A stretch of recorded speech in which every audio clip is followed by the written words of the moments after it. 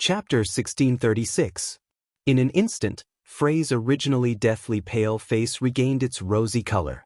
Her red eyes revealed a joyous expression. But Wu Yen, who sensed the tension in the air, Rocky, who knew Bronson's character very well, and Charlotte, who had a bad premonition, did not feel happy because of this. That was because this matter was not as simple as it seemed. Sure enough, in the next second, Bronson spoke with a tone as if he was talking about business. Divine Works is willing to give you all of the Garm series of automatons. However, my condition is that you must give me one of your automaton in exchange. Boom. Right after Bronson said those words, a berserk magic whirlwind suddenly erupted. Like a typhoon, it exploded in all directions. The shockwaves surged through the entire area. The magic whirlwind whistled through the air.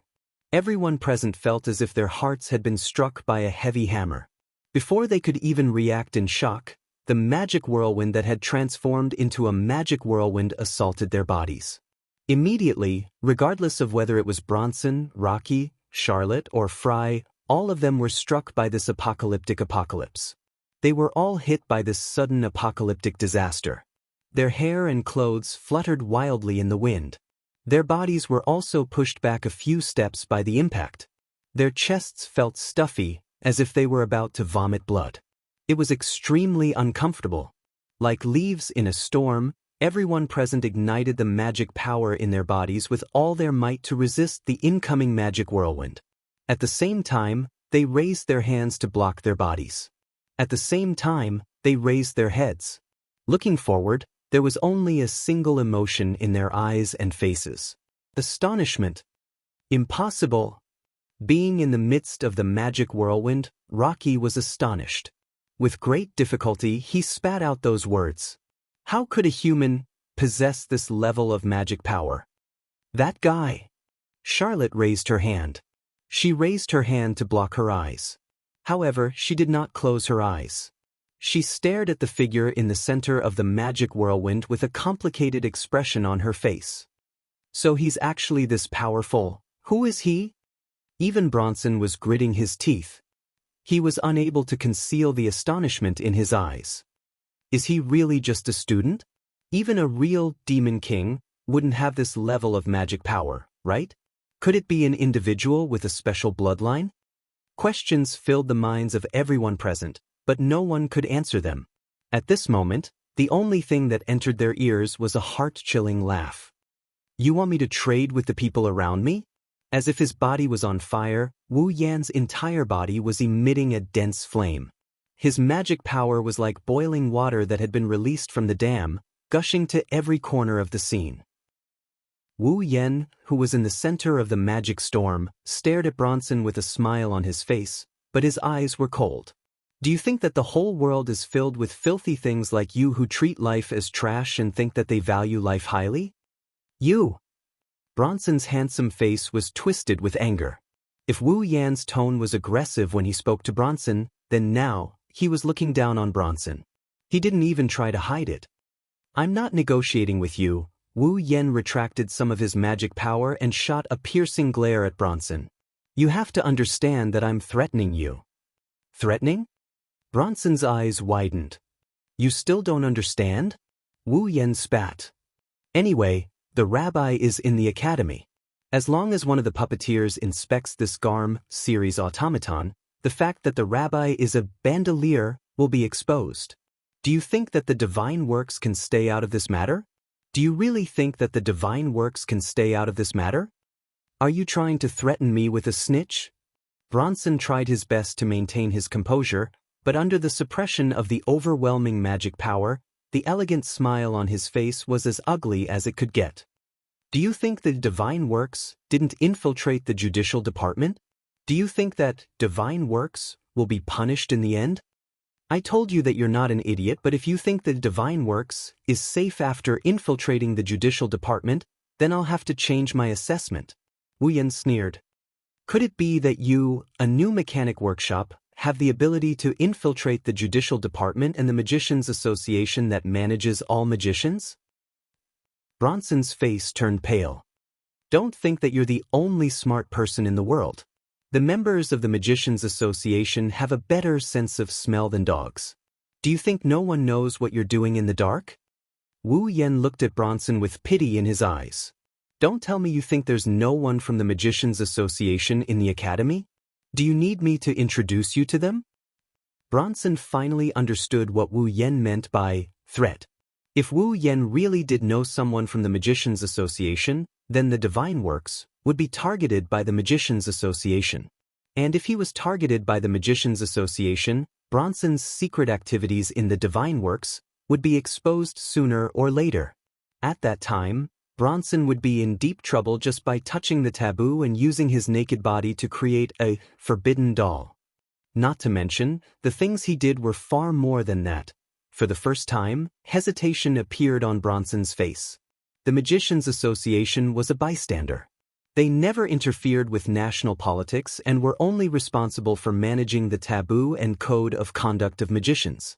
If the divine works wanted to assassinate a government official, the Magicians Association wouldn't pay any attention to them. Even if they found out, the most they would do was inform the country's judiciary and let them deal with it. However, if the divine works created bandoliers and violated the taboo of magicians, the Magicians Association would sniff them out like a dog and stick to the divine works like a bug. Once it was confirmed that divine works had violated the taboo, there would be no mercy left. That was why the Magicians Association was Bronson's most feared enemy.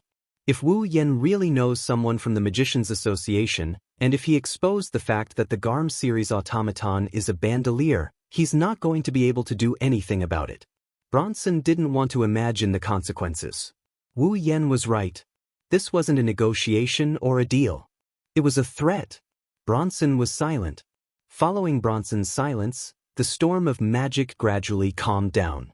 Charlotte, Flay, and Rocky looked at Wu Yan with complicated expressions before looking at Bronson. They were waiting for his decision. I understand. After a long time, Bronson looked at Wu Yan coldly. I hope you can keep your mouth shut as well. Flay was finally unable to conceal the joy in her eyes. Charlotte and Rocky's expressions also relaxed. Wu Yan seemed to have known this would happen. He didn't show any expression and only glanced at Bronson. Let me give you another piece of advice. Don't do things you shouldn't do. One should know when to stop, sir. Bronson's tone became unfriendly. Are you planning to use this to threaten me for the rest of my life? No, as long as you keep your word, I won't bring this matter up again. Wu Yan turned around and left everyone with a view of his back. However, if you do something you shouldn't do, I will give you a big surprise. After saying that, Wu Yan left without looking back. Seeing that, Charlotte hurriedly chased after Bronson. As for Rocky and Flay, they were speechless as they saw Bronson's gloomy appearance. Chapter 1637. Walpurgis King Mechanical Engineering Academy. The main entrance. Bronson was standing by the window of the reception room and looking into the distance.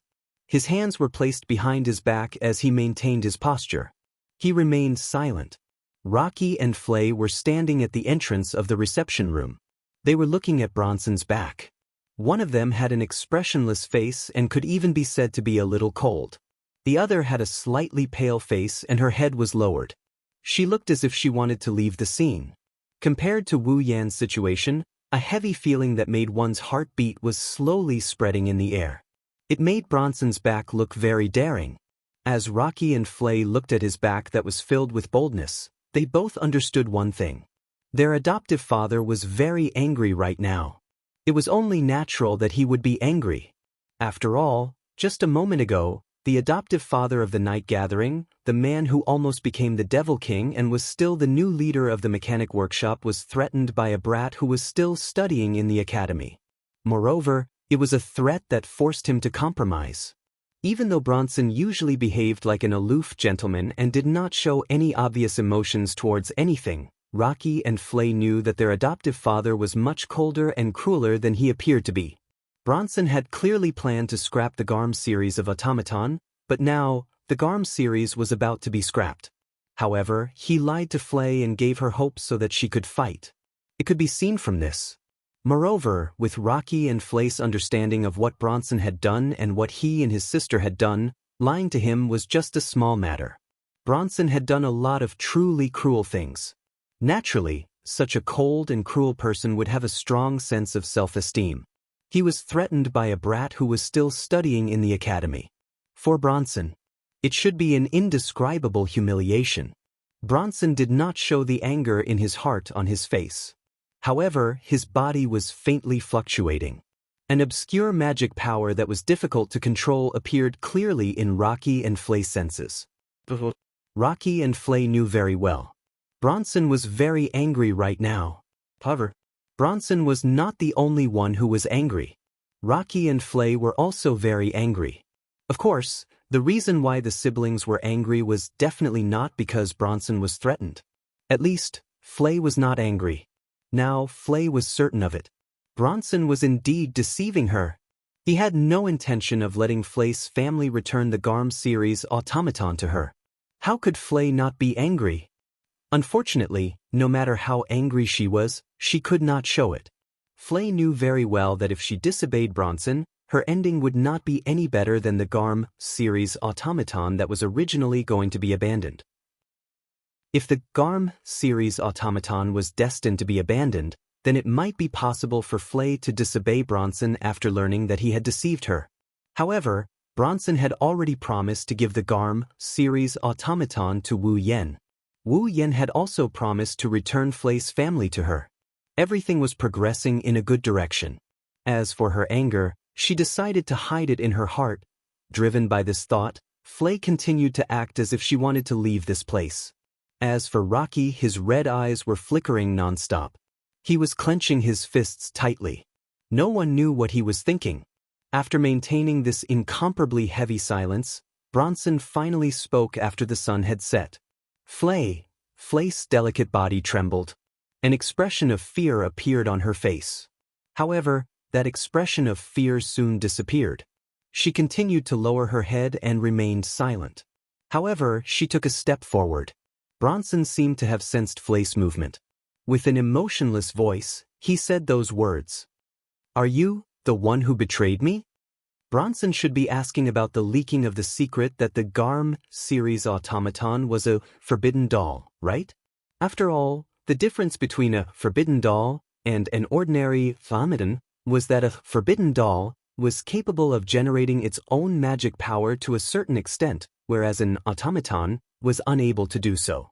If no one leaked the secret that the Garm series automaton was a forbidden doll, then as long as Raby did not lose control of himself, no one would be able to discover this matter. However, Wu Yen knew about this matter. Because of that, it was normal for Bronson to suspect Flay. However, Bronson's words nearly caused Flay to lose control of herself.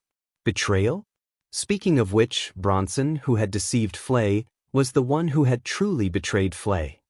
However, it would appear that Bronson did not feel the slightest bit of guilt for his actions. In fact, he even felt that it was only natural for him to do so.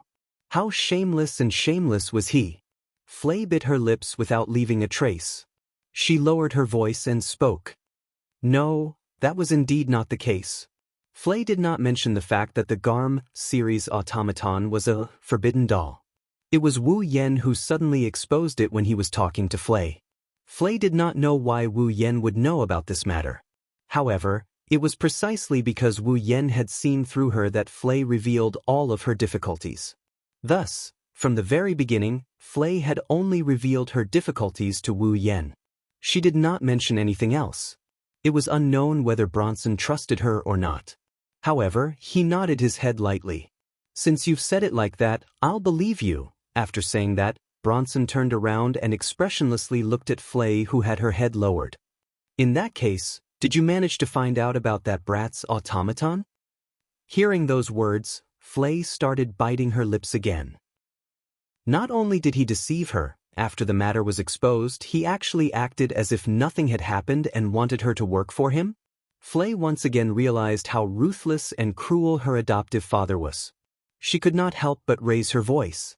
No, right after she said that, Flay felt the scene before her eyes turn dark. Unknowingly, Bronson had arrived before Flay. He looked at her coldly and raised his hand. A slap was ruthlessly sent toward Flay's face. Slap. A sharp and clear sound echoed through the reception room. That was, without a doubt, the sound of a slap. However, the person who was slapped was not Flay. Flay raised her head in shock and looked before her. In front of Flay and Bronson, a person was standing there.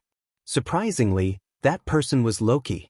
It was Loki who stood before Flay and used his own face to receive Bronson's slap. Loki? At that moment, Flay spoke in a confused manner. Bronson's gaze grew colder and colder. He looked at Loki who stood before Flay. My complacent son, are you planning to disobey me? Lord Father? Loki did not even bother to pay attention to his swollen face. He raised his head and fearlessly met Bronson's ice-cold gaze. He opened his mouth and said those words. I will seek out Scarletus for a duel. Hearing those words, Flay was startled. Bronson also frowned. Soon after, he understood Loki's intention. Do you want to use the duel to investigate the information of those automaton? No. Loki spoke coldly. If there's a chance, I'll sabotage the automaton and bring their magic circuits back in person. Loki. This time, Flay became anxious. Bronson's eyes flickered. Then he smiled lightly. Very well, I'll leave this matter to you. Yes. Loki turned around and walked out. A drop of dark red blood flowed down from the corner of his mouth. The reason for that was because he had bitten his lips. Chapter 1639. Go! Angel Ji. Manned. Under the limited light, the automaton named Cherub raised its steel head and reflected the light into flickering arcs. One of Loki's hands had already reached out to Cherub. Rays of magic power shot out from his hand like a gun and connected to Cherub's body, causing Cherub's body to surge with magic power. He then converted this magic power into power and activated the magic circuit in his body. Buzz? The space around Cherub Archangel trembled. A hot wind of at least a few thousand degrees rose from Cherub Archangel's body and enveloped her. At the same time, Angel Cherub lowered his body and got into a charging position. The super hot wind on his body exploded. Boom! Like a jet, Cherub's lower body blasted out a scorching hot gas, pushing him forward with a sharp air-breaking screech. Like a jet, he shot towards Wu Yen with the giant blade in hand. Big brother! Nagisa and Kanon looked at Wu Yen nervously. Master! Ikaros and Astria stared at Wu Yen with their crimson eyes that rippled with illusory square frames. Only Natsuki remained silent. Her gem-like eyes stared at Wu Yen as she waited for Wu Yan's orders. Wu Yen had said that he didn't want the girls to treat him as their master. But now, the girls were playing the role of automaton. Therefore, at the very least, he had to act like an automaton in front of others. What's more, this was a battle. It was natural for the leader to make the decision. Wu Yen didn't raise his hand when he saw Archangel leaving a trail of scorched earth in her wake. Archangel is like a flamethrower. She left a trail of scorched earth in her wake, but Wu Yen didn't raise his hand. A ball of magic power burst out from his shoulder. It poured into Astria's body. Astria, it's your turn. Yes, sir. Astria replied. She held the laser lightsaber in her hand and held it behind her back. A pair of pure white wings spread out. He slammed the door. He pushed Astria out of the room. Whoosh! Amidst the piercing sound that reverberated in the air in unison, the humanoid robot, Automaton, riding on the super hot wind, and the angel-like beautiful sword-wielding girl collided head-on. They collided with each other. Clang! Accompanied by the sound of metal clashing against metal, the giant blade that was covered in ultra-high temperature hot wind also clashed against the light sword that was formed from light. It stirred up a strong gust of wind that blew in all directions. When the swords clashed, Astria's crimson eyes flashed. She flapped her wings and charged forward with explosive power. Screech! Sparks flew as the lightsaber and giant blade clashed against each other. Astria raised her sword with an ear-piercing screech. Clang! Archangel was bigger than Astria in terms of size, but Astria was able to deflect Archangel's blade with incredible strength. Astria shouted and spun in the air like a top. She turned the laser lightsaber into a spinning blade and slashed towards Archangel's neck like a tornado. In the face of such a fierce spinning slash, Angel Cherub dodged to the side, easily allowing the spinning slash of the lightsaber to graze by less than 5 centimeters, evading the attack. When Archangel dodged, everyone in the room felt an unnatural air current erupting in front of her. Archangel's speed was pushed to the limit. Archangel! Loki extended his palm towards Archangel. An even more ferocious magic power materialized into a circle of light that rippled outwards. Archangel's eyes glowed red. The hot air in front of her disappeared in an instant. Instead, an even more intense hot air burst out from behind her. Archangel's retreating figure stopped abruptly due to the hot air behind her. In less than 1,000th of a second, she charged forward again. Archangel's laser lightsaber brushed past Archangel's body and slashed at Astrea, who was still spinning. Archangel raised her giant blade without hesitation. The blade glowed with a fiery red luster. She slashed at Astrea's waist like a fish on a chopping board. Unfortunately for her, Archangel with wings was no match for Archangel, who relied on hot air to propel herself. Not to mention, Astrea had the most mobility among all Archangels. Clang! Astrea froze in midair as if she was embedded into space. She maintained her horizontal position. She raised her laser lightsaber to block the slash. Seeing this situation, the corner of Loki's mouth rose slightly. The magic in his hands surged even more intensely. In an instant, the wings on Angel Cherub's back that were interspersed with sharp spikes spread out.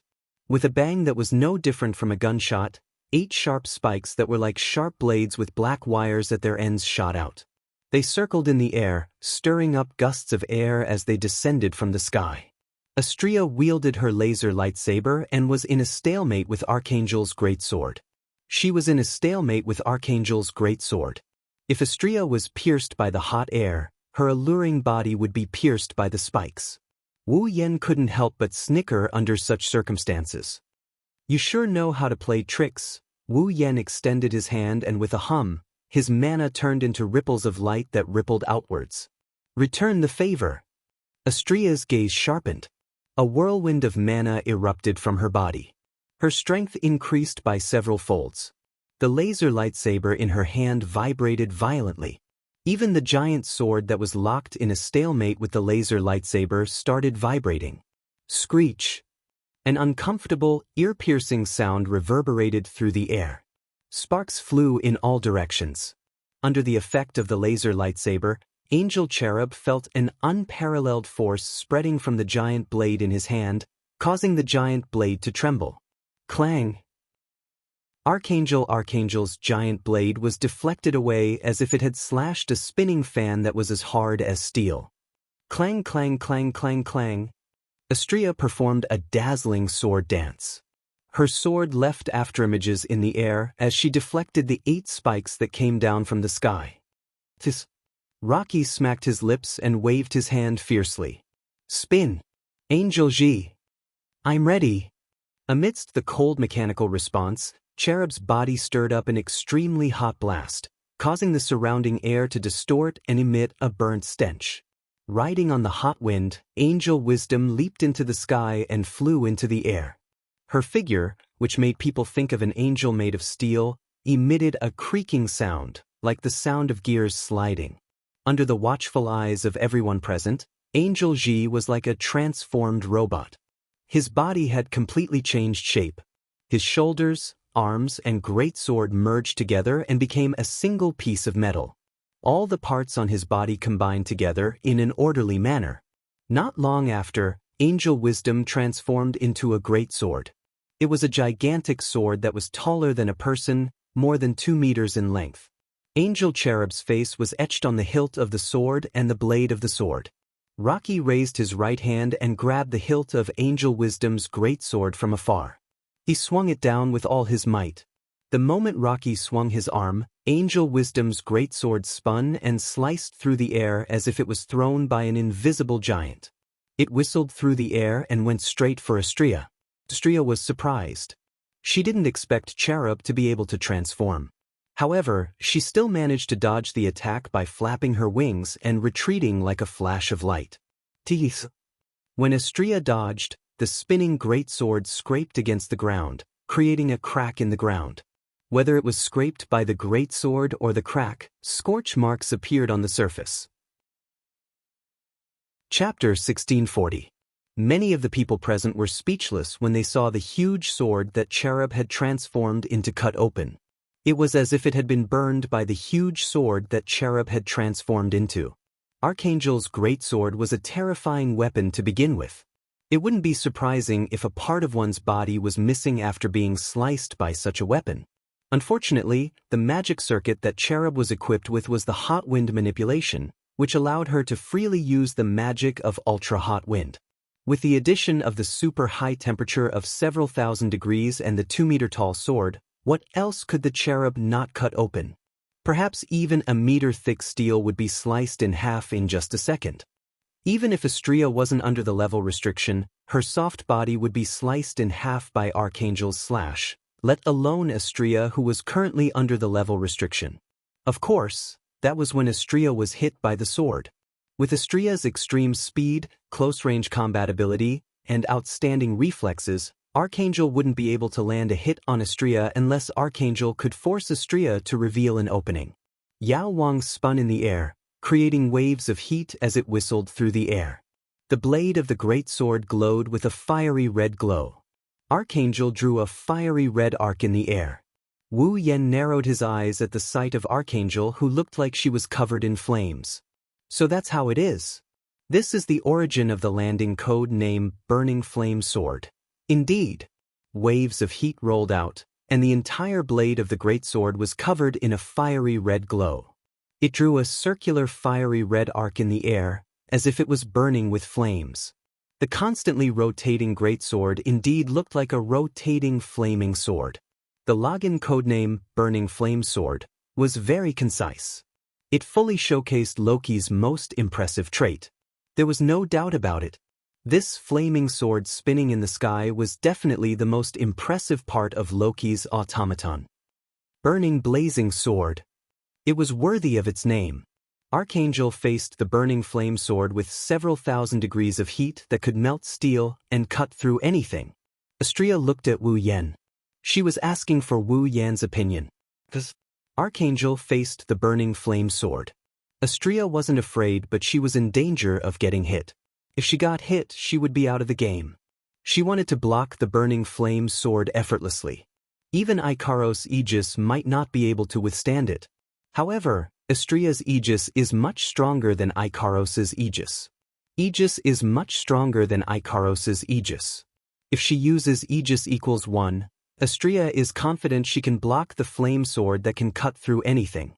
That's why Astrea is asking Wu Yan if she can use her Aegis equals L, area of effect shield. If she uses Aegis equals L, Astrea won't have to worry about defense anymore. She can attack with all her might. At that time, the outcome of the battle would be decided in less than 10 seconds. Wu Yan thought of the same thing as Astrea. After some slight hesitation, he agreed to it. After all, the burning flame sword was already a threat to Astrea. It's fine if he couldn't hit her, but if he did, Wu Yan would raise the entire academy to the ground. Even if he didn't care about the outcome, he had to consider Astrea's safety. What's more, trump cards and whatnot were meant to be used in times of need. That's why there was no reason to hesitate. Just as Wu Yan was about to nod his head in agreement, something strange happened. Boom! Suddenly, a violent surge of magic power rose from a certain direction outside the arena like a whirlwind, enveloping the entire arena in waves of magic power and causing loud rustling sounds to ring out. This violent magic power did not emerge from Loki's body. Loki didn't have this level of magical power either. Only Wu Yan could turn magical power into waves of magical power. Perhaps in the entire academy, only he could do it.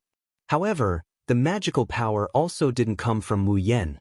Instead, it came from Flay, who was standing not far away from Rocky with a confused expression on her face.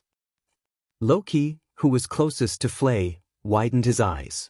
Wu Yan and the other young ladies were also surprised. Magical power that could blow trees away gushed out of Flay's petite body like it was free of charge. On the other hand, Flay's face was filled with panic and bewilderment. It was apparent that Flay didn't know there was such a level of magical power in her body. She didn't even know why the magical power burst out of her body. That was because it wasn't Flay's intention. Flay's magical power went out of control. What's wrong? Nagisa was startled. What's going on? This magical power. Wu Yan looked at Flay in astonishment. That's not a level of magical power that Flay can possess. Or rather, I don't even know if magicians and puppet users can release magical power of this level. This magical power is already comparable to a vampire's. Natsuki's delicate face turned serious. Be careful. I don't think things are that simple. As soon as Natsuki finished her sentence, the magical power on Flay's body erupted once again, setting off violent waves. Loki, who was the closest to Flay, was caught unprepared. The waves of mana hit his body and blew him away. Loki! Flay was startled. Then, her face turned pale and revealed a pained expression. Oh! Right at this moment, Raby, who was standing beside Flay, suddenly let out a roar filled with madness. The little bit of intelligence in his eyes immediately disappeared and was replaced by complete madness. The astonishing magical power surging out from Flay's body entered Raby's body. It caused Raby to appear as if his body was covered in golden steam. As he roared, he began to absorb Flay's magical power. Soon after, Raby's body trembled. His appearance also began to change. His thin and weak shoulders began to swell. His claws began to elongate. His black hair began to stand on end like a hedgehog. Even his teeth became sinister and sharp. His body doubled in size. He no longer resembled a dog. Instead, he resembled a tiger. In a short instant, Raby's appearance changed completely. His aura also became much stronger. His eyes were filled with madness and saliva was dripping from the corner of his mouth. He resembled a wild beast. Raby? Raby? Flay had an expression of pain on her face as she released her enormous magical power. She looked on helplessly as Raby underwent an unprecedented transformation. Both. Raby raised his head and roared. His roar caused the surrounding atmosphere to tremble. Enormous magical power filled his entire body. At the same time, Flay started to whimper inaudibly. Her knees grew weak and she fell to the ground. Due to her slender yet voluptuous body releasing more magical power than her body could handle, her muscles began to emit popping noises. Her muscles were damaged all over and blood was seeping out from them. Seeing this scene, Loki, who had just climbed up from the ground, narrowed his eyes fiercely. The group of girls cried out in alarm. Even Natsuki had an astonished expression on her face. As for Ikaros, her eyes trembled. She immediately wanted to rush over to Flay. However, Wu Yan grabbed Ikaros' hand and looked to Flay, who was lying on the ground with an ugly expression on his face. He already knew what was going on. Before the attentive gazes of all the people present, Flay appeared to be unable to endure the pain from her body. She screamed miserably and began to struggle on the ground with a painful expression on her face. However, the more Flay struggled, the more her skin ruptured.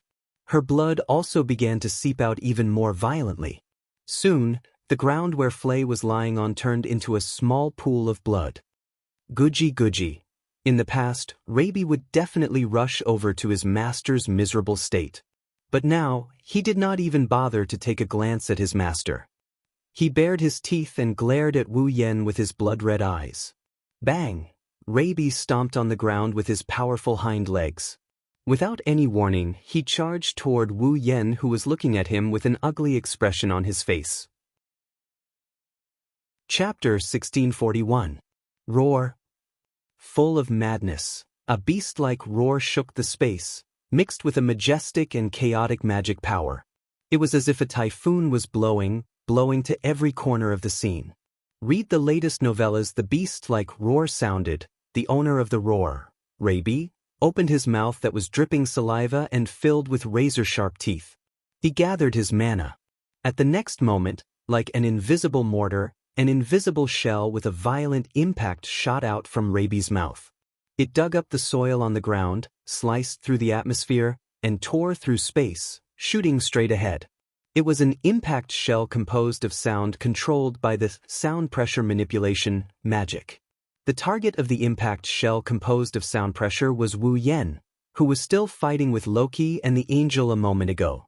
Flace Automaton suddenly barged into the battlefield and attacked Wu Yen. Master! Ikaros flapped her pink wings and arrived before Wu Yen. She extended her arm and propped up the Aegis barrier, protecting Wu Yen, Natsuki, Nagisa, and Cannon. Boom! Almost at the same time as the Aegis barrier was propped up, the sound pressure shell shot out from the front. It landed heavily on the Aegis absolute defense circle, causing a cloud of dust and a muffled sound to be heard. Roar! Robbie, who had transformed into a tiger, did not care if his attack was effective or not. He roared as he dashed forward madly. He blasted out cannonballs made of sound pressure and bombarded the enemy continuously. Boom, boom, boom, boom. But Rabi still ignored them. It was certain that Rabi had completely lost his mind. It was a wild beast that only knew how to attack. However, this beast did not attack others. Instead, he only locked onto one target. He kept releasing the sound pressure manipulation magic, releasing sound pressure cannons that were comparable to real cannonballs. As Rabi continued to use magic without restraint, more and more magic power surged out from Flay's body. Replenish the Ruby's body and support it in releasing magic. Immediately, Flay's skin ruptured again. Even more blood gushed out from her body. Robbie! Even though Flay's injuries were clearly painful to see, even though she was in so much pain that she was unable to even stand and could only lie on the ground, she completely ignored her injuries and pain. She only cared about struggling and extending her hand toward the crazy Robbie. It was obvious that Flay wanted to control her automaton. However, Rabi did not have the slightest intention of responding to Flay. He continued to release sound pressure artillery shells into the center of the increasingly dense smoke and dust. Flay's control was completely ineffective. In this sort of situation, Flay wanted to directly use force domination to control Rabi. However, force domination required a high degree of concentration. At this moment, Flay's entire body was howling in pain. How was she supposed to concentrate? Beside him, Rocky looked at Flay, who was lying on the ground with blood dripping from her body. However, she was still persistently extending her hand toward Robbie in an attempt to control him. Seeing this, Rocky clenched his teeth hatefully and turned his head around to look at Robbie. Angel G.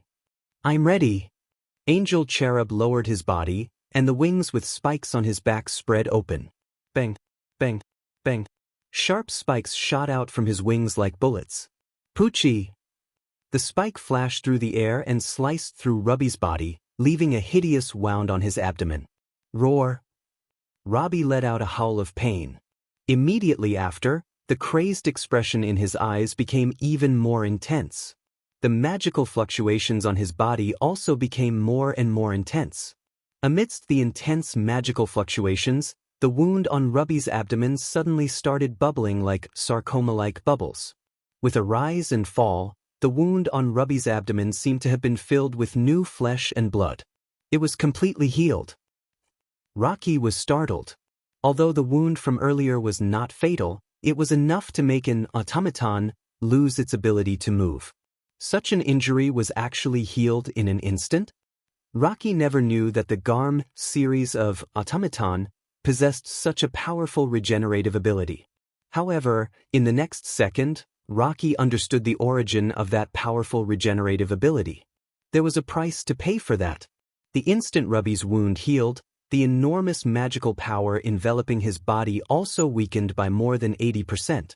At this moment, even more blood flowed out from Flay's body. The blood turned into torrents in the air and shot out like arrows into Rabi's body.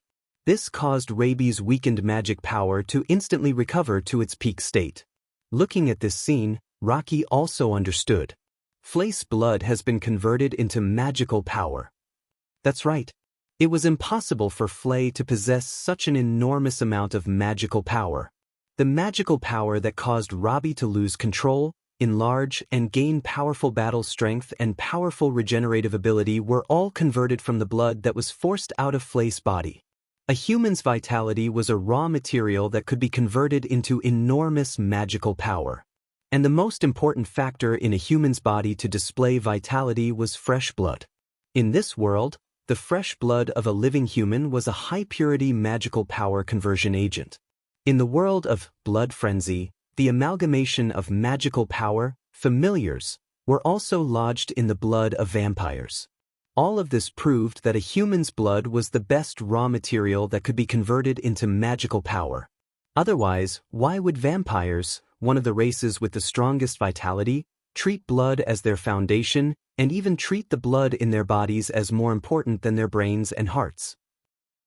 This was all because blood was the best raw material that could display vitality and was the most suitable raw material to be converted into magical power. Currently, for some unknown reason, Flay was forcing out the blood in her body and converting it into enormous magical power to replenish Robbie's body. Because this magical power was simply too enormous, Robbie was unable to bear it and thus lost control. Thus, the one who truly lost control was not Robbie but Flay, who was uncontrollably converting her blood into magical power for some unknown reason. Needless to say, the amount of blood in a human's body was naturally limited. If Flay were to continue converting her blood into magical power, she would die sooner or later. This also meant that she absolutely could not attack Robbie. Once she attacked Robbie, Robbie would automatically convert the magical power into vitality to increase his regenerative ability and heal his injuries. As for the magical power that he lost, he would use Flay's blood as the price to replenish it. That would only hasten Flay's death. Tisk! Loki smacked his lips loudly. Stop! Angel Ji! Yes. Upon receiving Loki's order, Cherub stopped attacking and retracted the other 7 spikes that were about to land on Rabi's body. Roar! At this moment, Rabi roared and leaped forward. With a fierce dash, he pounced on Rocky with a piercing sound. He extended his sharp fangs and tried to bite Rocky's throat. If he was bitten, Rocky would definitely die. No, Robbie. Fry, who was bleeding, shouted with a pale face. However, Rabi still ignored his closest master. Just like that, under the gaze of Loki's narrowed needle-like pupils, he stretched out his sharp canine teeth and bit Loki's throat. Ding! At this moment of imminent peril, a shackle flickering with purple light pierced through the air and coiled around Robbie's body, tying him up in midair. Soon after, a figure appeared behind Fry. That figure extended a hand and pressed it on Frey's head. A weak magical power flowed out from that hand and pierced into Frey's head. Frey's head tilted to the side and she fainted. Robbie let out a whimper. His body was coiled with shackles and he fell to the ground. His body returned to its original size. However, with a bang, a portion of his flesh exploded. Chapter 1642. There is a building not far from the central lecture hall in the Walpurgis Royal Mech Academy. This building is the medical department of the Walpurgis Royal Mech Academy.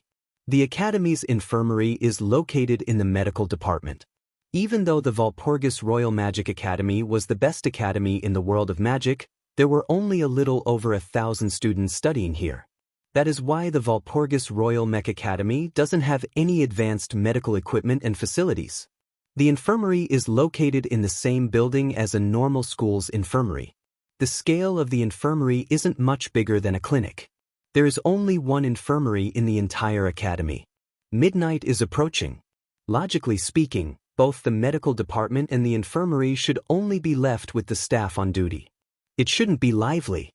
However, at this very moment, in the medical department school building, there was an extremely noisy noise coming from a corridor near the infirmary.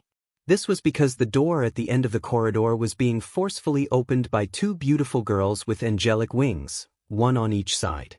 This woke up the medical staff on duty, who was sitting on the counter and was about to fall asleep. After Ikaros and Astria opened the door, Wu Yen ran in with Flay in his arms. Her clothes were dyed red with blood and her face was pale as a sheet of paper. Natsuki, Nagisa, and Kanon jogged behind Wu Yan. Loki also ran into the corridor with Cherub, who was making clanking noises. The previously silent corridor was filled with noise. The staff on duty wanted to complain. However, when he saw that Flay's clothes were dyed with blood and her pretty face was deathly pale, his expression immediately changed. What happened? She's injured. Wu Yan didn't beat around the bush and went straight to the point. She lost a lot of blood. Please prepare a blood transfusion for her. How can she be cured with a blood transfusion at this level? The staff on duty pushed a medical stretcher with a small wheel and hurried over. Prepare the treatment immediately. Don't worry, I have more suitable healers here. Please prepare a blood transfusion for her. Wu Yan said. He placed Flay on the stretcher and looked at Kanon. Kanon, I'll leave Flay in your hands. I will provide mana. And Robbie.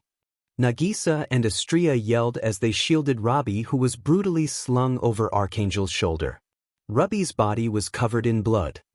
Kanon-chun, I'll leave Robbie in your hands as well. I will do my best. Kanon said nervously. Her tone was filled with nervousness. It's only natural.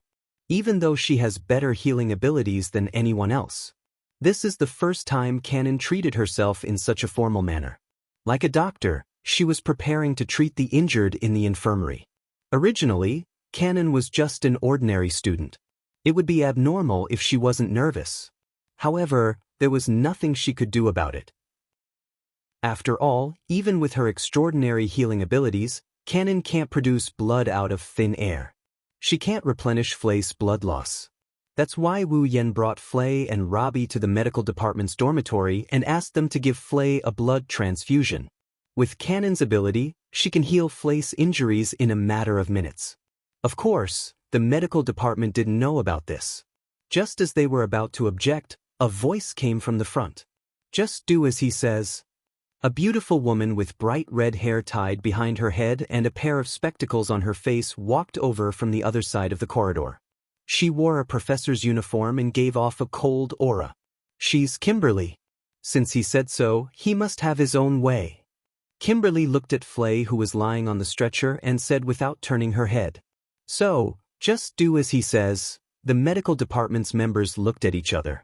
However, since the academy's professor said so, they had no choice but to do as she said. Pushing the stretcher, the medical department staff pushed Free and Robbie into the infirmary. Kanon followed them into the infirmary. Flay's problem is her excessive blood loss. After giving Flay a blood transfusion and receiving Kanon's treatment, Flay should be fine soon. Robbie is an automaton. He shouldn't be treated by the infirmary. Instead, he should be sent to the Mechanical Technology Department and Engineering Department for repair. However, Robbie is an automaton made from a living dog. Most of his body is made from real flesh. That's why the Mechanical Technology Department and Engineering Department can't do anything about Robbie. It's better for Kanon to treat him. That's why she was sent here as well.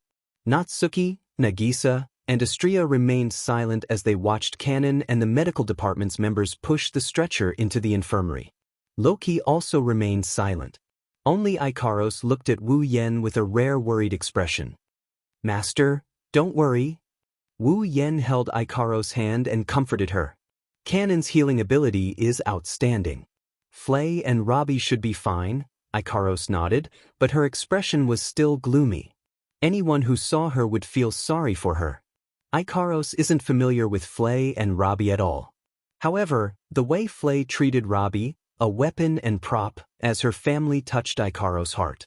Because of that, Ikaros began to pay attention to Flay and Robbie. Ikaros' method of paying attention to them is simple. She doesn't want Flay and Robbie to be harmed. It was a pity that this small wish was mercilessly shattered because of this sudden change in circumstances. Wu Yan's heart felt heavy. He clenched his fist and took a deep breath. He suppressed his emotions and looked at Kimberly. Kimberly-sensei, why are you here? My students are fighting in front of their dorm. Do you think no one will know about this? Kimberly glanced at Wu Yan. I will ask about the details later. For now, Let's wait for the master and servant pair to finish their treatment. Wu Yen nodded his head in acknowledgement. Why did this happen? Nagisa stared at the closed door of the infirmary with a depressed expression. Why did Flay suddenly bleed all over her body? Why did her automaton suddenly go berserk? What I can be sure of is that it wasn't the little girl's own will. She seemed to be very confused about what was happening to her body. Clearly, that was the first time she had encountered such a situation in her life. Natsuki frowned. Someone must have done something to that little girl's body, causing the blood in her body to be forcefully forced out and automatically transformed into magic power. Someone did something to her body? Astria tilted her head to the side in confusion. There are many ways to force the blood out of her body. Natsuki looked at Rocky, who was standing at the back of the room with a pale face. I'm afraid someone planted a spell that can forcefully generate mana into the little girl's body. Other than Wu Yen, who had his head lowered, and Rocky, who had a terrible expression, everyone else's expression changed. Someone planted a spell that can forcefully generate mana into her body? Thus, earlier, it was that magic method that forcibly produced magic power that transformed Flay's blood into magic power that caused Flay to lose control? I see. Kimberly sneered. A part of Flay's body was made into a magic circuit that forcefully generates mana. Part of the child's body has been mechanized. Kimberly looked at Loki. Since the blood was converted into mana, this part should be the core that drives the blood flow, right? Heart. Na Yu calmly spat out these words. That little girl's heart has been replaced by a mechanism composed of magic circuits. Natsuki's words struck Nagisa, Ikaros, and Astria's hearts like a hammer. Had the heart been replaced by a mechanism composed of magic circuits? Didn't that mean that someone had replaced Flay's heart with the magic circuits mechanism? Modifying a human body. This is taboo. Who could have done such a thing? There was no one present who couldn't guess the answer. Who else could it be other than Bronson? Chapter 1643. Not only did Bronson violate the taboo, but he also used a woman's body to conduct experiments and developed the Garm series of automaton. He even modified Flay's body and modified her heart. This was what Bronson had done to his own daughter. Not only did he deceive Flay and make her go to the battlefield of the night gathering in order to ensure that the Garm series automaton could survive, forcing her to have no choice but to kill Lei Jin. He even modified Flay's body. Was this something a father could do? Divine Works has long since decided to abandon the Garm automaton. However, they're still using the comparison of performance as a reason to send Flay to the battlefield. Wu Yen slowly raised his head. His emotionless voice echoed in the surroundings. Divine Works didn't ask you to join the night meeting to compare the performance of the Garm series automaton and the Angel series automaton, right? These words were obviously directed at Rocky, who was standing at the back with an ugly expression on his face. Perhaps, Bronson really did want you to seize the throne of the Demon King. He wanted Divine Works to obtain the right to research the taboo, but Flay was doing an experiment. At that instant, Natsuki, Nagisa, Kimberly and the others almost didn't understand what Wu Yen meant by experiment. They only understood after a while. It was an experiment to see if Flay's heart could operate normally and produce results. Kimberly raised her head abruptly and enunciated each word clearly. Pro-lusty children. Loki's shoulders trembled strongly. They're born with powerful magic power. Their bodies also possess extremely high magic power affinity. No matter if they're puppeteers or magicians, they're all excellent species. The probability of them being born is 1 in a million. Kimberly's sharp gaze landed on Loki. You and Flay are both pro-confused children created by the people of the Divine Works. Am I right? Nagisa looked like she was punched in the face. Her petite body swayed. Astria's face turned a little pale. Ikaros' eyes fluctuated. Even Natsuki furrowed her brows.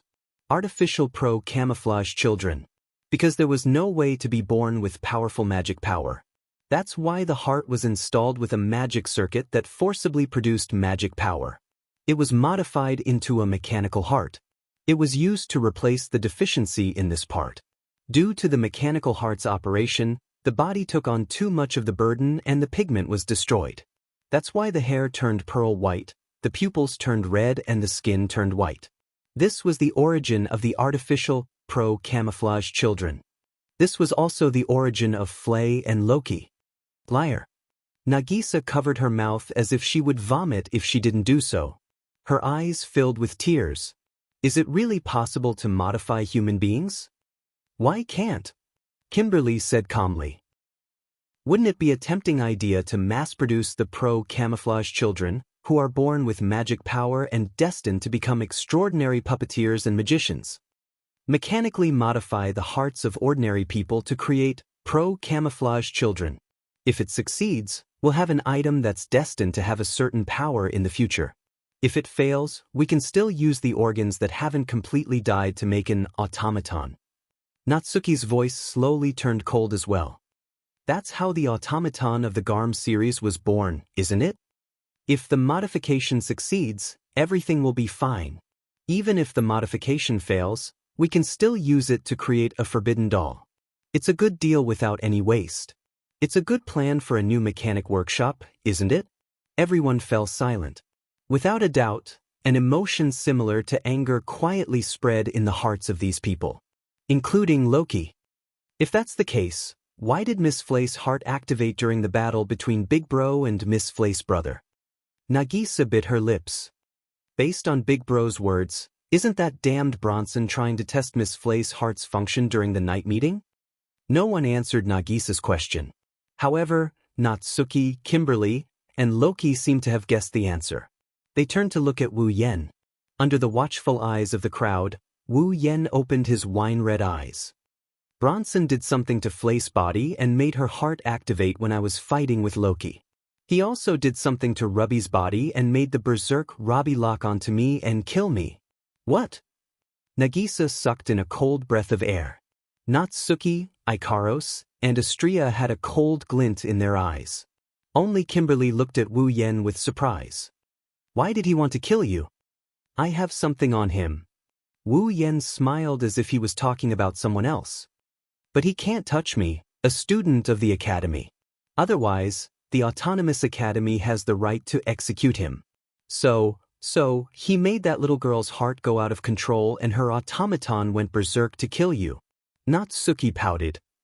In this way, regardless of whether it succeeds or not, the blame can be pushed to the automaton, and even that little girl, right? Hearing this, before anyone could react, Loki turned around and walked towards the door at the end of the corridor with Cherub in tow. Where are you going? Kimberly spoke in an extremely calm tone as if she had seen through Loki's thoughts. Let me remind you, if you plan to bring your automaton out of the academy, not only will your automaton be confiscated and disassembled, you will also be expelled. By then, you will no longer be qualified to participate in the night meeting. Loki's footsteps stopped abruptly. Just as Kimberly had said, Loki was planning to bring his automaton out of the academy. It's good to fight for your sister, but if you're just going to be beaten up, nothing will change, Kimberly sighed and warned Loki. What's more, you're no match for Bronson. As his adopted son and a puppet user personally trained by him, you should know this very well, shouldn't you? Loki didn't say anything. It was a while before he replied. Although I am humble and forgiving, there are 3 kinds of people I can never forgive. Those who order me around, those who resist me, and Loki turned around and revealed a cold smile. Bastards who schemed against my sister and tried to push her into the abyss. This time, not only were the other girls surprised, but even Natsuki was surprised. Didn't Loki hate Flay so much that he killed Robbie just to make her give up on the night meeting? However, judging from the unconcealable rage in Loki's eyes when he said those words, it was obvious he wasn't lying. What was going on? You're quite smart. Kimberly hugged her arms. But, as a professor of the school, do you think I'll just watch you break the rules? Before Loki could reply, Wu Yen suddenly spoke. In that case, I can go out without the automaton, right? Kimberly and Loki were both stunned when they heard this.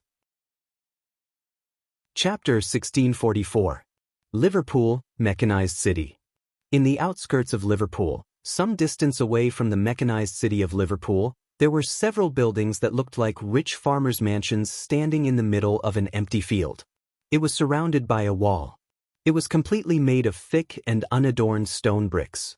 There were a few stone buildings that looked like ancient stone castles. It was very imposing, but it was simple and unadorned like a farmer's house. Inside the wall, there was a silo that looked like a clock tower, a stone building that looked like a house, a tall tower that looked like a castle, and a livestock house made of stone. At first glance, such a place looked like a farm that specialized in raising livestock and breeding meat. However, on the signboard at the entrance of the wall, the words, "orphanage," were clearly written. However, if this was an orphanage, the situation inside was too out of place. Inside the building, there were men with hunting rifles in their hands and uniform patrolling the area vigilantly. The security was extremely tight, and some of them even brought along automatons that were obviously made up of machines. They didn't let their guard down for even a second as they kept their vigilance on the surroundings. Did an orphanage have to be so heavily guarded? Even if it was the army that protected the military provisions and transported the provisions, it would be more or less guarded. Therefore, if one were to carefully observe this farm-like orphanage, one would be surprised. Everything here was so out of place with the word orphanage. It was very suspicious. In one of these suspicious buildings, Bronson was standing there with his hands behind his back. Behind him were people in white coats, who looked like doctors and experts. The building was pitch black and there was no light at all. The surrounding doors and windows, except for the entrance. The rest of the building was surrounded by iron fences. Other than the iron fences on the doors and windows, there was no furniture or utensils. There were only 2 rows of iron cages. Inside the iron cages, the cages were of different sizes, shapes, and breeds. There were all kinds of Great Danes, Golden Retrievers, Shepherd dogs, Doberman dogs, collies, and even mixed breed hunting dogs, police dogs, and military dogs. They were all mercilessly locked up. They were lying listlessly in the iron cages. Their fur was slightly dull, as if they had not been carefully taken care of for some time. Their spirits were also extremely low. Their eyes were tightly shut, and only their ears and noses were moving, proving that they were alive. Apart from that, the limbs and shoulders of these various breeds of dogs were equipped with steel-like armor. Automaton. Although they were of different breeds, these automatons were all modified from real dogs and implanted with breasts. They were the same model as Rabi, the Garm series of automatons. In other words, these automatons, lying listlessly in the iron cages, were all Flace family members whom she had risked her life to save. At this moment, Bronson was standing in the middle of the Garm series automaton, which was locked in an iron cage like a prisoner. His eyes were filled with coldness as he looked at these canines. The Garm series of automaton was once the proud work of Bronson's Divine Works. It was because of these proud works that Divine Works was able to obtain the exclusive right to operate the sonic manipulation. It was also the reason why Divine Works was able to enter the eyes of the British government and become a strong candidate for the next generation's main mechanical force. But now, these automaton were just a bunch of eyesore dogs in Bronson's eyes.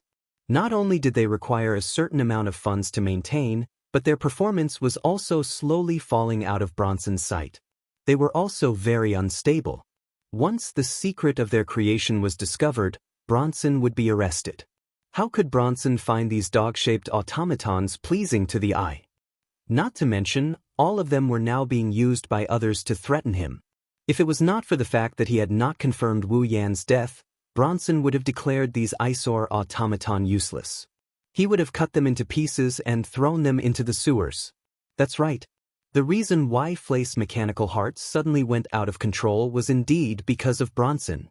If Flay lost control during the duel with Loki and Rabi suddenly barged into the battlefield to attack Wu Yan, there was a high chance that Wu Yan would die under Rabi's sharp teeth. After all, Wu Yan was willing to threaten Bronson just to help Flay. Even if he reacted in time, he would not be able to do anything to Rabi.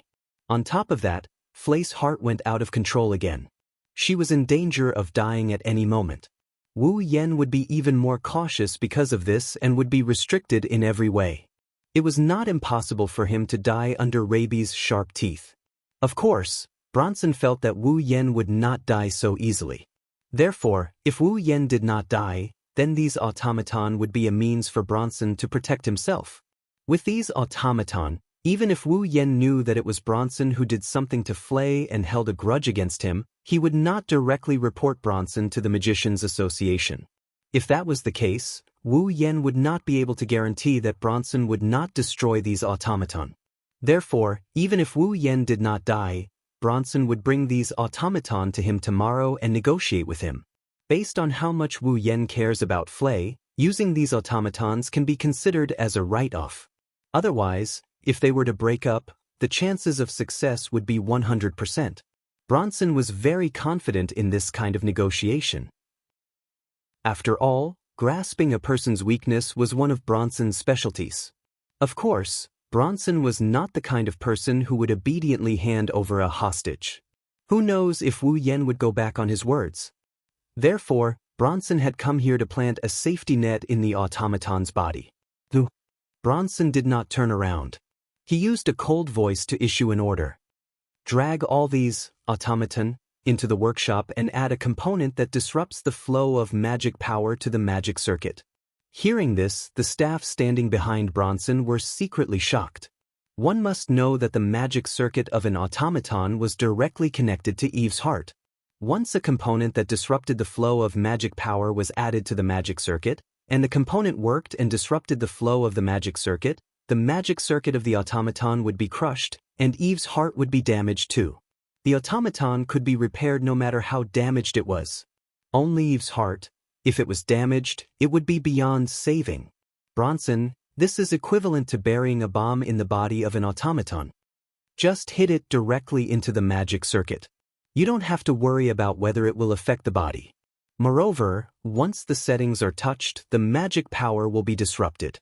Bronson waved his hand after finishing his sentence in an indifferent tone. By tomorrow, all the components must be completed. Yes. The workers did not resist and answered respectfully.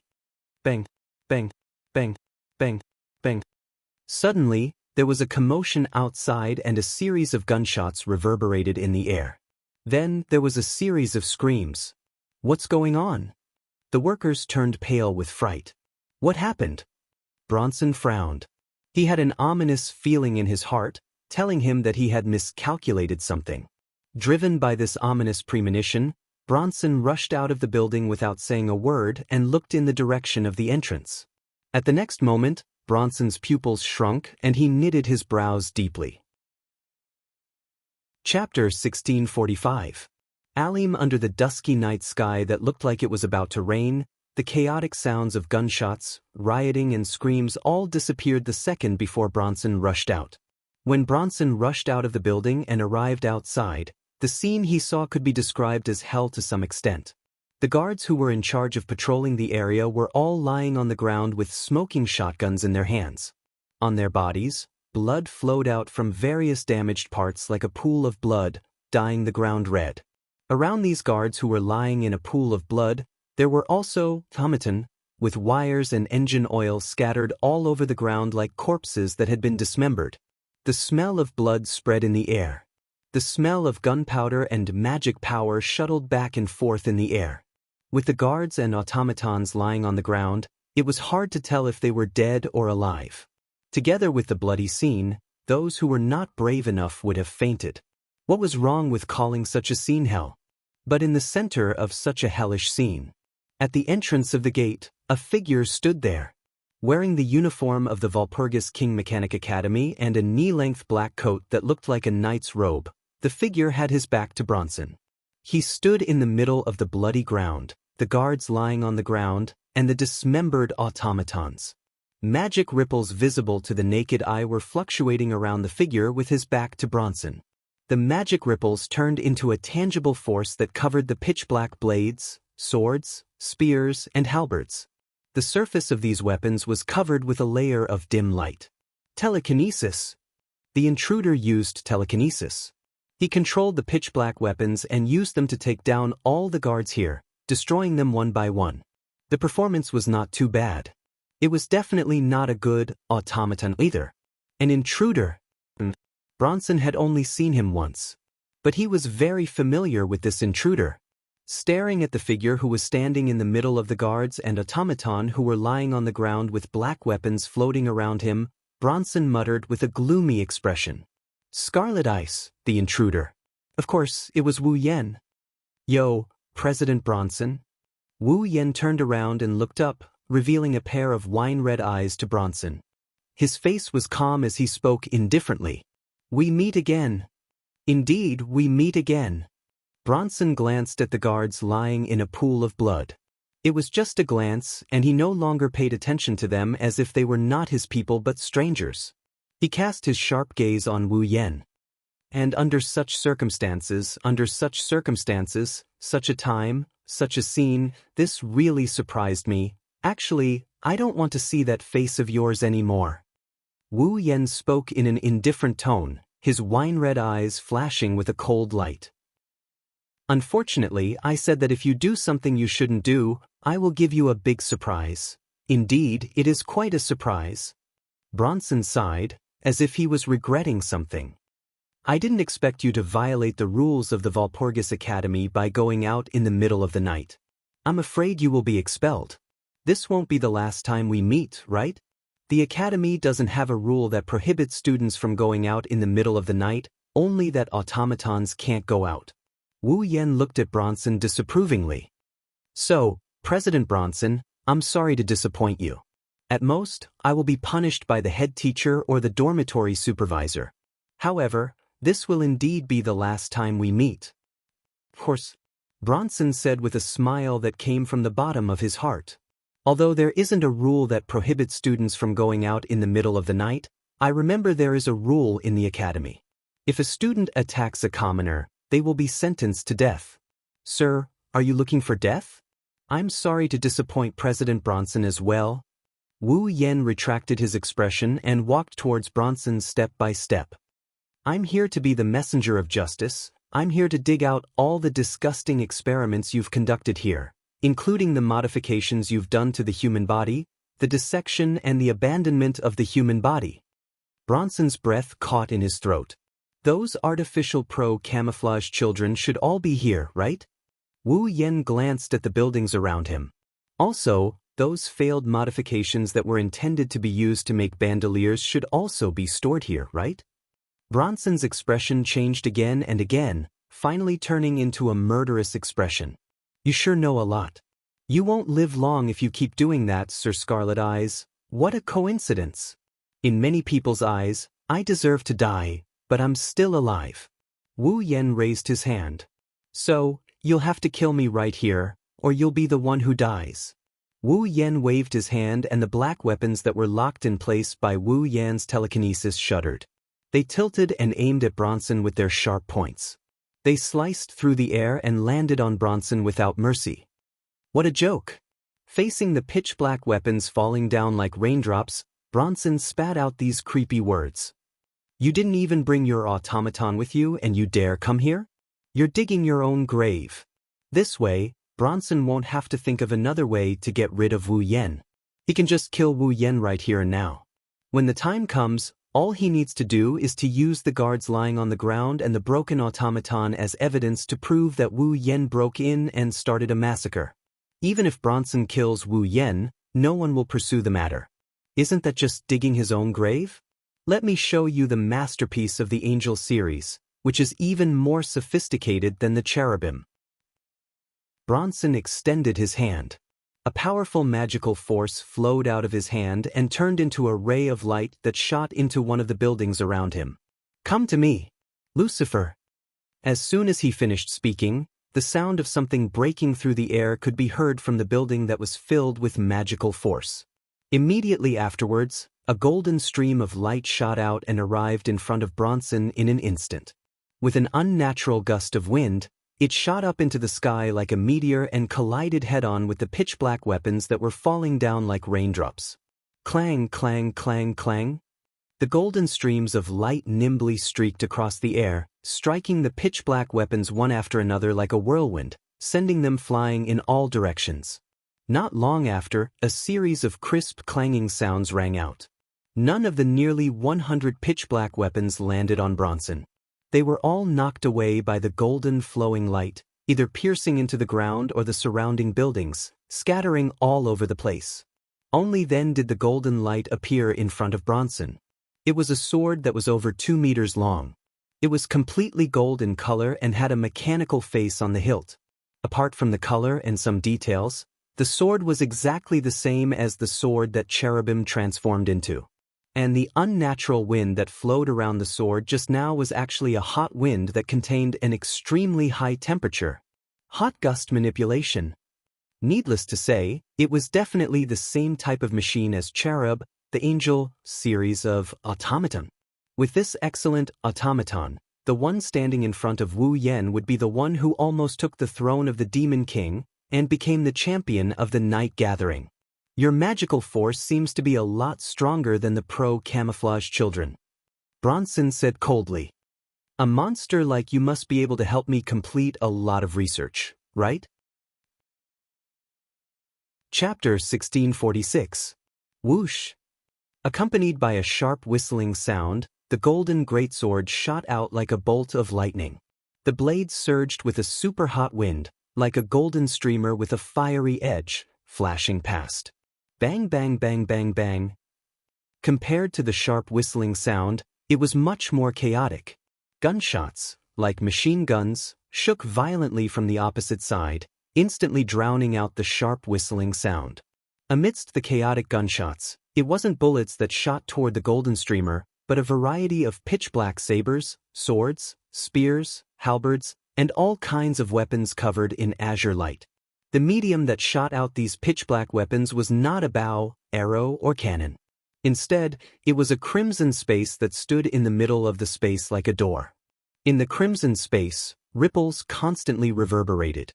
Every reverberation was accompanied by a pitch-black weapon emerging from it. Like an arrow leaving the bowstring, it shot wildly and rushed straight ahead. The atmosphere was shaking, and the wind was howling.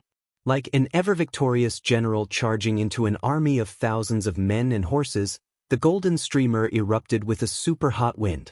The blade, which was powerful enough to melt steel and cut everything in half, plunged into the group of pitch-black weapons that filled the entire field of vision in front of it. Screech. Suddenly, an incomparably ear-piercing screech turned into a sound wave within the group of pitch-black weapons, drilling into the ears of everyone present. That was the sound of the golden greatsword moving at an extremely fast speed. The pitch-black weapons that came close to it were all knocked away. Because there were too many pitch-black weapons, the golden greatsword was almost knocking away dozens of weapons in a second. As it flew forward, it also knocked away the pitch-black weapons that came crashing toward it head-on. Therefore, the overly fast collision sounds mixed together to form such a sharp, ear-piercing buzzing sound. However, that ended quickly. The golden greatsword was indeed very sharp. Under the enhancement of the ultra-high temperature of more than thousands of degrees, it could be said that it could cut through anything. But it couldn't cut through those seemingly ordinary pitch-black weapons. Not a single one. So, no matter how sharp the golden greatsword was, no matter how powerful the sudden attack was, the speed of the sudden attack became slower and slower under the continuous collision of pitch-black weapons. Clang. Finally, the sound of steel colliding with steel sounded. The golden greatsword still couldn't break through the storm-like weapons. When the sudden attack slowed down to a certain extent. Instead, it was bounced back by the pitch-black weapons. Seeing this scene, Bronson controlled the Angel series automaton, named Lucifer, to return the golden greatsword to his side. Looking ahead, his face was so gloomy that it seemed like water was about to drip from it. In front of him, the crimson space was still rippling and pitch-black weapons were poking out one after another, as if they would never run out. Bronson's face was extremely unsightly. What exactly is that crimson space? What exactly was the pitch-black weapon that even Lucifer, who had been enhanced by several thousand degrees Celsius, could not cut through? It was impossible for Bronson to know that even if the wind was enhanced by tens of thousands of degrees, it might not be able to cut through those pitch-black weapons. After all, even if it was only hardness and sharpness, those pitch-black weapons were still noble phantasms. If Wu Yan's level wasn't restricted, his power would be severely limited. Otherwise, Lucifer's Angel series automaton would have been smashed into smithereens by the rain of noble phantoms, let alone knocking away so many noble phantoms. If Wu Yan's skills were not restricted, and he could not even use his superpowers, he could only use his telekinesis to squeeze the noble phantasms into the shape of weapons, which greatly reduced the power of the noble phantasms. Otherwise, Lucifer would have been broken. What's wrong? President Bronson. Standing in front of the crimson space, Wu Yan looked like a god in control of this space. His wine-red eyes matched the crimson space behind him. He looked at Bronson with a mocking smile. He extended his hand and grabbed a black spear. Didn't you want to kill me and dissect me for research? After that, Wu Yan lifted the pitch-black spear from his shoulder to his back and threw it with all his might. With the help of his telekinesis and strength, the pitch-black spear shot out as fast as lightning. Bronson only saw a flash of black light in front of him, and the pitch-black spear was less than 5 meters away from him. Goo! Bronson's face darkened and he raised 2 fingers. A magical mist rose from his body and entered the golden greatsword beside him. Suddenly, the golden greatsword spun and in a strange sound, it disintegrated into a humanoid automaton.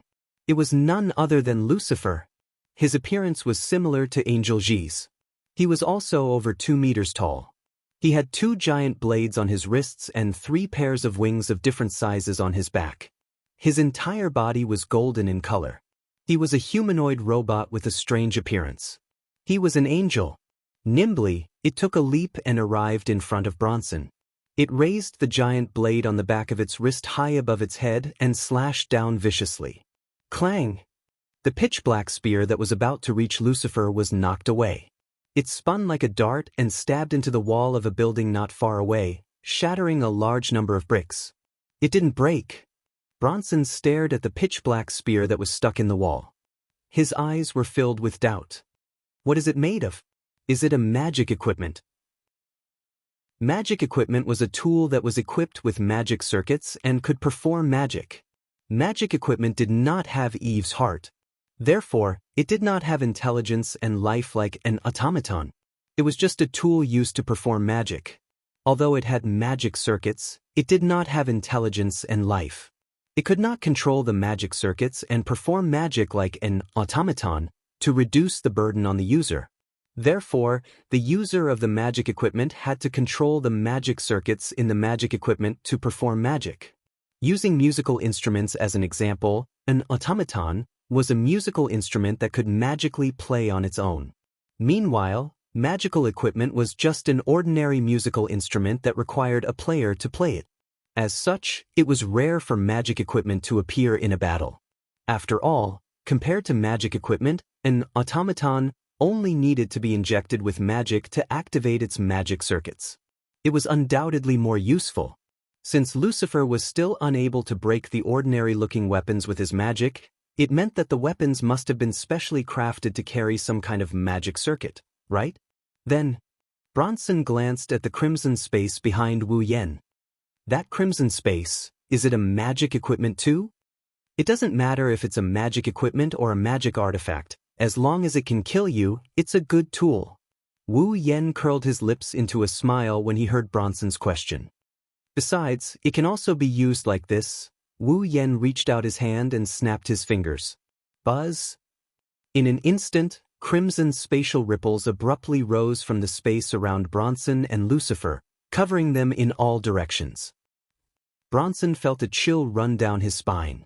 Without any hesitation, he jumped onto Lucifer's back. Lucifer leapt into the air with Bronson on his back. Almost at the same time, pitch-black weapons abruptly shot out from the crimson spatial ripples around Bronson, piercing through the air and slicing through the space where Bronson was just a moment ago. If Bronson had not asked Lucifer to bring him away in time, he would have been sliced into pieces by now. However, Bronson did not feel happy. Instead, his eyes widened. Above Lucifer, a huge crimson spatial ripple started to fluctuate. Chapter 1647. It was as if the sky was dyed crimson. A huge crimson spatial ripple reverberated in the air above Lucifer, who was carrying Bronson. In an instant, The ripple expanded to a diameter of 10 meters and covered the entire sky above the orphanage. Your Lucifer transformed into a sword seems to be quite big. Bronson widened his eyes as he stared at the huge crimson spatial ripples in the sky. A voice that sent chills down his spine slowly entered his ears. Why don't you have a little competition with me? The crimson spatial ripple that covered the sky above the orphanage began to fluctuate violently. It was like a boiling pool that could not be stopped. Immediately, a huge, pitch-black sword that was more than 20 meters long, like a skyscraper, slowly emerged from the crimson spatial ripple. Bronson's expression changed abruptly as the sword fell from the sky like a mountain. Hum! The pitch-black greatsword covered Bronson's entire field of vision. All he could see was the incomparably sharp, pitch-black tip of the sword that was flashing with a deadly cold light. It violently cut through the air, and under the crazy vibrations of the atmosphere, it fell heavily towards Lucifer, who was carrying Bronson. Ha! Feeling the huge pressure from above and the shadow of death that was gradually approaching, Bronson roared at the top of his lungs. He frantically urged the mana in his body as if he was trying to squeeze the blood out of his veins. He desperately squeezed out the mana that was strong enough to tear his body apart. There was no doubt about it. This was the first time in his life that Bronson had tried so hard. It was also the first time in his life that Bronson had urged such a huge amount of magic. The majestic magic exploded in the form of a hurricane and turned into steam that flowed into Lucifer's body. Lucifer's body was wrapped in a layer of visible magic film. He let go of Bronson and a ferocious hot wind surged out from his body and swept across the entire area. Ignoring his falling master, Lucifer raised his head and his body suddenly twisted and changed shape. He turned into a huge golden sword. Along with the super hot wind, which made the space creak as if it could not bear the burden, it shot into the sky. The huge black sword that covered the sky and the golden sword that was glowing with a fiery red hot wind was like a needle against an awn, like a mountain crashing into a meteor, in the sky above the orphanage. They collided violently. Boom! With a deafening sound. A thunderous roar resounded. A burst of violent wind and waves exploded out, bringing with it an impact that made people feel as if they would be crushed into dregs. It enveloped the entire orphanage. Without the slightest suspense, the stone houses made of stone bricks were like glass as they were cleanly blown apart by the shockwave. The stone roofs were also mercilessly blown away, and even the surrounding fields were flattened out in small pieces. By the time the shockwaves dissipated and the violent rumbling disappeared, the scene had completely changed. The buildings became dilapidated, as if they were abandoned houses. They were so fragile that even a strong wind could blow them down. The ground cracked inch by inch like a spider web. A layer of the ground in the center of the field was shaved off, revealing a pit filled with smoke and dust. In the pit, Bronson knelt on the ground, his skin covered with scars. His face was filled with pain and he could not stop gasping for breath. Not long after, he spat out a mouthful of blood. Bronson's injuries were not caused by the attack, but by the excessive consumption of magic power. His body could not bear the burden, which caused his skin to crack and his internal organs to be damaged. Compared to Bronson, Lucifer's appearance was much more miserable. Standing in front of Bronson, Lucifer's originally golden body was now covered with scorch marks. Smoke was rising from his body, and there were even traces of electric sparks. Obviously, part of his body had been damaged. What was worse was that one of the 3 pairs of wings on Lucifer's back, which had golden feathers as hard as steel, was in tatters. One of the 2 giant blades on the back of his wrist was also broken in half. Obviously, even though Bronson had gone beyond his limit and supplied Lucifer with magic power, Lucifer was still no match for the pitch-black giant sword that was as big as a skyscraper. Of course, in order to achieve this, Wu Yan did not have it easy either. Standing in front of Bronson and Lucifer, his face was slightly pale and he was panting. Although he was in a much better state than Bronson, one could still see the faint tiredness in his eyes. However, it was not surprising that he would end up like this. Without superpowers, he could only use telekinesis to squeeze the iron sand into the shape of a weapon. The burden on him was not ordinary. After all, Telekinesis was a highly condensed form of magic power. Using telekinesis would consume a lot of magic power. Yet Wu Yen had challenged his limit and squeezed out such a giant sword. He even used telekinesis to control it and attack. How could he not be tired? In this world, there was no one other than Wu Yen who could use telekinesis to attack like this. You've lived a long life, President Bronson. Suppressing his slightly rapid breathing, Wu Yen coldly looked at Bronson, who was kneeling on the back of Lucifer's tattered body. There was blood at the corner of his mouth and his face was filled with pain. You're still alive? Should I say that you're worthy of being called the puppet user who almost became the Demon King? Bronson did not answer. It was unknown whether he was disdainful, unwilling, or unable to answer. He just raised his head and stared at Wu Yen. His eyes were filled with murderous intent. Oh, that's scary. Wu Yen laughed exaggeratedly as if he was frightened by the murderous intent in Bronson's eyes. It's a pity that 20 years have passed since you were eliminated from the Night Assembly. Other than your mana growing stronger with the passage of time, you haven't improved at all. You've even forgotten to train yourself in order to manage that mechanical workshop of yours. How foolish. Stupid? Bronson was so angry that he laughed. Individual progress is nothing but degeneration. The progress of the times is irreversible. Magicians are individuals, groups, and life forms that exist for the sake of progress.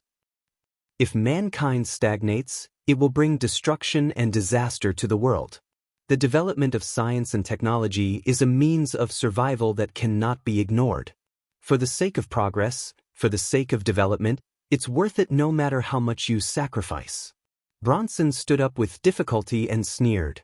For the sake of progress, for the sake of science and technology, individual sacrifice is nothing. No matter how strong one is, one cannot survive alone. If you don't want to be destroyed, the only way to survive is to strengthen the group.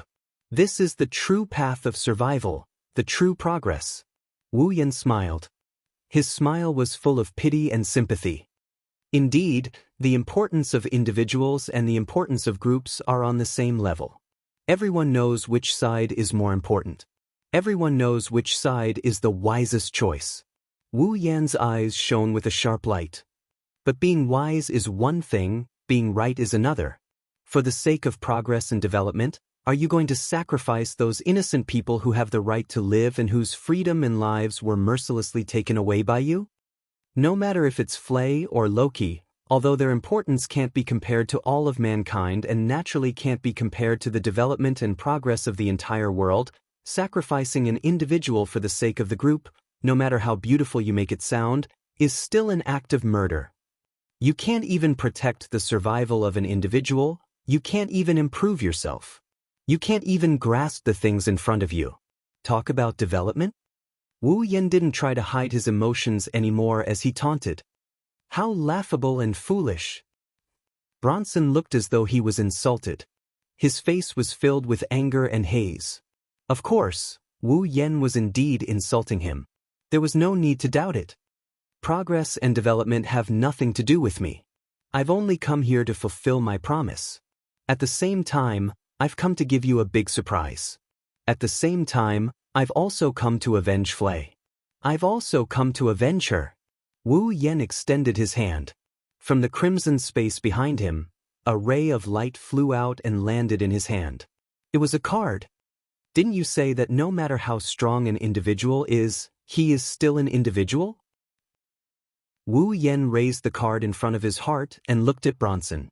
Then I'll let you see with your own eyes what kind of individual strength will destroy everything that you've spent 20 years building for the sake of the group. Chapter 1648. A card? Seeing his opponent, whom Bronson no longer dared to underestimate, take out an ordinary card and put away the crimson spatial ripples that had made Bronson's scalp tingle and made him worry about what kind of weapon would be shot out, Bronson's heart began to beat faster. Bronson silently endured the injuries on his body caused by the excessive amount of mana that he had just exerted. Then he channeled a trace of mana to his eyes and covered them. Bronson's eyes glowed under the cover of the mana. He could see the card that Wu Yen held in front of his heart. It was a rectangular card that was less than 20 centimeters long and less than 10 centimeters wide. The color of the card was brown. A picture of a crazy warrior holding a great sword was engraved on the front of the card. Right below the design, there was a line of words written in golden font. Bronson frowned as he looked at the line of golden letters. Berserker? What is that? Although he thought so, Bronson did not dare to be careless.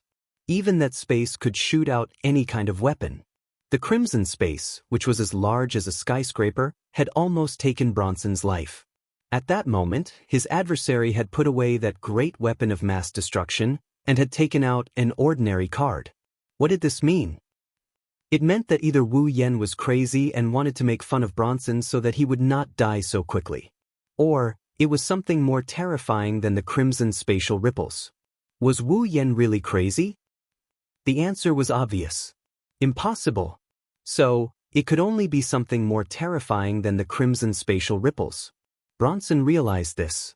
Bronson could not wait any longer. No matter what you are going to do. Bronson clenched his teeth. Ignoring his body that was still wailing, he channeled his mana and let it seep through his blood. His body was covered with wounds. Blood gushed out of his body. It was sucked into Lucian's body. What do you think? Do you think I'll just sit here and watch? After replenishing his mana, Lucifer once again activated the magic circuit of hot wind manipulation. His charred and smoking body seemed to have turned into the eye of a typhoon. A fiery red tornado formed by super-hot wind swirled around his body. Crack! Then Lucifer lowered his body. One of the steel-like feathers on his back was destroyed. The remaining 2 pairs of wings slowly spread out and the steel feathers shot out like bullets. They shot towards Wu Yan with sonic booms. Looking at the steel feathers coming at him like bullets, he took a deep breath and closed his eyes. Class card, Berserker, limited expansion. His incantation reverberated in the air. Mana flowed like water from a broken dam. It flowed through Wu Yan's hand and into the Berserker rank card. In the next moment, the magic power that surged into the Berserker class card turned into the most dazzling light that enveloped the entire rectangular card. Buzz! The mana roared through the space, setting off a gust of wind and dust. Together with the dazzling light, it covered Wu Yan's body. Whoosh whoosh whoosh whoosh. On the other side, the steel feathers cut through the air like roaring bullets that swept towards the enemy. They crossed the space and shot into the magic light that brought up a gust of wind and dust. Clang! However, when the steel feathers shot into the magic light, a sharp sound of metal clashing resounded in the air above the dilapidated orphanage. Bronson could clearly see that as the sharp sounds of metal clashing resounded, the steel feathers that were supposed to pierce through the enemy with irresistible force were knocked away like garbage and fell to the ground one by one. Bronson endured the pain in his body due to the forced activation of his mana and stood up with difficulty. He cast his gaze towards the flash of mana and was immediately stunned. Bronson thought that Wu Yan was going to use some means to summon his automaton. But when he saw the situation in the magic light that dimmed, Bronson knew that he was wrong. In the dimming light, Wu Yan's figure once again entered Bronson's sight. He was still wearing the student uniform of the Walpurgis Wang Li School of Mechanics and the pitch-black coat that resembled a knight's robe. His wine-red eyes glowed as he stared at Bronson, reminiscent of a lone wolf that had set its eyes on its prey. After such a huge commotion, Wu Yan didn't change at all. If there was a change, it would be that in Wu Yan's hand, there was something that no one could ignore. Wu Yan flipped his hand and held it horizontally above his head. It looked like an earth-colored rock block. One of the sides of the blade looked like a ferocious beast's fangs. It's so blunt that it's hard to believe. The handle of the blade was wrapped in bandages. It's a large axe sword. Looking at the axe, which seemed to be made of rock and looked more like a blunt weapon without a handle than a sword, Bronson felt goosebumps all over his body. Not for any other reason, but because Bronson could smell the scent of death from the shape of the axe. If the sword that Lucifer transformed into was like a divine sword used by gods to slay demons, then the axe in front of him was like a monster used by demons to slaughter and destroy lives. Smelling the scent of death from the sword, Bronson's mind, which had been stretched taut due to the unfavorable battle situation, snapped with a snap. Lucifer! Using the last of his strength, Bronson squeezed out all the remaining magic power in his body and violently channeled it into Lucifer's body. Kill him for me! Lucifer's eyes lit up like an angel's. He nimbly lowered his body and like a cannonball, he channeled all the heat into his remaining greatsword. Raising it above his head, he slashed at Wu Yen with the greatsword as he flew forward. This time, Wu Yen did not use Gate of Babylon to suppress Lucifer. Instead, he smirked, stomped his feet on the ground, and rushed towards Lucifer. This is the power of the person you look down on. Wu Yen raised his head and looked at Lucifer, who was rushing towards him. Witness the legend of heroes born from miracles. Raising the ferocious-looking axe above his head, Wu Yen leaped into the air and rushed into Lucifer's arms. Kill 100 of them. The overlapping runes of the liberation spell rubbed against the air and shook the air. At that moment, it was as if the world had turned dark. The only thing left in the world was Lucifer, who was about to slash his enemy with his giant sword. However, Lucifer's sword was destined not to be able to slash down, because in front of him, the enemy had disappeared.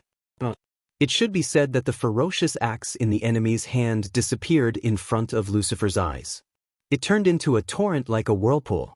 It was like a beam of light, completely disappearing from sight. The axe that looked heavier than rocks and fake mountains moved at a speed faster than the speed of sound. It turned into a beam of light and was slashed by Wu Yen at Lucifer before it could even make a sound. One. By the time Lucifer noticed it, 8 beams of light had already slashed at him from the front, top, bottom, left, right, top left, top right, and bottom right. A total of 8 directions, surpassing time in the truest sense, overlapped with each other and formed a vortex. Then, the 8 beams of light that formed a whirlpool shape seemed to burst out at the same time, mercilessly landing on Lucifer's body. Poochie! It was hard to imagine that although Lucifer was made of steel, there was a tearing sound coming from his body. Bang! Then, there was an explosion. 8 slashes viciously cut through Lucifer's body. His limbs, shoulders, and abdomen were all chopped into pieces. Chapter 1649. Bang! Amidst the muffled explosion, Lucifer, with smoke and electricity all over its body, was charred black except for its head and upper body. Its limbs, shoulders, and lower abdomen were all slashed into pieces by the 8 vortex-shaped slashes that turned into beams of light. Not far away, Bronson's mind went blank with a buzzing sound. He stepped back involuntarily, his eyes full of shock. The extremely fast slash turned into a beam of light. Furthermore, it was even faster than the speed of sound.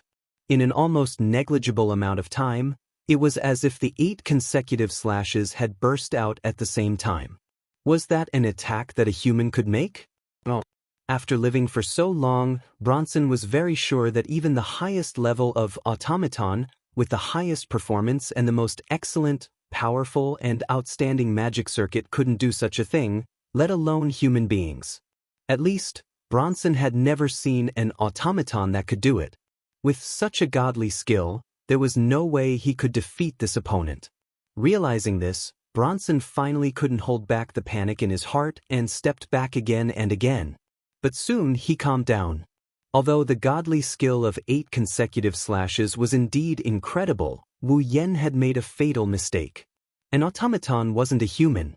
As long as Eve's heart wasn't damaged, even if its head was chopped off, the automaton could still repair it, let alone its limbs, shoulders, and lower abdomen.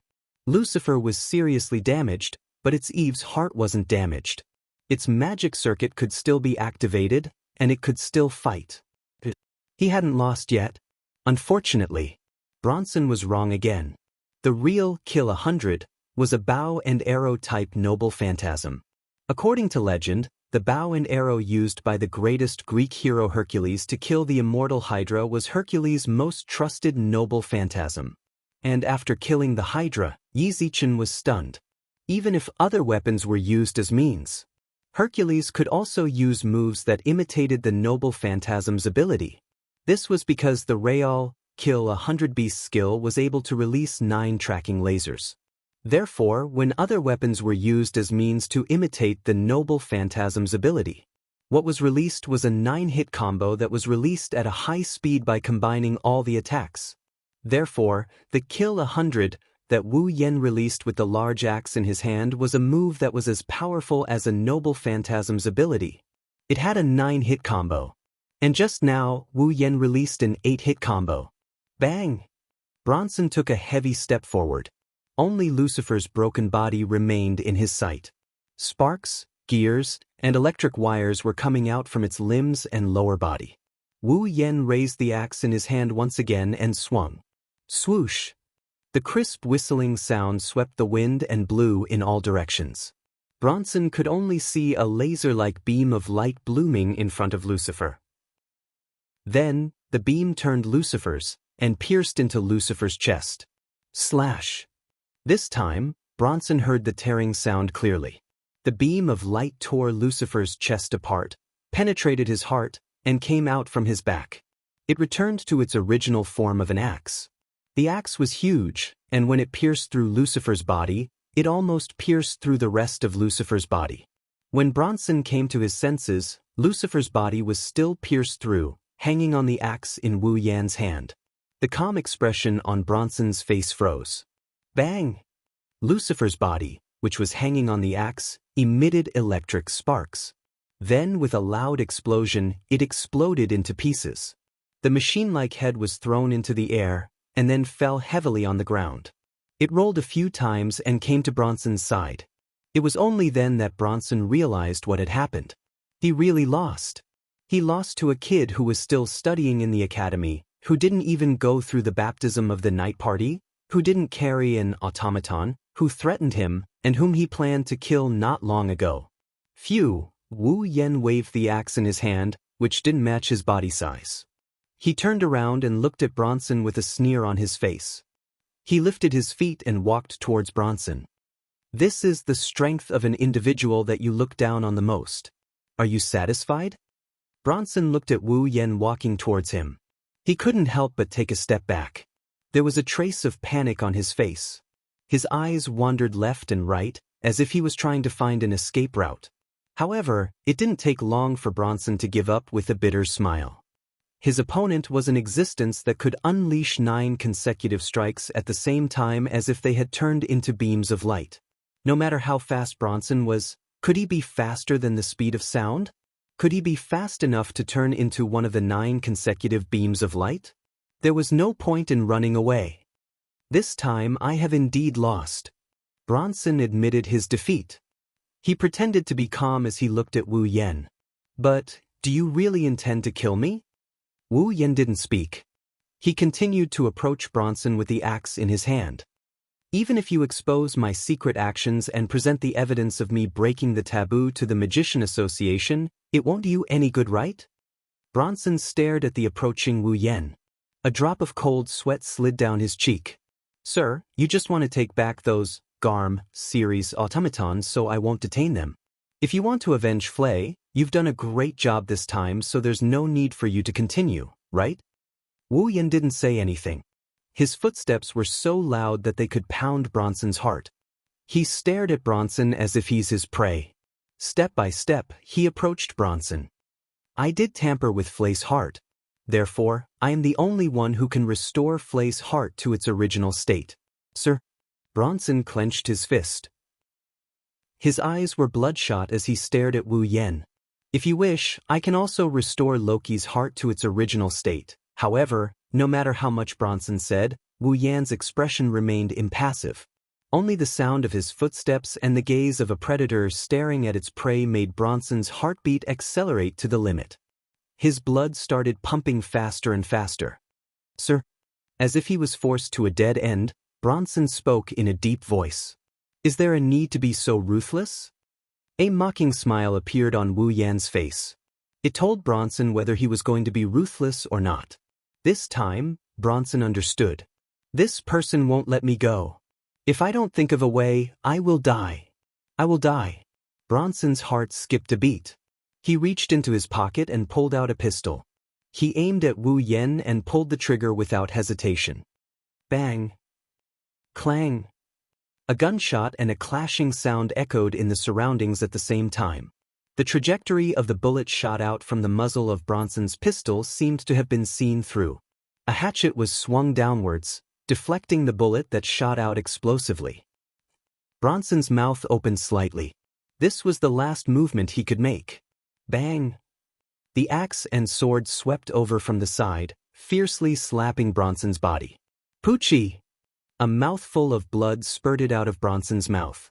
Then, like a kite with a broken string, Bronson's body flew high into the air before landing heavily on the ground. Then, Wu Yen appeared in front of Bronson. He looked down at the bleeding Bronson and raised his hatchet. Enough! At this moment, a figure appeared beside Wu Yen and grabbed his hand that was holding the axe and sword. No matter how sinful he is, you can't escape punishment if you kill him like this. Kimberly looked at Wu Yen with her blue eyes. So, leave it to me. Seeing Kimberly appear, Wu Yen knew he couldn't kill Bronson. He could only put down his hand and pout. Then I'll leave it to you, Miss Kimberly of the Magician Association. Kimberly smiled bitterly. She was speechless. Chapter 1650. Walpurgis Royal Mechanical Engineering Academy. Medical Department. When Flay woke up from her sleep, she opened her eyes and took in the light outside. When she regained her vision, what appeared before her eyes was a ceiling that was extremely unfamiliar to her. Flay absent-mindedly looked at the unfamiliar ceiling. She used nearly a minute to think again.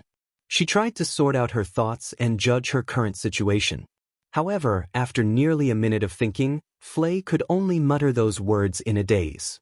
Kidnapped? If you want to be muddle-headed, wait until you're discharged from the hospital. Right after Flay's voice left her mouth, an impolite reprimanding voice sounded from beside Flay. Flay was shocked and she quickly stood up. Soon after, a person wearing a white coat and a professor's uniform appeared in Flay's field of vision. She wore a pair of glasses and had a cold and elegant expression. Flay was stunned on the spot and she cried out in surprise. Teacher Kimberly? Are you awake? Kimberly did not show any concern for Flay's well-being. She also did not show any concern for Flay's body. At the very least, she did not show any concern on the surface. Are you able to remember what happened before you fainted? Flay tilted her head. Her face was filled with confusion. She furrowed her beautiful brows and began to think with all her might. This time around, Flay's mind was able to smoothly think. She did not go off track. Thus, Flay also remembered. Before she fainted, Wu Yen and Loki were fighting. Then, an abnormality suddenly appeared in her body. It caused her blood to flow in the opposite direction and turn into magic power. This caused Raby to go berserk. After recalling everything that happened before she fainted, Flay immediately panicked. Raby? What happened to Raby? Calm down. Kimberly spoke with a terrifyingly calm voice. She moved aside. Your dog is here. Only then did Flay see the place she was in. She was in a place that was similar to a hospital ward. At this moment, Flay was wearing a hospital gown. Bandages were wrapped around all over her body. She appeared to be in a very serious condition. However, Flay did not feel any pain at all. On a bed beside Frey's, Raby was also wrapped in bandages. He was lying there with his eyes closed. It was as if he had died. Robbie. Flay immediately got off the bed. Kimberly didn't stop him. He allowed her to run to Rubby's side and put her hand on Rubby's body. After approaching Raby, Flay discovered that Raby was extremely weak. However, he was still breathing. His hand on Rubby's body could clearly feel the warmth of Rubby's body, proving that Robbie was still alive. Don't worry about your dog, dog princess. When Kimberly saw how nervous Fry was about her automaton, she could not help but let out a sigh of relief. Although when you went berserk, your magic power did exceed its burden, causing its magic circuit to almost burst and its heart to rupture. Hearing those words, Flay's heart thumped heavily. Ruptured heart? Did he mean that Eve's heart was damaged? The automaton's heart is damaged? Wasn't that the same as being hopeless? You should rejoice. You have indeed encountered an existence capable of creating miracles. Kimberly did not keep Flay in suspense. Before Flay could respond, she sighed in astonishment. I don't know what kind of magic circuit the automaton of Scarlet Taze has. That girl's magic was able to cure a wound that could be described as hopeless. I'm afraid that it would be difficult to find someone to cure it. Cured it? Flay was startled. Then she became overjoyed. Robbie, your dog is fine, Kimberly declared.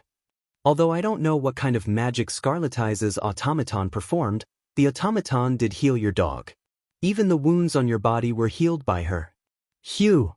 Flay heaved a sigh of relief. She spoke gratefully.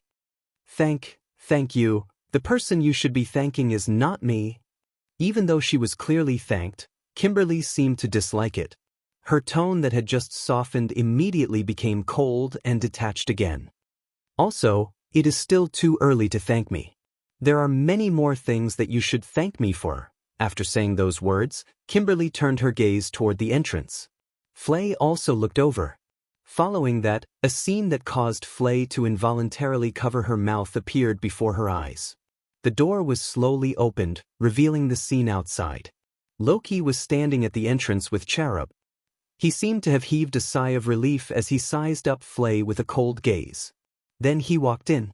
Of course, the scene that caused Flay to involuntarily cover her mouth was not the matter of her younger brother coming to visit her. What caused Flay to be unable to restrain herself from covering her mouth was the fact that apart from bringing Cherub with him, Rocky also brought 4 dogs with him. The 4 breeds were shepherd dogs, German hounds, Great Danes and Dachshunds. Their limbs and shoulders were equipped with armor. They were dogs of different sizes.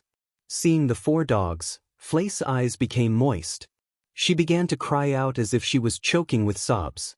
Riviera, Lavina, Robin. These dogs were the family members that Flay wanted to save even in her dreams, the Hellhound series automaton. Woof woof. Ow oh. Wood. Roar. The 4 Hellhound series automaton let out different cries of joy. With a jog, they ran to Flay's side and began to rub against her body. When Flay sensed the familiar scent emitting from the 4 Hellhound series automaton, she finally believed what she saw. She immediately hugged one of the automaton. Tears began to well up in her red eyes.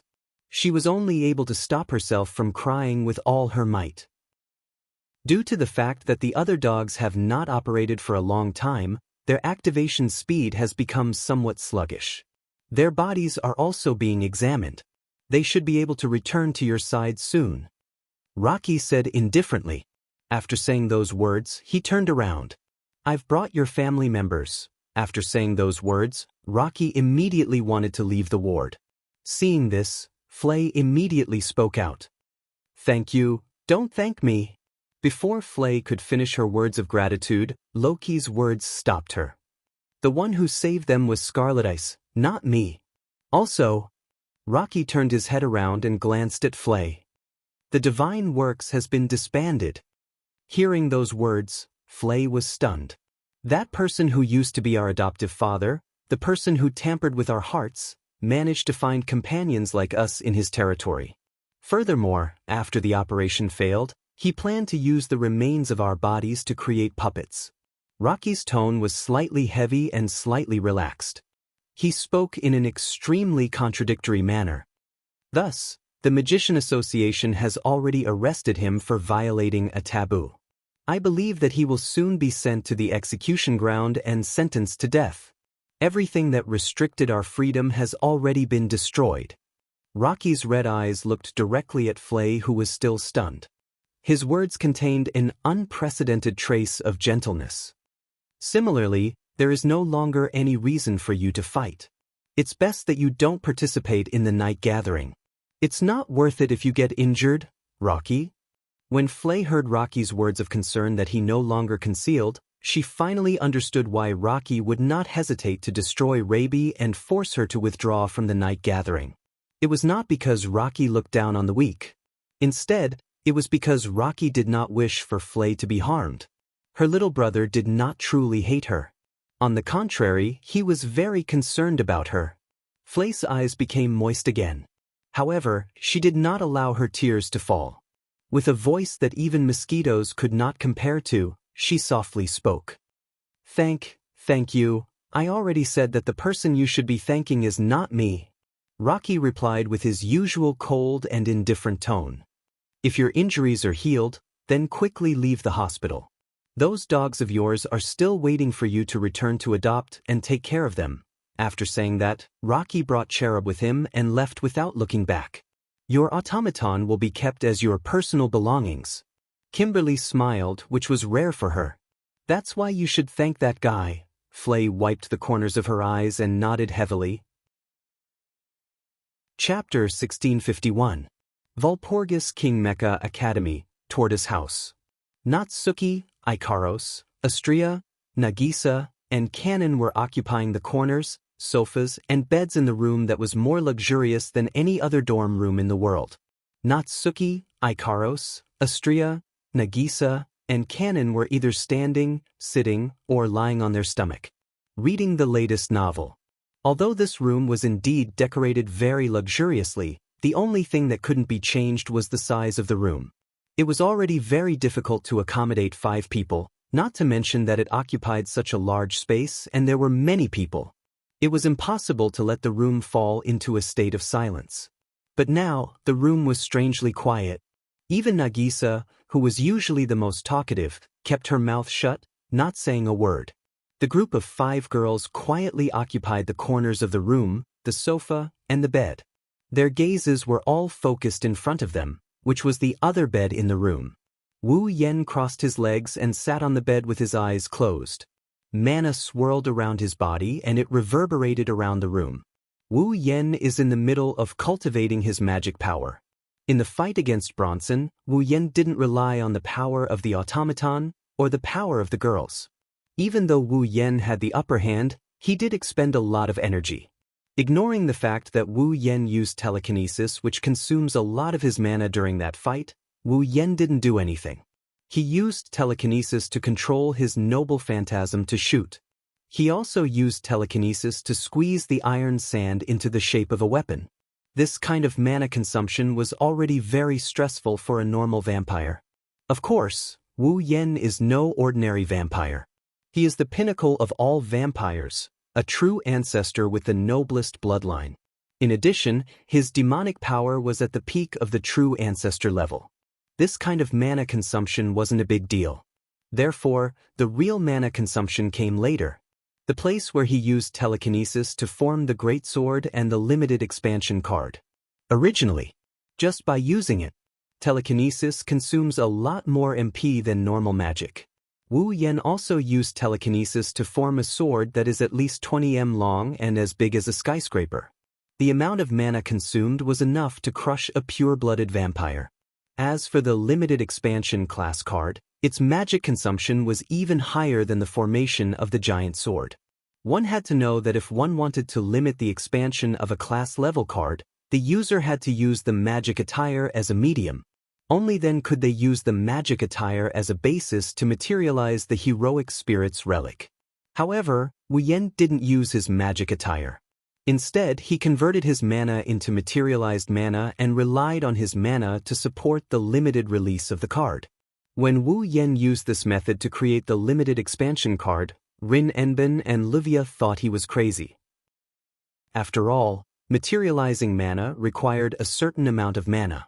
Using mana to support the materialization of the noble phantasm would consume more mana than the human body could possibly have.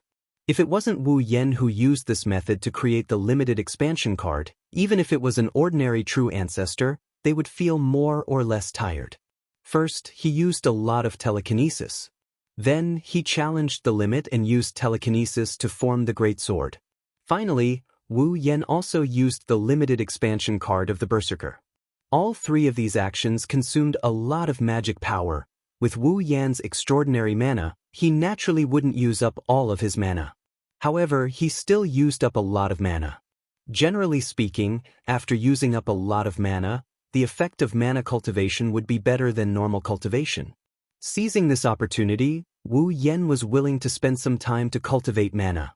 No one would ever complain about having too much mana, right?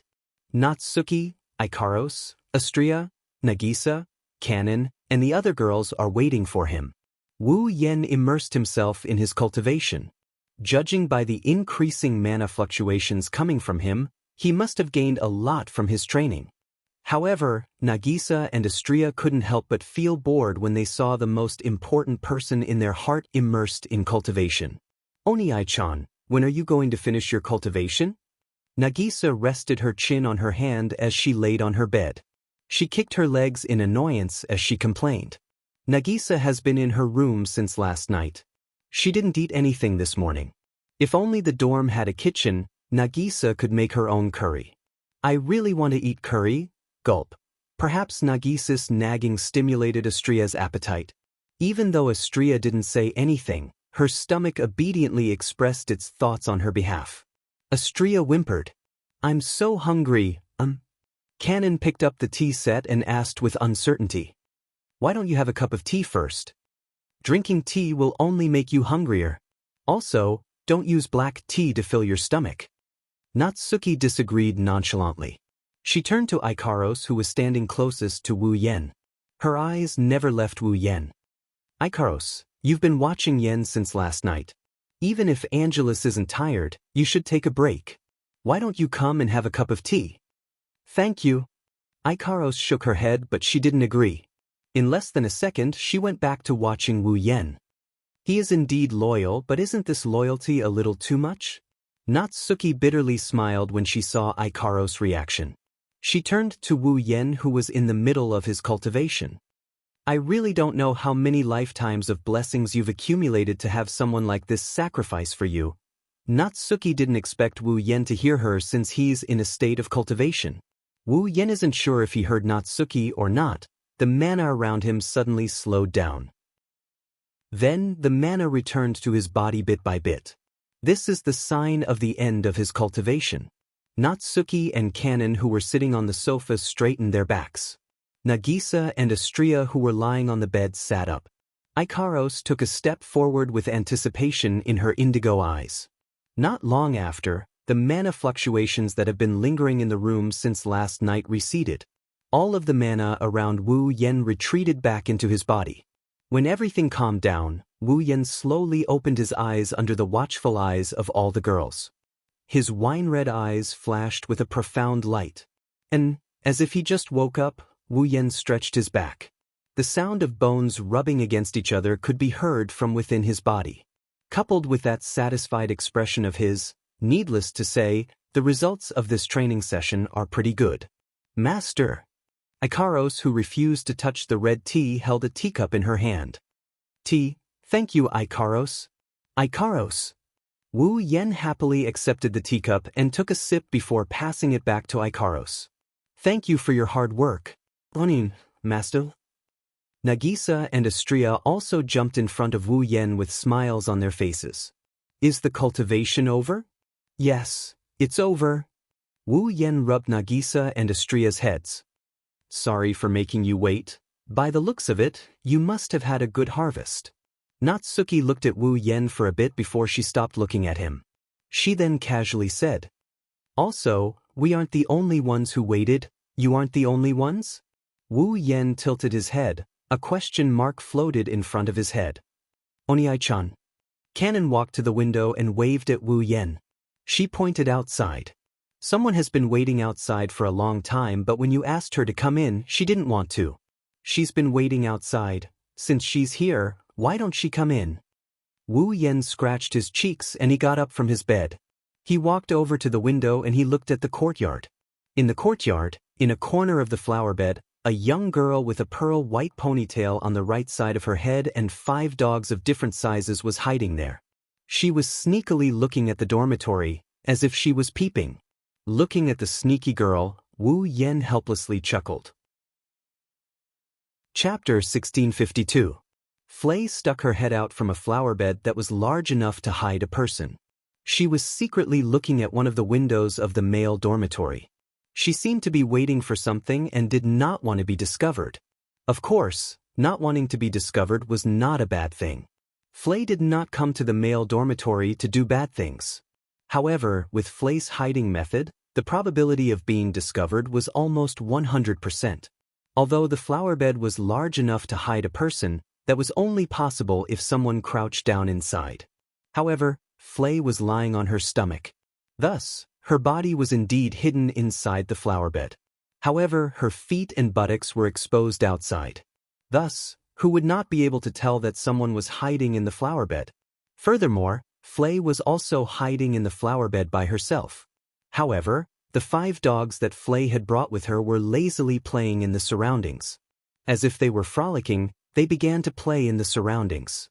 Thus, even if Flay had truly hidden her entire body in the flower bed, the people who saw this scene would definitely notice her. They would definitely feel speechless at this scene. At the very least, he thought that Flay would discover him when he walked out from the entrance. However, Flay had been looking at a certain window of the male dormitory the entire time. She did not even pay attention to the entrance. Thus, until now, he had not been discovered. Wu Yan, who approached Flay, felt speechless. If I were to ridicule her, I feel that I will lose if I do this. Xiao Chen rubbed his twitching eyes. Wu Yan walked to the flower bed where Flay was hiding. Flay did not notice Wu Yan's arrival even when she arrived before the flower bed. However, those Garm series automatons noticed Wu Yan's arrival.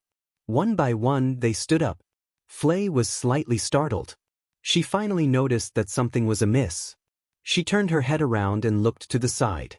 She noticed Wu Yan. Seeing Flay looking at him in a daze, Wu Yan wanted to laugh. However, he was unable to laugh. He could only laugh dryly. Are you playing hide and seek? Flay first shook her head in a conditional manner. Immediately after, she realized what was going on. She panicked and her hand that was supporting herself on the ground slipped. It made the heavy body in front of him let out a bang sound. He landed heavily on the ground. Ugh, so painful, he cried out in pain. At the same time, he stretched out his hand and rubbed the pair of plump breasts that had the widest contact and suffered the most blows. Flay cried out with tears in her eyes. However, she did not know that the scene of her chest being rubbed was extremely stimulating to men. Gulp. Seeing Flay kneeling before him with tears in her eyes and rubbing her plump breasts, Wu Yan involuntarily gulped down a mouthful of saliva. Immediately after, he turned his head away. Senior Fu Lei, you're here to look for me, right? Wu. Flay blinked her eyes with a perplexed expression. She only reacted a few seconds later and hurriedly stood up. Leading the 5 dogs that had gathered around her, she faced Wu Yan with a gentle smile that had never appeared before on her face. Thank you for saving these children, my family, and me and Loki. As expected, you're here to thank me. Wu Yan spread his hands and smiled. I've said it before. The reason why I helped you is because Ikaros wanted me to help you. Thus, if you want to thank me, you can say it to Ikaros. Perhaps she will be very happy that way. Then, Flay stood on her tiptoes and extended her head to look at the window of Wu Yan's room. Seeing her tottering appearance, Wu Yan was worried that she might fall down again. Where's Ikaros? She's in her room. Wu Yan smiled knowingly. What's wrong? Do you want to see Ikaros? Ugh. Flay hesitated for a moment and shook her head. Help me say thank you to her. No problem. Wu Yan straightforwardly agreed. Although Ikaros wasn't very familiar with Flay, the reason why she wanted to help Flay was because Flay's attitude toward her automaton touched Ikaros' heart. However, the two of them seemed to be getting along quite well. Ikaros wasn't good at interacting with others. It could even be said that she didn't interact with others at all. Flay was also clumsy and had a timid personality. It could be said that there wasn't a single person who interacted with Flay. On top of that, the two of them were naturally slow-witted. Having Ikaros become friends with Flay should be a pretty good choice, right? If possible, Wu Yan hoped that Ikaros would be able to make some friends. Flay wasn't a bad person either. From a certain perspective, matchmaking the two of them should be a pretty good thing. After making up his mind, Wu Yan was about to say something when Flay took out a bamboo basket. It was a bamboo basket filled with delicately made sandwiches that looked delicious. Thank you, gift. With an expectant expression, Flay placed the bamboo basket in front of Wu Yan. Do you want to eat? Thank you gift. Wu Yan didn't suspect anything. He directly picked up a sandwich and swallowed it without caring about the taste. He planned to discuss Icaros with Flay. However, reality proved that being so anxious would only bring harm to himself. After swallowing the entire sandwich, before Wu Yan could even open his mouth to discuss Icaros with Flay, an extremely pungent taste rushed from his stomach to his brain. Wu Yan's mind went blank. Soon after, Wu Yan's facial expression changed at a speed that others would find difficult to match. Starting from the color of his skin, his face first turned green. Then it turned black. Then it turned red. Then it transitioned to green. In the end, his entire face turned deathly pale. Resisting the pain and dizziness brought about by the pungent taste in his stomach and brain, Wu Yan staggered back 2 steps. He looked at Flay with disbelief. You put poison in the sandwich? Wu. With a panicked expression, Flay began to whimper. That's not poison. It's so disgusting it's not poison? With a trembling finger, Wu Yan pointed at Flay. I was unable to tell what ingredient, cooking method, or seasoning this taste came from. If it's not poison, then what is it? That. Flay hugged Raby's neck and spoke in an incomparably wronged manner. That's the medicine I obtained from the medical department when I was discharged from the hospital this morning. Drugged? How is that not poisoning? Wu Yan was nearly driven mad. However, he discovered that something seemed to be wrong with his body. Starting from his stomach, a burst of heat began to run through his body. Like a stream of water, the heat flowed through his blood and flowed to all parts of his body. This caused Wu Yan's body to gradually heat up. Originally, Wu Yan was only treating this so-called medicine as a joke. After all, regardless of what sort of medicine it was impossible for it to poison a true ancestor to death. However, now Wu Yan was unable to ignore this so-called medicine. Evidently, this medicine was taking effect. Furthermore, it was a medicine that not even a true ancestor was immune to. Sensing that his body was becoming hotter and hotter, and his head was becoming more and more fuzzy, Wu Yan forced himself to maintain his final consciousness and glared at Flay. Exactly what sort of medicine did you put in there? Is it taking effect? Even though Flay was clearly being glared at, the timid Flay did not feel afraid for the first time. Instead, she stared at Wu Yan with an expectant gaze. In the next instant, Flay gave an answer that completely stunned Wu Yan. I also do not know what sort of medicine it is. Flay tilted her head. However, the professor from the medical department said that it could increase the reproductive ability of cows and horses. Increase the reproductive ability of cows and horses? Wu Yan cried out involuntarily. If a medicine that could increase the reproductive ability of cows and horses was eaten by a human, wouldn't it be equivalent to a powerful aphrodisiac? It was no wonder that not even a true ancestor was immune to this so-called medicine. That medicine was simply not something that could endanger one's life. No matter how strong a true ancestor's vitality was, they would not be able to do anything about this medicine. However, the medicine's effect was continuously increasing in Wu Yan's body. This was also a fact. If this were to continue, Wu Yan might really lose his reason and turn into a pervert. In fact, since earlier, Flay's body fragrance seemed to have been amplified by many times and entered Wu Yan's nose repeatedly. This caused Wu Yan's heart to burn with lust. Oh, my great ancestor! In a situation where he almost lost his rationality, Wu Yan cried out loudly to Flay. You've killed me! After he finished saying those words, Wu Yan hurriedly turned around and rushed out of the courtyard as if he was running away to prevent himself from pushing down this senior sister of his that he had only known for 2 or 3 days. During the entire process, Flay merely stared blankly at him. After a long time, she hung her head dispiritedly. Ooh, I failed. Chapter 1653. Wu Yan dashed out of the male dormitory's courtyard with the fastest speed he could muster with his ability restricted and his body comparable to that of a normal person. He ran madly all the way into the main street. In his hazy consciousness, Wu Yan only wanted to get away from Flay as much as possible. He did not even think about where he should run to. Therefore, when Wu Yan realized that he had run out of the dormitory and arrived at the main street, he immediately cursed in his heart. The reason was very simple. Although the number of people on the main street was not as many as the number of people during lunch break and after school, it was still quite a lot. Among these people who were strolling in twos and threes on the main street, chatting and laughing with each other as they walked in all directions, there were quite a number of young and tender female students. At this moment, in Wu Yan's eyes, none of these female students could be compared to the girls beside him, nor could they be compared to Charlot and Flay. However, their every action, every smile, and every frown were filled with seduction, causing Wu Yan's mouth to feel dry and his tongue to tremble. If he were to transform into a wolf on this main street that ran through all directions of the Walpurgis Wangli Tech Academy and find a random girl to pounce on and forcefully F***ck her on the street, what would the consequences be? When he thought of this, Wu Yan's head that was so hot that it was almost burning cooled down a little. This allowed him to have some spare energy to think about other things. He would put aside the question of why Flay had drugged him for now. It was a fact that he had been drugged.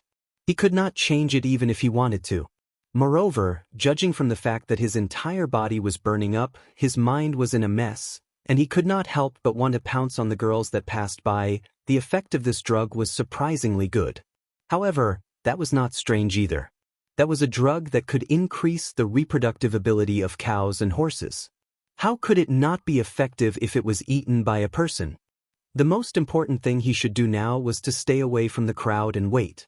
Would the drug's effect weaken with time? If it really did not work, at that time, he could only disregard everything and rush back to the dormitory first. At least in his own room. Natsuki, Ikaros, Astria, Nagisa, and Kanon were all pushovers. It was much better than finding a random person on the street to push. After making up his mind, Wu Yan took a deep breath. Just as he was about to dash out of the main street and run to the open space in the woods where he used to practice his magic tricks, a voice called out to him from behind. "What are you standing there for?"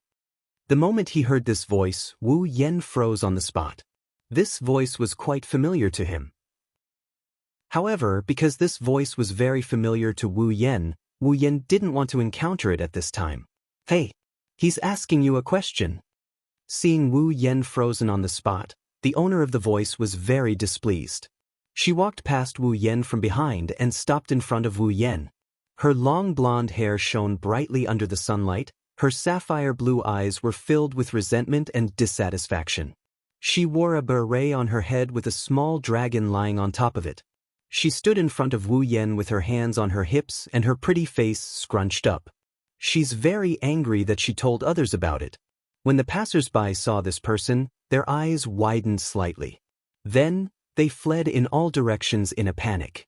It was as if they saw a ferocious beast. It was an exaggeration. Thanks to this, Wu Yan didn't have to worry about being pushed down by a random person on the street. However, from another perspective, the appearance of this girl with a small dragon was the worst thing that could happen. Xia. Xia. Feeling the fragrance coming from the girl in front of him that made his hot body itch for action, he sweated profusely and jumped a good distance away as if he was bounced off. "Charlotte. Hey. What's with your reaction?" Charlotte seemed to have suffered a huge blow when she saw Wu Yan jump away as if he had seen a ghost. Tears even appeared at the corners of her eyes. Isn't this too much? As the most notorious tyrant Rex in the Walpurgis Royal Tactical Academy, Charlotte was revered by everyone. It was also because of this that Charlotte didn't have a single friend in the academy.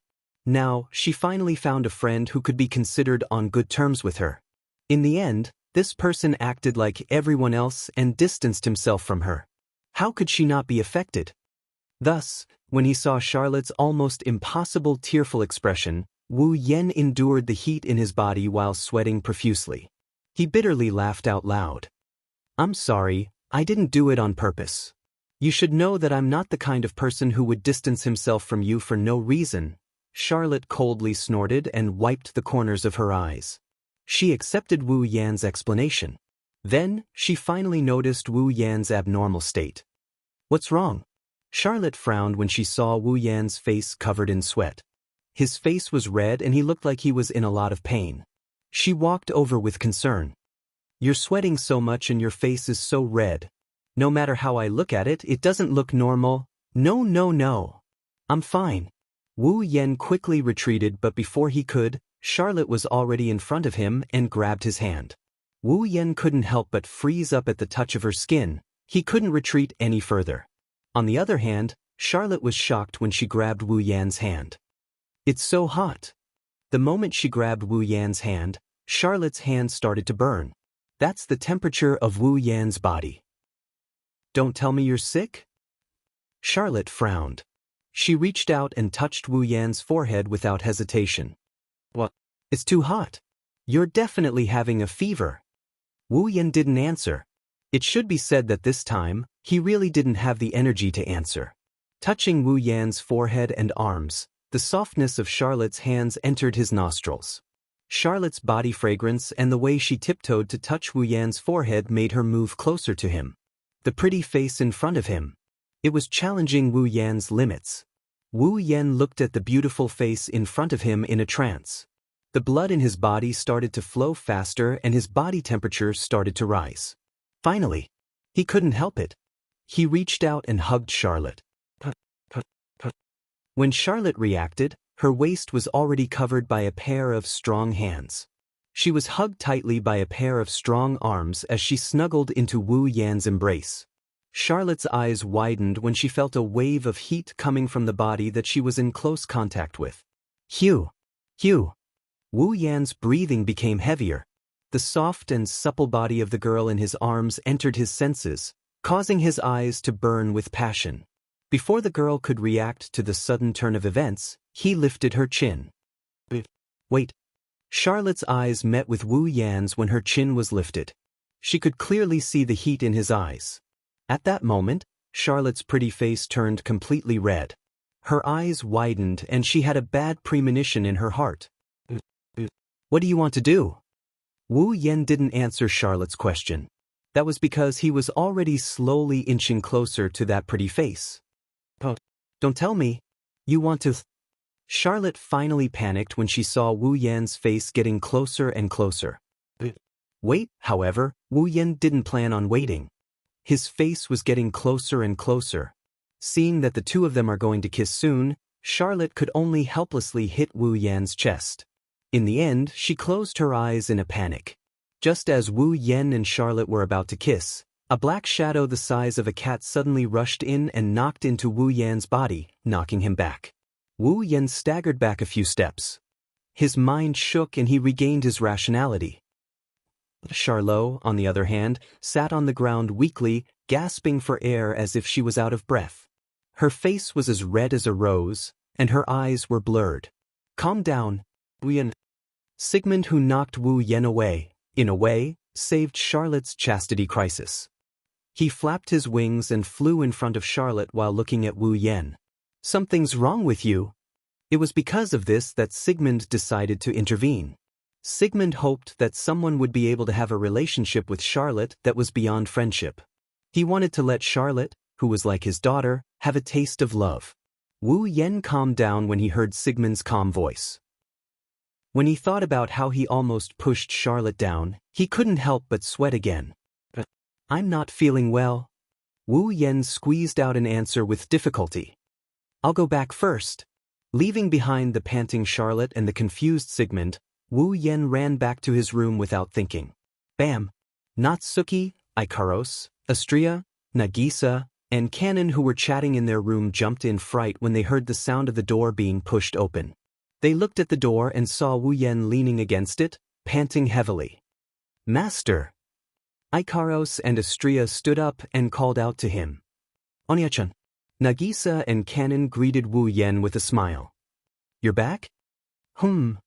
Natsuki noticed that something was amiss and frowned. She asked in confusion. "What's wrong?" Wu Yan didn't say anything. He raised his head and exposed his sweaty face to the girls. What was also exposed was a pair of eyes that were emitting evil flames. In one of the rooms in the tortoise dormitory, screams, and all sorts of noises could be heard clearly in the corridor. However, it didn't take long for these sounds to turn into cries of pain, gasps for breath, and moans that made people think of. Today is destined to be a good day. Chapter 1654. The next morning. His back is aching and he's exhausted. Wu Yan slowly regained consciousness. Before opening his eyes, Wu Yan noticed that this awakening is a bit different from the previous ones. Of course, waking up in a state of backache and exhaustion was a different feeling from waking up in the past. Other than that, Wu Yan also felt something heavy on his body, just like his consciousness. It's as if he's being pressed down by something soft. Is this a ghost pressing down on me? But if it was a ghost pressing down on the bed, how could it be so comfortable? This feeling, this weight, it feels so familiar. Wu Yan woke up from his dream and opened his eyes. When he opened his eyes, the first thing he saw was Nagisa curled up like a kitten. She had tears at the corner of her eyes and she laid on top of him naked. Seeing this, Wu Yan's brain short-circuited and he's a bit confused. Nagisa is lying on top of me? But didn't Nagisa sleep with Natsuki? Why is she naked? It took some time for Wu Yan to react to the situation.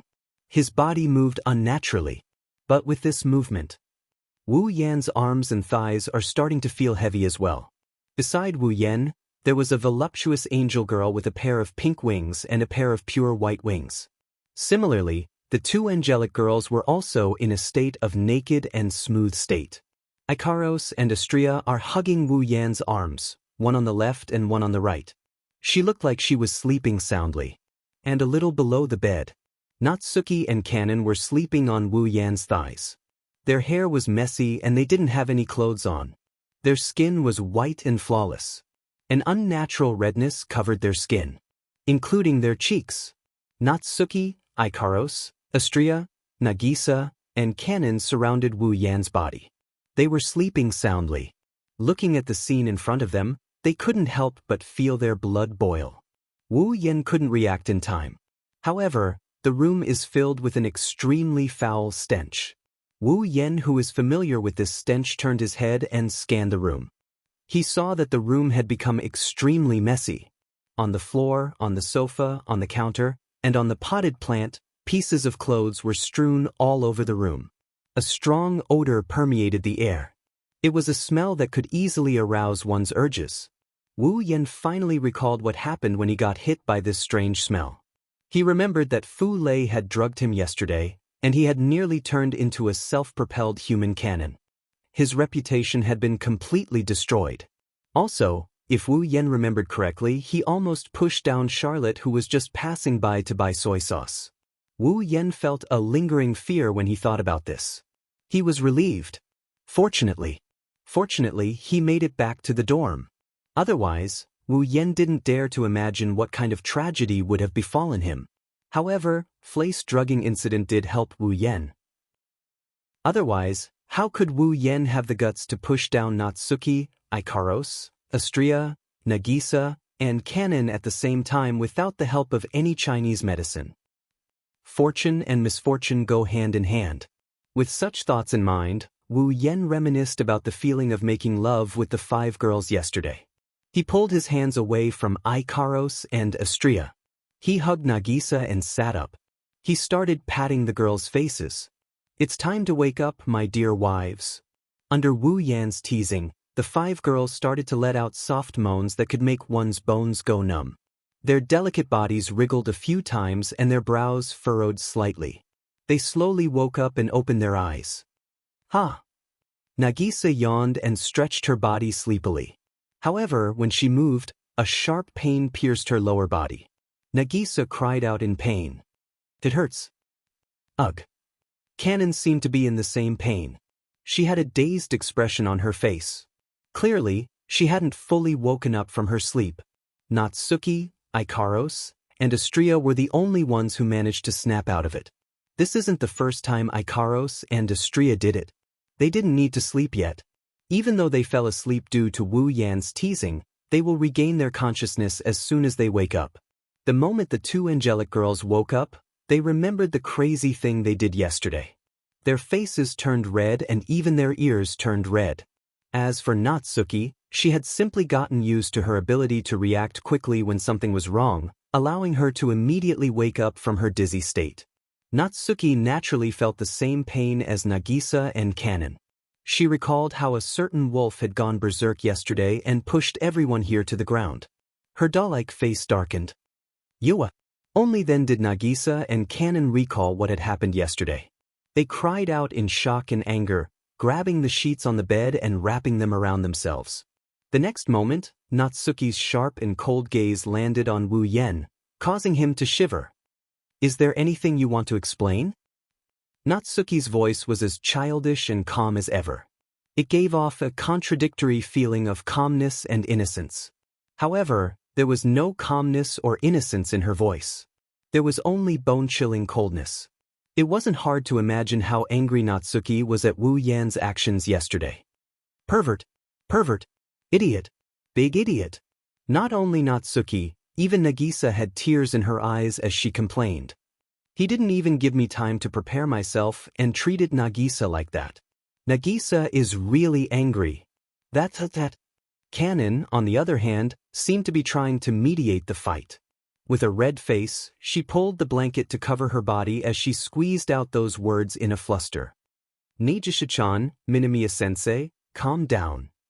Whether or not Natsuki and Nagisa calmed down is another matter. However, the two of them stopped talking. They glared at Wu Yen as if they want to see through him. If it wasn't for the restriction bracelet, Natsuki would have attacked Nagisa for sure.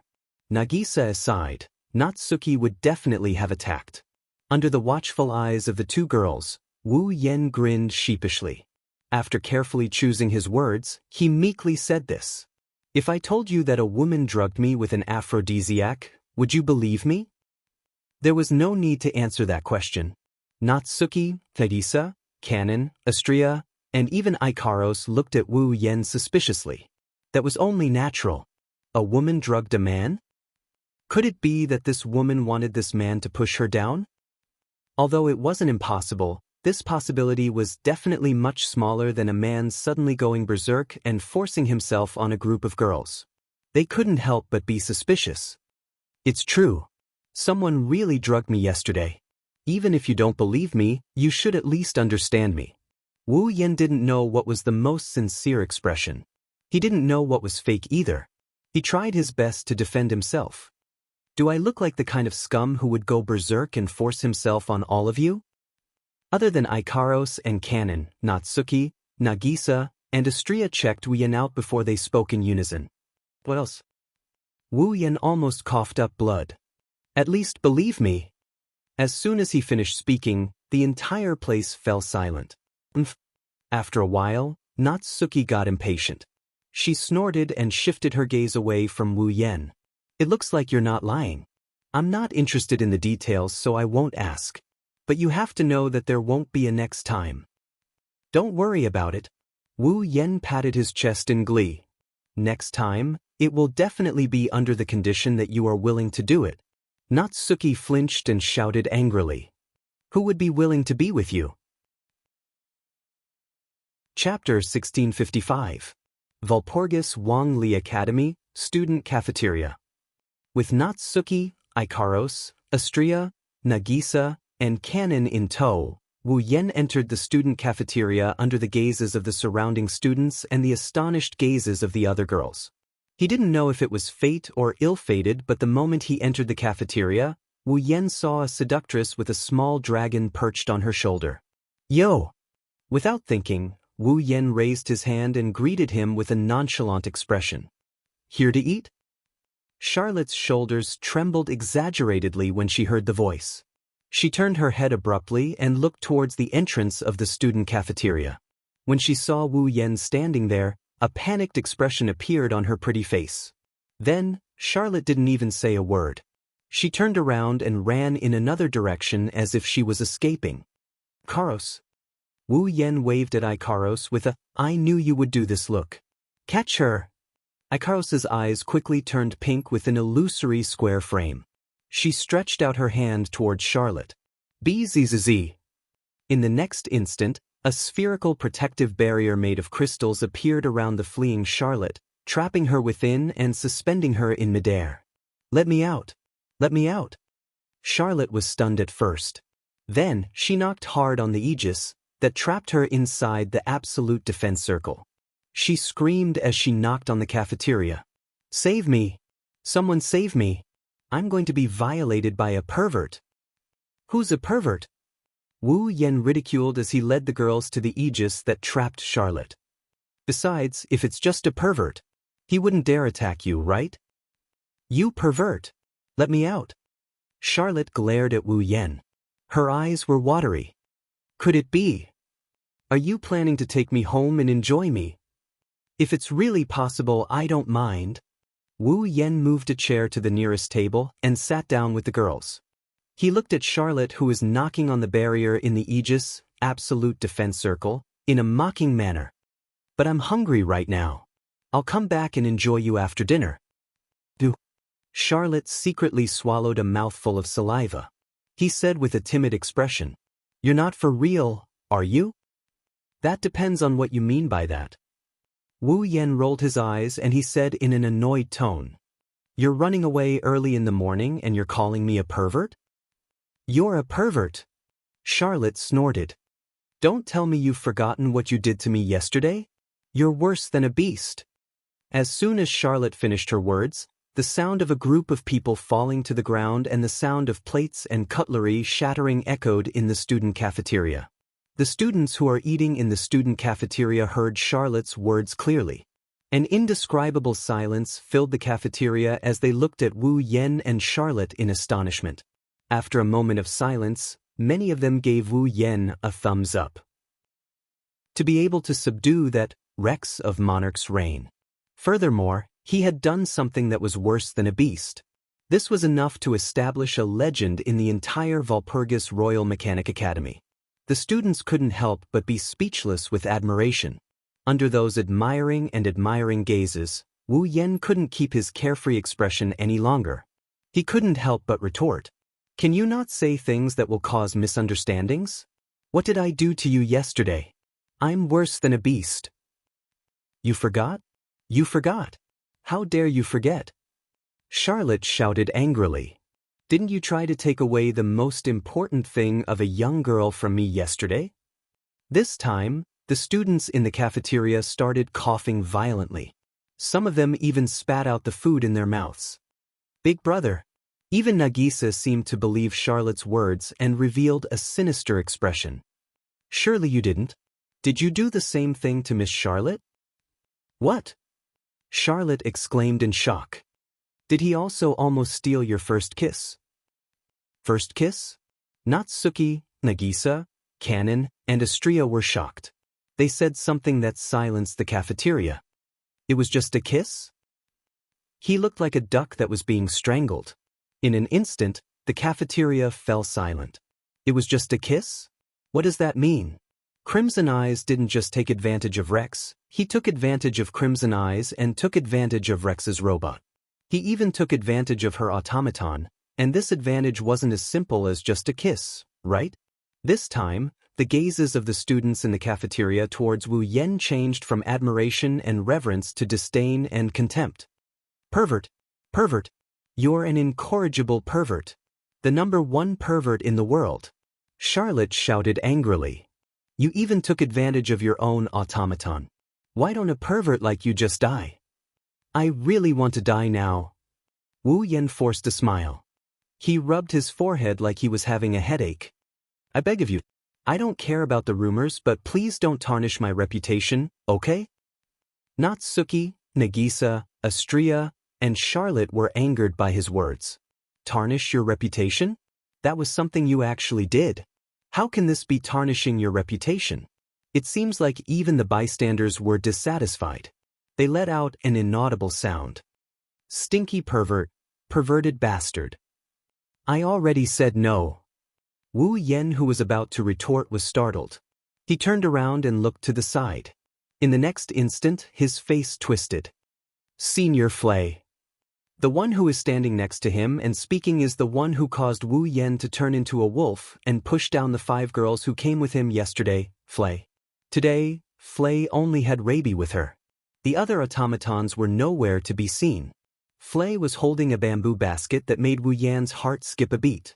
She walked over shyly and placed it in front of Wu Yan. Looking at the extravagant sandwiches in front of him, as if they could only be made in a high-class restaurant, Wu Yan's face twitched. What's going on? You. Flay sneaked a glance at Wu Yan. Her gaze kept drifting away.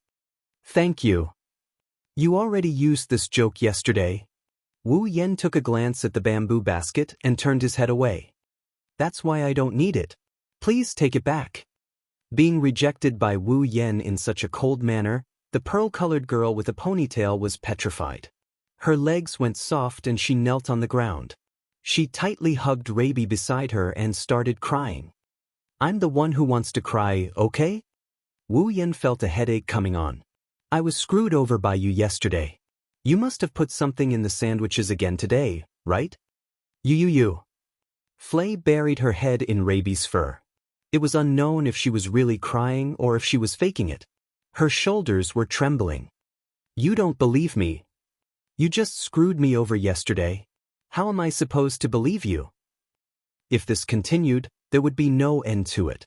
At that moment, Wu Yan decided to change the topic. Oh, that's right. Why did you only bring Raby with you today? This method of changing the topic worked. Flay raised her head and answered softly. I had everyone take turns to rest so that we can prepare for tonight's battle. Tonight's battle? Wu Yan and the group of girls were startled. Charlot, who was still trapped in the Aegis, spoke in a helpless manner.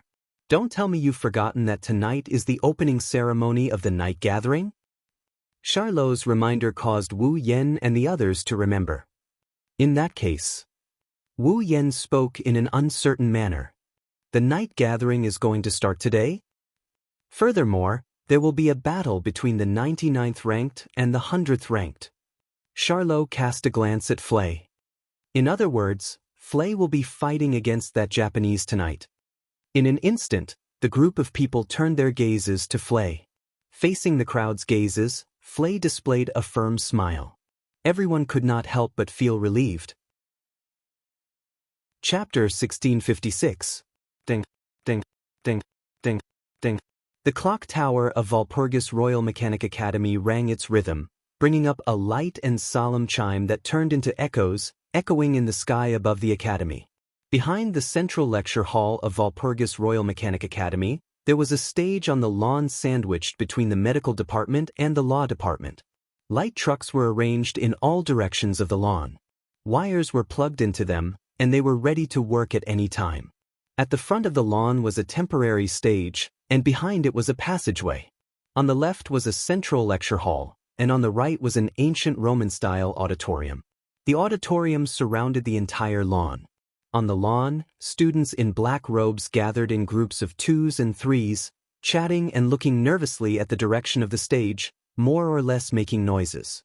The lawn was where the night assembly was held, and it was also the battleground for the contestants of the night assembly. Of course, the students who were able to gather in the battleground in black robes were naturally the gauntlet holders who had the qualification to participate in the night gathering. The students who couldn't participate in the night assembly went up to the auditorium, chatting with each other with noises that were noisier than the gauntlet holders in the battleground. There was still time until the night assembly. There were still around 15 minutes left. The gauntlet holders' official match would start at 6 p.m. when the bell rang. Right now, it was 5:15 in the afternoon. At 5:30 p.m., the opening ceremony would start, and until 6 p.m., it would be used for the opening speech. During this waiting time, putting aside the gauntlet holders in the field, the audience in the auditorium was using this time to enjoy the delicacies bought from the food salesmen or stalls nearby. They were in a noisy state as though they had entered a circus to watch a show. It wasn't anything strange. For the gauntlet bearers, the night assembly would naturally be able to compete for the throne of the Devil King. It was an important competition to win everything, but for the students who didn't have the qualification to participate in the night assembly was just a form of entertainment. Therefore, the audience could see it clearly. In the audience, lunchboxes, snacks, drinks, and even alcohol sales staff were working in an orderly manner at the stalls.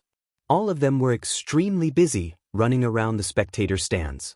Wu Yan and Charlotte walked together with the group of girls. When they arrived at the audience seat, the black robe that they were wearing and the gloves on their hands exposed their identities as the Gauntlet, causing many pairs of eyes to gather on them.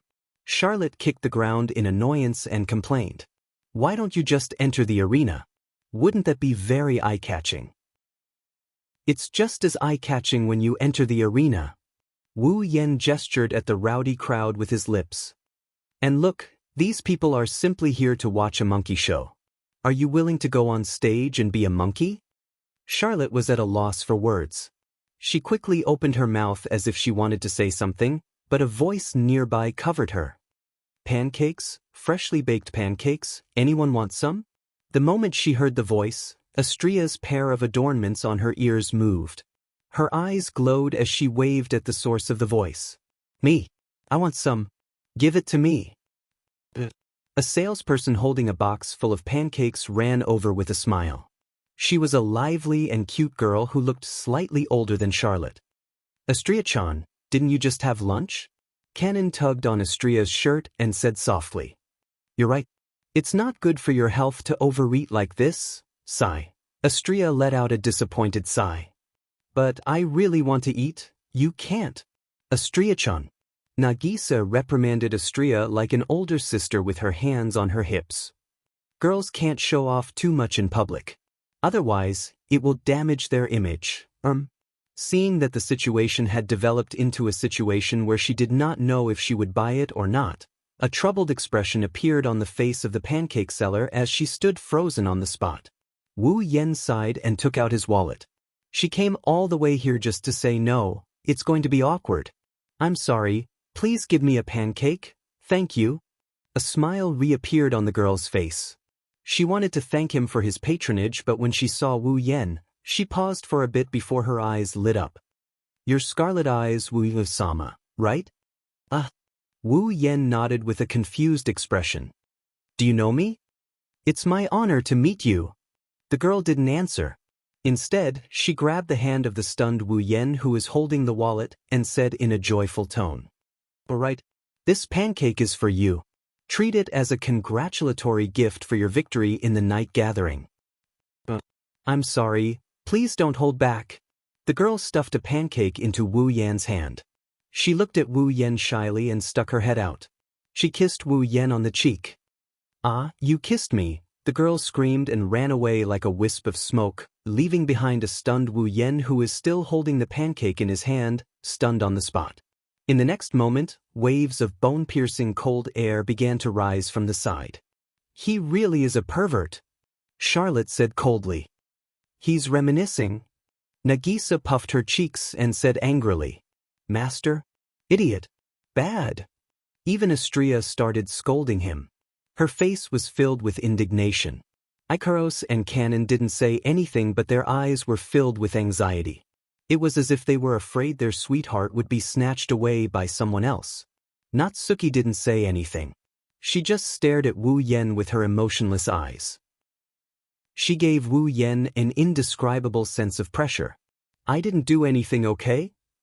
Wu Yan cried out in grievance. "How would I know what's up with that girl? Why did she suddenly kiss me?" Charlotte turned her head away. "She's probably a fan of yours." "Fan? You're one of the members of the 13, you should have your own fans." Charlotte glanced at Wu Yan. "What's so strange about that?" "Fine." Wu Yan sighed and raised the pancake in his hand. "So, are you eating or not?" "Of course I'm eating." Astria's indignation disappeared and was replaced by joy. She took the pancake from Wu Yan. "You should have said no." Nagisa couldn't help but say, "Astria-chan, you'll let Oni-san off the hook if you do that." "But the pancake is innocent," Astria said with a straight face. She took a big bite of the pancake and chewed happily. "It's delicious."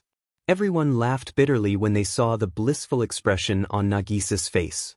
They couldn't bring themselves to complain. At this moment, on the lawn, the band around the stage began to blow their horns. The flock of birds was also deliberately released. They soared and danced in the air. The surrounding students clapped their hands and cheered. It was the prelude to the opening ceremony of the night party. This time, I have to go even if I don't want to. Charlotte calmly tightened her gown. All right, let's go. Wu Yan shrugged. He led Natsuki, Ikaros, Astria, Nagisa, and Kanon to the stage. Just as Wu Yan stepped on the grass field representing the night assembly, a person in formal attire broke away from the line of gauntlets and passed by Wu Yan as if he's skipping the opening ceremony. For a split second, when the person brushed past Wu Yan, he paused for a bit. Wu Yan's expression stiffened and he stopped as well. The guy left the scene in a hurry as if he just completed a mission. Wu Yan didn't even look back as he stood there with his hand raised. There was a piece of paper in his hand. Chapter 1657. In the first battle of the night gathering, the participants were the 99th and 100th ranked participants. In other words, Flay would be fighting against Lei Zhen, who she had been scheming to assassinate all this while, on the first night of the night gathering. Originally, Flay wanted to assassinate Lei Zhen because Lei Zhen's strength was not something she could handle. In order to save the Hellhound automaton, Flay had no choice but to assassinate Lei Zhen. In other words, with Flay's strength, it was impossible for her to defeat Lei Zhen. If she were to fight, Flay would undoubtedly be defeated. However, that was in the past. Currently, Rabi's Hellhound automaton was no longer the only one by Flay's side. Instead, there were more than 10 Hellhound automatons by her side. The automaton of the Garm series was originally developed to allow newbie puppeteers to control it as they wished. Therefore, it was not difficult for Flay to control the Garm series automaton multiple times. On top of that, the sound pressure control was an extremely outstanding magic circuit to begin with. Now, Flay's strength could be said to have increased by several folds. Of course, with Flay's current level of skill in magic, even if the Hellhound automaton was easier to control, she was still unable to control more than 10 of them. With Flay's current proficiency in magic, under the condition that she did not affect the control of the other automatons, she could at most control 5 automatons of the Garm series. However, this still allowed Flay's strength to increase by several times. Under such circumstances, the situation in the first battle between Flay and Lei Zhen could be said to have completely reversed. Watching Lei Zhen and Yaya being surrounded by more than 5 Hellhound automatons and dodging the sound pressure cannons with great difficulty, the two of them looked like they were in a difficult situation. They seemed to have fallen into a bitter battle. Charlotte could not help but forget to avert her gaze. This is too ridiculous. That's right, it's too outrageous. With Lei Zhen's strength, even if he couldn't enter the ranks of the 13, he would definitely be an excellent puppet user who would follow closely behind. Now, because Flay had obtained the help of the other automaton from the Garm series, she was able to obtain the help of the Garm series. His strength had improved greatly. The level of these two people had already surpassed the level of those ranked in the top 20 or 30. It was close to the top of the 13, meet NDS. Yet, in the first battle of the night gathering, this first battle had evolved to a level that the previous night gatherings' first battles could never reach. Wasn't it ridiculous for the first match to be at this level? It could be heard from the frequent cheers and cheers from the audience. How exciting would tonight's first battle be? I'm afraid that the puppet users who are at the bottom of the night meeting are under a lot of pressure right now, right? This battle has already surpassed the standards of the previous night meetings. Charlot stared at the battlefield below without blinking. I wonder if there will be a victor between the two of them? It's hard to say. Sitting at the side, Natsuki shifted her gaze to Lei Zhen, who had a vexed expression on his face. However, a thoughtful glint could be seen in his eyes. Judging from that brat's appearance, he should be trying to think of a way to break this stalemate. If he can think of a way within an hour, that brat will be the victor. An hour? Charlot was slightly startled. Then he understood. So that's how it is. The lower-ranked contestants had to stay on the battlefield for a full hour before they could request to leave. In other words, Lei Zhen had to either come up with a way to break through the encirclement of the Garm series automaton within an hour and defeat them one by one, or he had to hold on for an hour and go back to slowly think of a way. Lei Zhen was a person of action. However, his brain was not weak either. If he was given an entire day, Lei Zhen should be able to think of a way. At that time, Flay would have no choice but to announce her defeat. Of course, on the second night of the night gathering, the 98th ranked contestants would also enter the battlefield and cause chaos. No one could predict how the situation would turn out. That's why the best course of action is to decide the victor tonight. If Flay wants to defeat Lei Zhen, she has to defeat Lei Zhen while she still has the strategic advantage. She has to defeat Lei Zhen before he can think of a way to break through the stalemate. Therefore, this was a battle of speed. Lei Zhen has to think of a way to break through the stalemate. Flay has to defeat Lei Zhen before he can think of a way to break through the stalemate. Whoever manages to break through the stalemate first will be the victor. Suddenly, Charlotte realized that someone's voice was missing from her side. She scanned her surroundings. Her gaze landed on Natsuki and Nagisa and Kanon, who were chatting excitedly while watching the battle. Then she finally noticed something. Wu Yen, Ikaros, and Astria are missing. Where are they? Charlot asked in a daze. Where did they go? Who knows? Who knows? Natsuki glanced at Charlot and replied casually. Maybe he's caught up in something troublesome again. At the same time, Wu Yen led Ikaros and Astria to the front of the central lecture hall as they sneaked past the venue of the night gathering. Wu Yen looked at the large building in front of him. He raised his hand and looked at the piece of paper in his hand. This piece of paper was stuffed into Wu Yan's hand by the guy who suddenly left during the opening ceremony. He passed by Wu Yan. There's only one sentence written on it. The Night Gathering Executive Department awaits your arrival. Without a doubt, this was an invitation letter. Even though it's just a piece of paper, the words Night Gathering Executive Department appeared on it. This simple invitation letter isn't as simple as it seems. The Night Gathering Executive Department is an organization set up specifically to deal with the night gathering. The Night Gathering Executive Department is in charge of everything related to the night gathering. The meeting hall of the Night Gathering Executive Department is located on the third floor of the central lecture hall. In other words, the headquarters of the Night Gathering Executive Department is located on the third floor of the central lecture hall. Wu Yan didn't know who invited him here. But if he guessed correctly, it should be a student. There are 3 people in the Night Gathering Executive Department who have the right to speak. They are the dean, the representative of the professors, and the representative of the students. Since the decisions of the Night Gathering Executive Department tend to favor the opinions of the adults, the head of the Night Gathering Executive Department is a student. The person who invited Wu Yan to the headquarters of the Night Gathering Executive Department is most likely the head of the Night Gathering Executive Department. Coincidentally, Wu Yan knows of this person's existence. Banquet at Hongmen? Wu Yan crushed the piece of paper in his hand. He looked at the central lecture hall in front of him and smirked. Let's see what kind of tricks you have up your sleeve. Wu Yan led the 2 angelic girls who looked like his bodyguards. He opened the door of the central lecture hall and he walked in. Wu Yan, Ikaros, and Astria saw a spacious hall when they opened the door to one of the rooms on the 3rd floor of the central lecture hall. The floor of the hall was covered with a crimson carpet. The wine-red curtains were drawn to the wall. A large Victorian-style round table was placed in the center of the hall. There were 3 seats around it.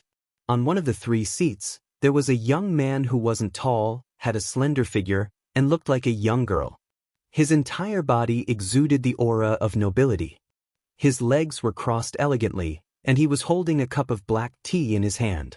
He was sipping it in small sips as he sat there. Beside the young man stood a tall man wearing a deacon's suit and tinted glasses. Looking at the 2 at the round table, Wu Yan's eyes flashed with a sharp glint. Chapter 1658. In the vast executive hall of the night party, a young man with green hair and silver hair sat at the head of the round table, one standing and one sitting at the head of the table, releasing a presence that couldn't be ignored. The sound of the door being pushed open reverberated clearly in the vast space, but the young man acted as if he didn't hear anything. He continued to hold the teacup and drink sip by sip. Only the man who looked like a deacon turned his head and shot a sharp gaze in the direction of the door. Anyone who met the sharp gaze of the man who looked like a deacon would be able to tell that the other party wasn't simple. That's because there's a faint smell of blood coming from the man's body. Those with keen senses would be able to detect it. This was an existence that had truly killed people. Moreover, other than the smell of blood, there was also an extremely strong sense of oppression coming from the other party's body. This told others that this person not only knew how to kill people, but his methods of killing people were also definitely of the valiant kind. However, those with keen senses would be able to detect it. On this person's body, there was a hidden smell of blood and a sense of oppression that made people feel extremely out of place. That feeling of incompatibility was as if the other party was a wolf in sheep's clothing.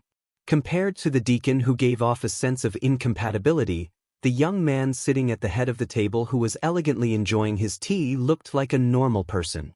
Of course, that's just how it looks.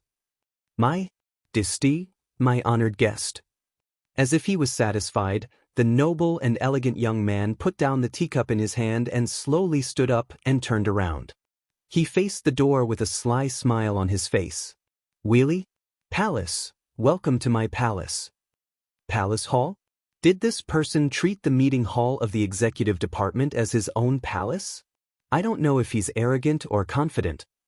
Pursing his lips, Wu Yen led Ikaros and Astria into the meeting room of the executive department. Their footsteps were muffled on the luxurious carpet. The young man watched as Wu Yen and the two angelic girls got closer. The sly smile on his face got thicker and thicker to the point where it looked like he's up to no good. Looking at that smile, Wu Yen felt a bit nauseous, so he didn't go any closer. Instead, he stopped 5 meters away from the boy and met the eyes of the boy, who is full of smiles. I'm not a person who likes to beat around the bush. His first sentence was a tit for tat. This caused the eyes of the man standing behind the young man, which were hidden under his tinted glasses, to quickly condense killing intent. He moved a few steps to the side so that there's no obstacle between him and Wu Yen. Clearly, this man had the intention of charging forward. Really, you can't be rude to my esteemed guest. The young man was clearly being treated with disrespect in the beginning, but he still sounded happy. He spread his hands and said as if he was putting on a show. However, I don't mind beating around the bush. At the very least, please give me the esteemed Scarlet Eyes. Do you have the time to introduce yourself? The head of the night meeting hall's executive department, number 10 of the 13, Cedric Granville. Cedric Granville. Wu Yen looked at the boy with a gaze that seemed to be able to see through everything before he opened his mouth with a smile that is not a smile. For now, I'll treat you as this person. Treat me as this person? The young man raised an eyebrow. The sly smile on his face turned into an enigmatic one. That's an interesting way to put it. It seems like you're not as simple as I thought. Well. The young man showed an exaggerated smile. He looked at Ikaros and Astria behind Wu Yen. His eyes were filled with curiosity and amusement. You can carry 5 high-performance automatons with you, and you've even suppressed Marshall before. You defeated Felix, and even sent Bronson, who almost took the throne of Demon King, to prison. Everyone knows that you're not simple. Everyone only knows about the first half of the fight.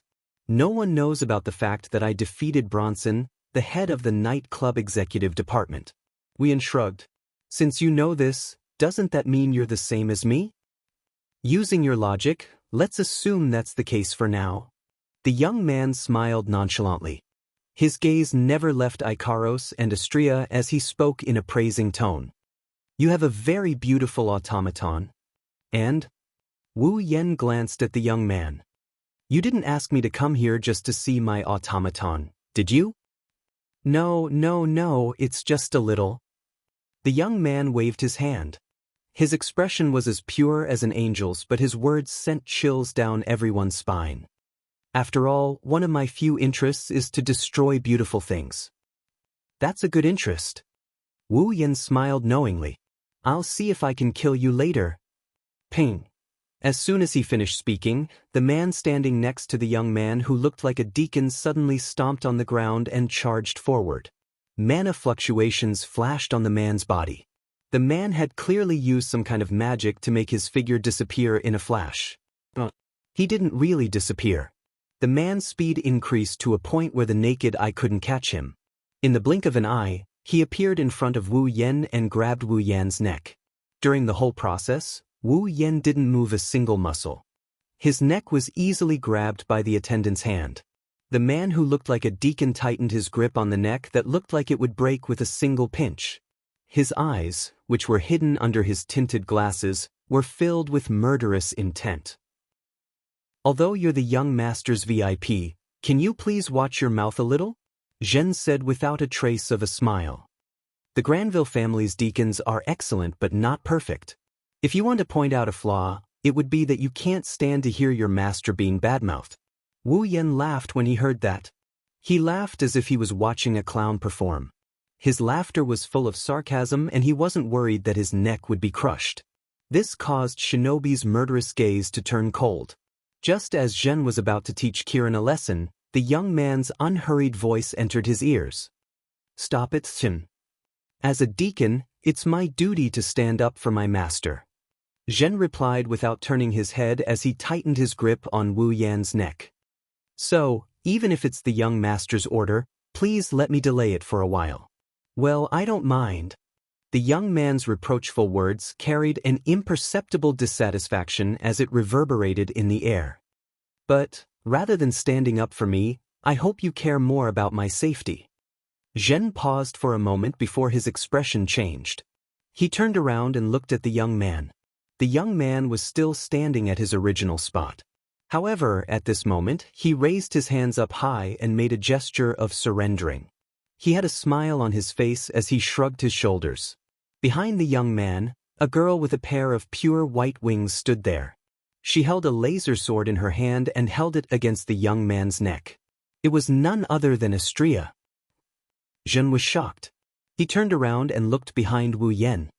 He saw that where the two angel-like girls were supposed to be standing, the one with long golden hair and pure white wings had disappeared at some point in time. All that was left was the girl with pink wings and pink hair, who was staring at the real girl with a pair of illusory square frames and a pair of cold, heart-piercing crimson eyes. Zhen's scalp tingled as he looked at the pair of cold crimson eyes. He had a feeling. If he really dared to crush the neck in his hand, then this beautiful girl who was as beautiful as an angel in front of him would definitely blast him into pieces before he could do so. Chapter 1659. One of them was choked by a hand while the other was held by a sword. Both of their necks were in a position where a fatal wound could be inflicted on them within a second. Tension filled the air. Oh, what a shocking speed. The young man with the laser sword on his neck said with a smile on his face. "This is the first time I've seen an automaton that can move faster than a real one. Is there a magic circuit inside it that increases its speed? Or is it a magic circuit related to space?" "You think that speed is magic?" Wu Yan smiled calmly. "If that's the case, then I'm sorry, but can you not compare my Astria to your automaton?" "You can tell that it's really my automaton?" the young man asked in surprise. "There are plenty of people who can tell that it's an automaton, but I've never seen anyone who could tell that it's an automaton so quickly. After all, it's too similar to a real person, isn't it? It doesn't change the fact that it performed magic in an instant." Wu Yan explained with a lack of interest. "The only thing that can perform magic in an instant is an automaton. This is common knowledge, the head of the night meeting." "Beautiful." The young man clapped happily from the bottom of his heart.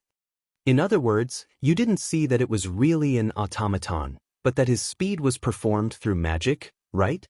Isn't this even more difficult than seeing if it's really an automaton?" "Too bad, unfortunately." Wu Yan glanced at Shinichi, who had a sour expression, and he shook his head in disdain.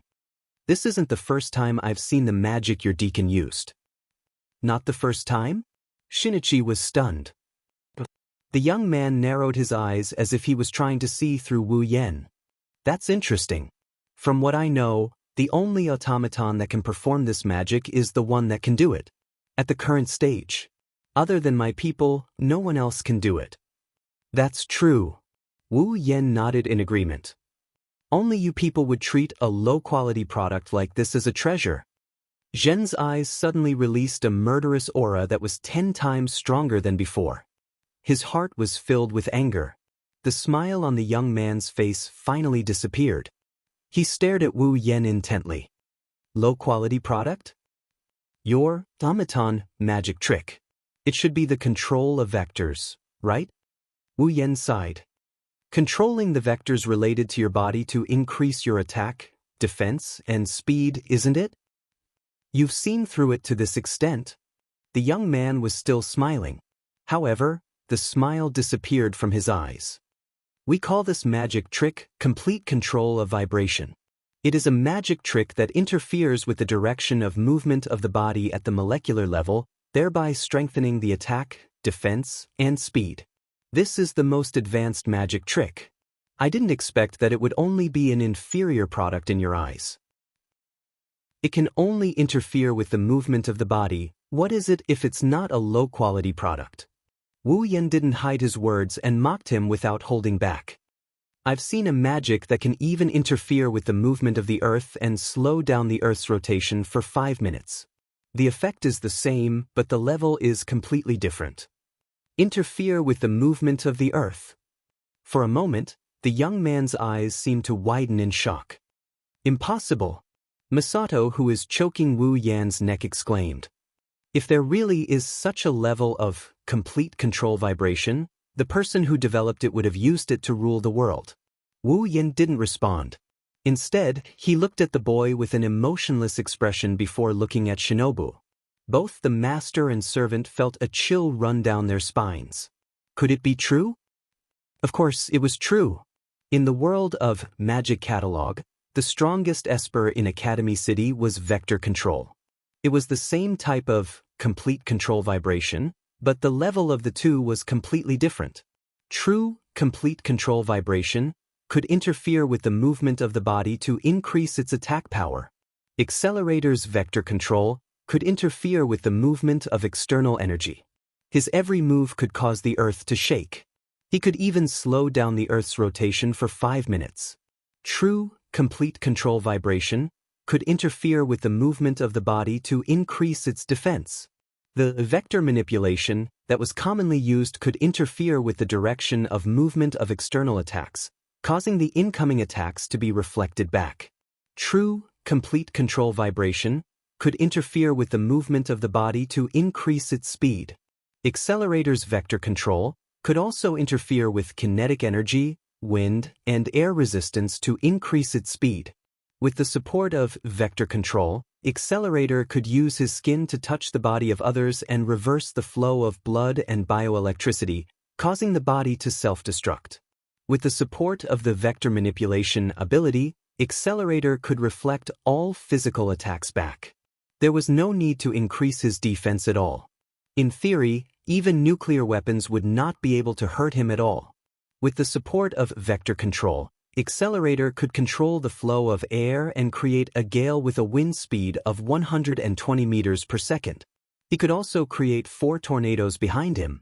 With the power of the tornadoes, he could even match the speed of a fighter jet. Compared to vector manipulation, complete control of vibration was not qualified to be compared at all. Of course, that was referring to the level of vector manipulation. If the level of vector manipulation was only level 4, perhaps it would be on the same level as complete control of vibration. Of course, no matter how strong vector control was, it was still a superpower in the Magic Catalog. It had nothing to do with the nimble girl invulnerability world. It wouldn't appear in this world. Wu Yan didn't bother to explain this point. He glanced at Astria. Astria understood and withdrew the laser sword from the boy's neck. She flapped her wings and flew into the air. She circled around the hall and returned to Wu Yan's side, landing next to Ikaros. The real's hand was still on Wu Yan's neck. If he really wanted to, he could have snapped Wu Yan's neck right now. Faced with such a situation, Wu Yan not only called Astria back, he also ignored the pressure on his neck as if he didn't care about his own life and death. Seeing this, the truth, who was in control of this person's life and death, gnashed his teeth in hatred. Really? the young man revealed a helpless expression for the first time. He already retreated. If you don't stop, wouldn't that make me look weak? The real's expression changed a few times. He unwillingly withdrew his hand and returned to the boy's side. In truth, the youth really wanted to ask if the complete control vibration that could shake the entire earth really existed, and if it did, who possessed it? However, perhaps it was because he subconsciously did not want to, or perhaps he did not dare to think that there was such a level of complete control vibration. The young man suppressed the doubts in his heart and forced a smile. Don't tell me you don't want to ask me why I asked you to come here? I told you from the start, I don't like to beat around the bush. Wu Yan chuckled at the boy. But you like to beat around the bush, that's why I accompanied you for so long. In other words, Wu Yan had already asked from the very beginning, it's just that the youngster kept spouting nonsense. It's not that Wu Yan didn't ask, it's because the boy liked to play and Wu Yan played with him. The boy choked. He was a little annoyed. In the past, other than facing his own parents, he had always been the one to take the lead in everything. But now, he's a level lower than Wu Yan. How could the boy not be annoyed? However, as if he had thought of something, the young man laughed happily again. I want to introduce you to someone. After saying that, the young man gently snapped his fingers. At the same time, the door to the hall opened. Chapter 1660. At the same time, everyone's eyes converged in the direction of the entrance of the hall. Thus, everyone present was able to clearly see it. Outside the door, a young girl pushed open the door and walked in slowly with her head lowered. It was a young girl wearing the uniform of the Walpurgis Royal Tactical Academy. The girl had long flaxen hair that reached her waist. She wore a beret on her head. Her figure was slender but not tall. She was well-proportioned but not voluptuous. If you only look at her figure, she was the type that wasn't hard to find. There was nothing special about her. Wu Yan, Ikaros, and Astria flinched at the same time when they saw the girl in front of them. Their faces were filled with shock and astonishment. It was because the girl in front of them, whether it was her figure, appearance, or dress, they were all too similar to someone. Charlotte. That's right. The girl in front of them looked like she was carved from the same mold as Charlotte. If there was a difference, Charlotte's hair was a dazzling golden color while the girl in front of them had a rustic flaxen color. Charlotte's face was as beautiful as a fairy's. The girl in front of them wasn't weak either, but the weakness in her eyes and the depression on her face made her weaker than Charlotte. But without a doubt, the girl in front of them was very similar to Charlotte. If the girl in front of them was Charlotte's twin sister by the same mother, then no one would doubt it. It should be said that the girl in front of them is Charlotte's twin sister. Biological sister.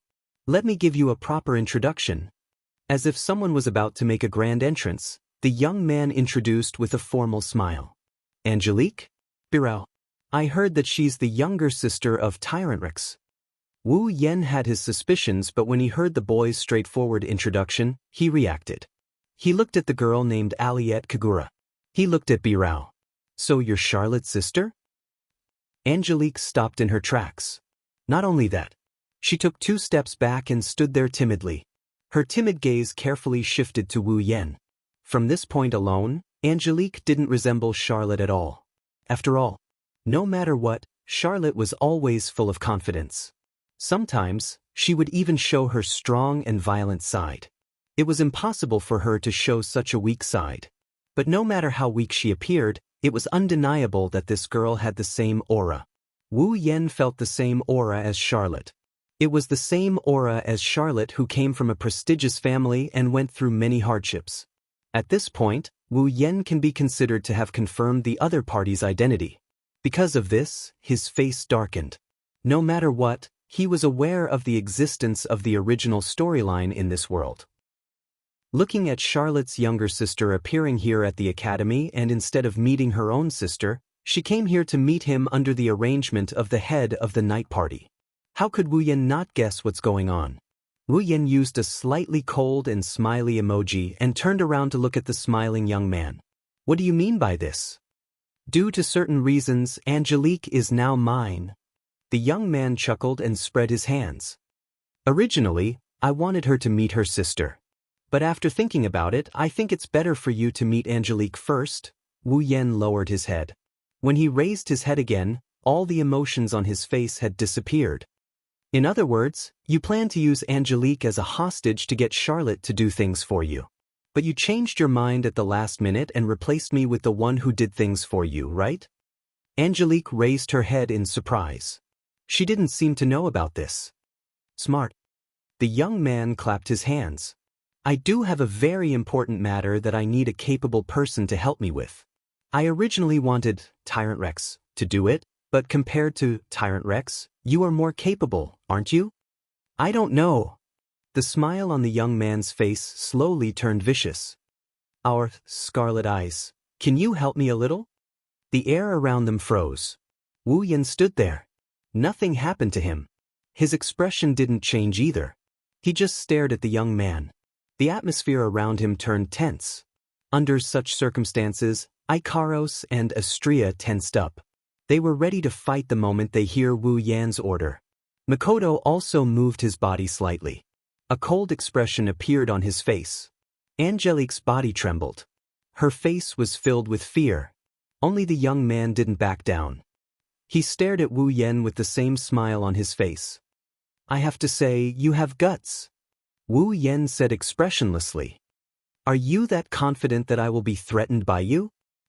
I believe that there's no one in the entire academy who doesn't know about how good the relationship between Scarlet Eyes and Tyrant Rex is.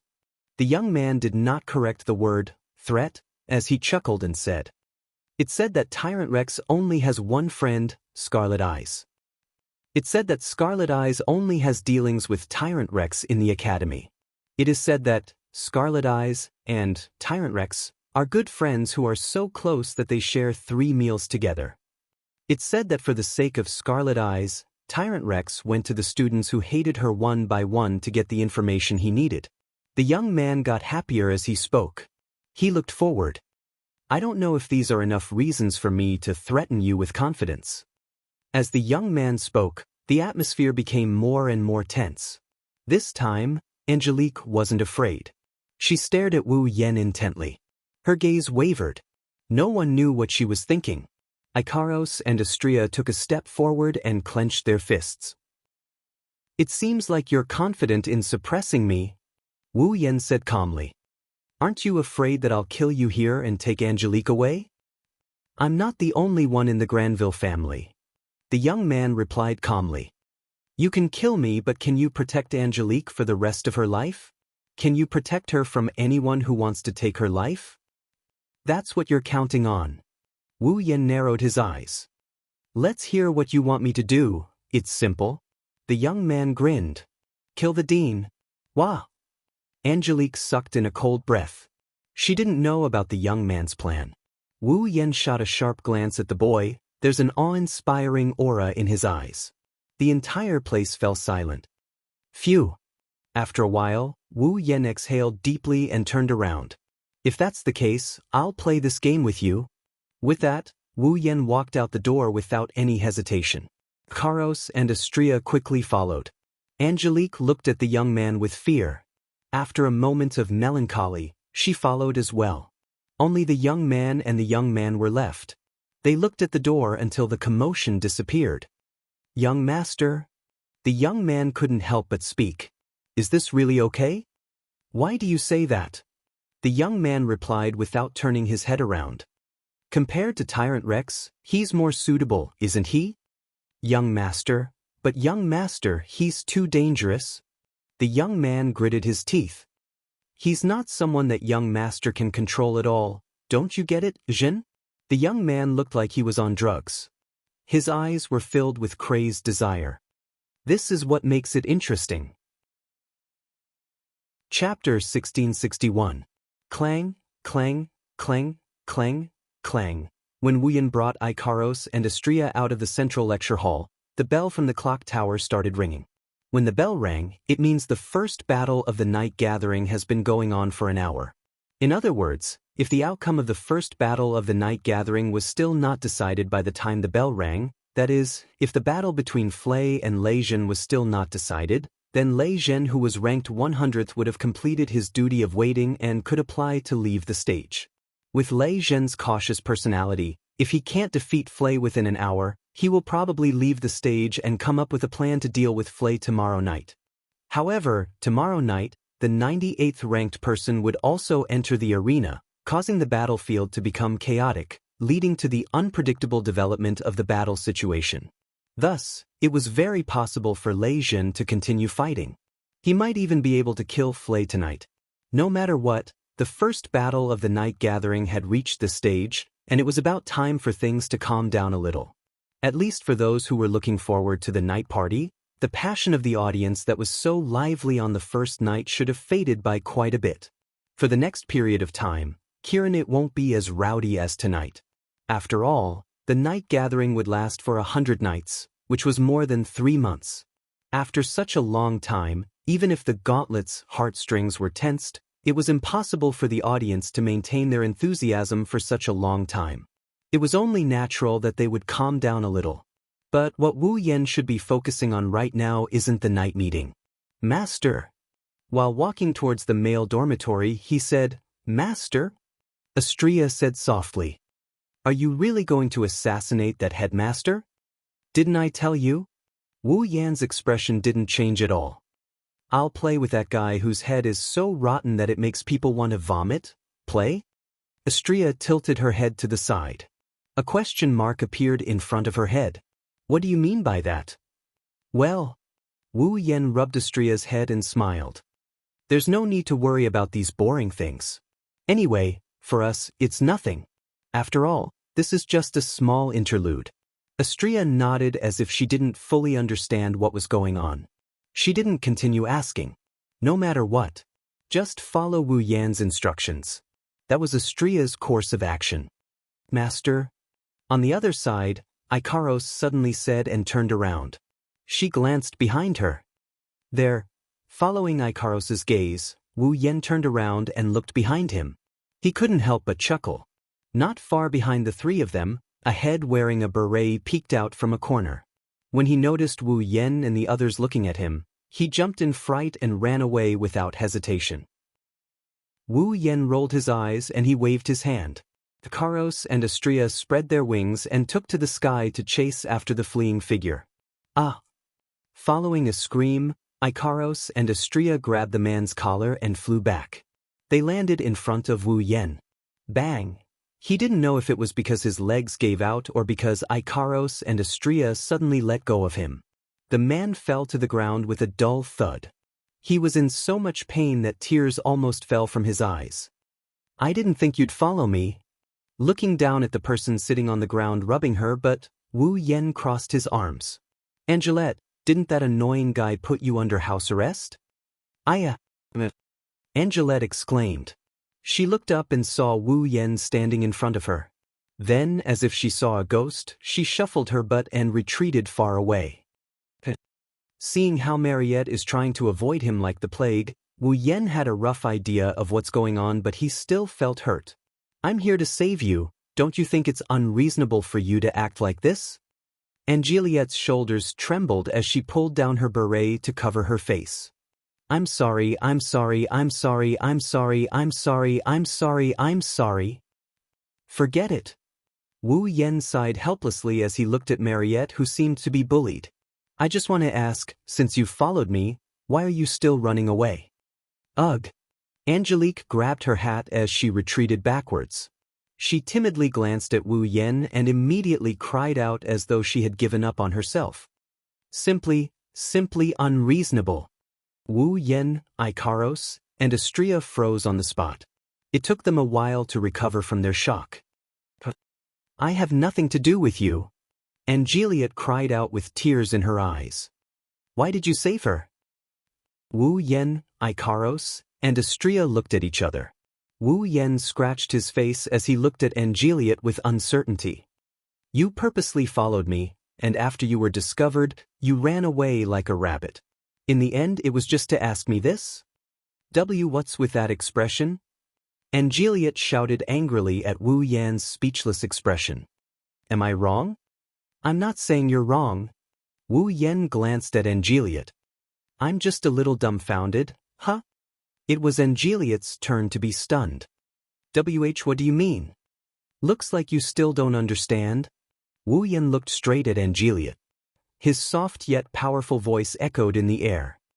You only need a reason to kill someone. What reason do you need to save someone? She couldn't help but look at Wu Yan. Looking at his nonchalant and perfunctory expression, she couldn't help but feel indignant again. That's a nice way to put it. You saved me for Oni-sama. Charlotte? Wu Yan pondered for a moment before shaking his head. Maybe that's part of the reason. So it's for Oni-sama? Angeliot's grip on her hat tightened. Her expression turned gloomy. As expected of Oni-sama. She shines wherever she goes. Even with House Birau's decline, there are still people willing to do that kind of thing for Oni-sama. Angeliot's words were filled with admiration, jealousy, and inferiority. Wu Yan took a deep look at her. Do you hate Charlotte that much? Of course not. Angeliot said without hesitation. She lowered her head immediately. From the looks of it, Angeliot didn't hate her sister. Instead, she seemed to have some negative emotions towards her sister. For example, jealousy. For example, inferiority. For example, envy. If you think about it, it's understandable. Angeliot's talent was extraordinary. But compared to Charlotte, she was still lacking. Angeliot's personality was weak. Charlotte, on the other hand, was very competitive. She was destined to attract attention wherever she went. And judging from the fact that there wasn't a single ripple of mana coming from her body, she was either not a puppet user or a magician. Either that, or she was so weak that others wouldn't be able to sense her unless she used her mana. However, at such a young age, not only was she able to become one of the 13 people when she was only in her second year, she even obtained an automaton like Sigmund, who was so outstanding that no one could help but be envious of her. Come to think of it, Angeliot must have felt both proud and inferior towards her sister, right? In short, Wu Yan slowed down his tone. Since everything is fine now, let's go see Charlotte. She should be happy. I don't want to. Angeliot clenched her fists and closed her eyes. Please don't mind me. Just treat it as if nothing happened.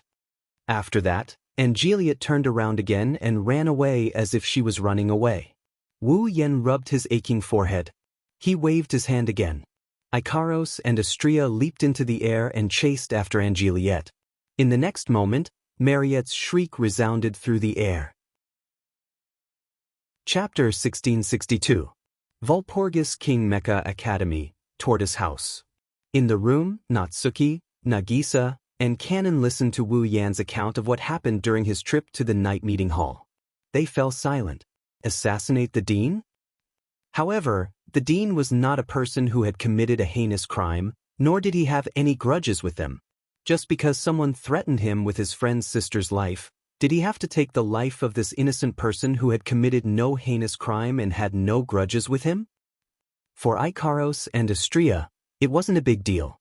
It wasn't that Icaros and Astrea had a heart of stone, it was just that they didn't feel lost at all.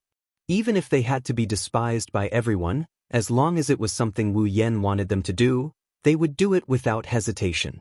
That was all. However, it was a different story for Natsuki, Nagisa, and Kanon.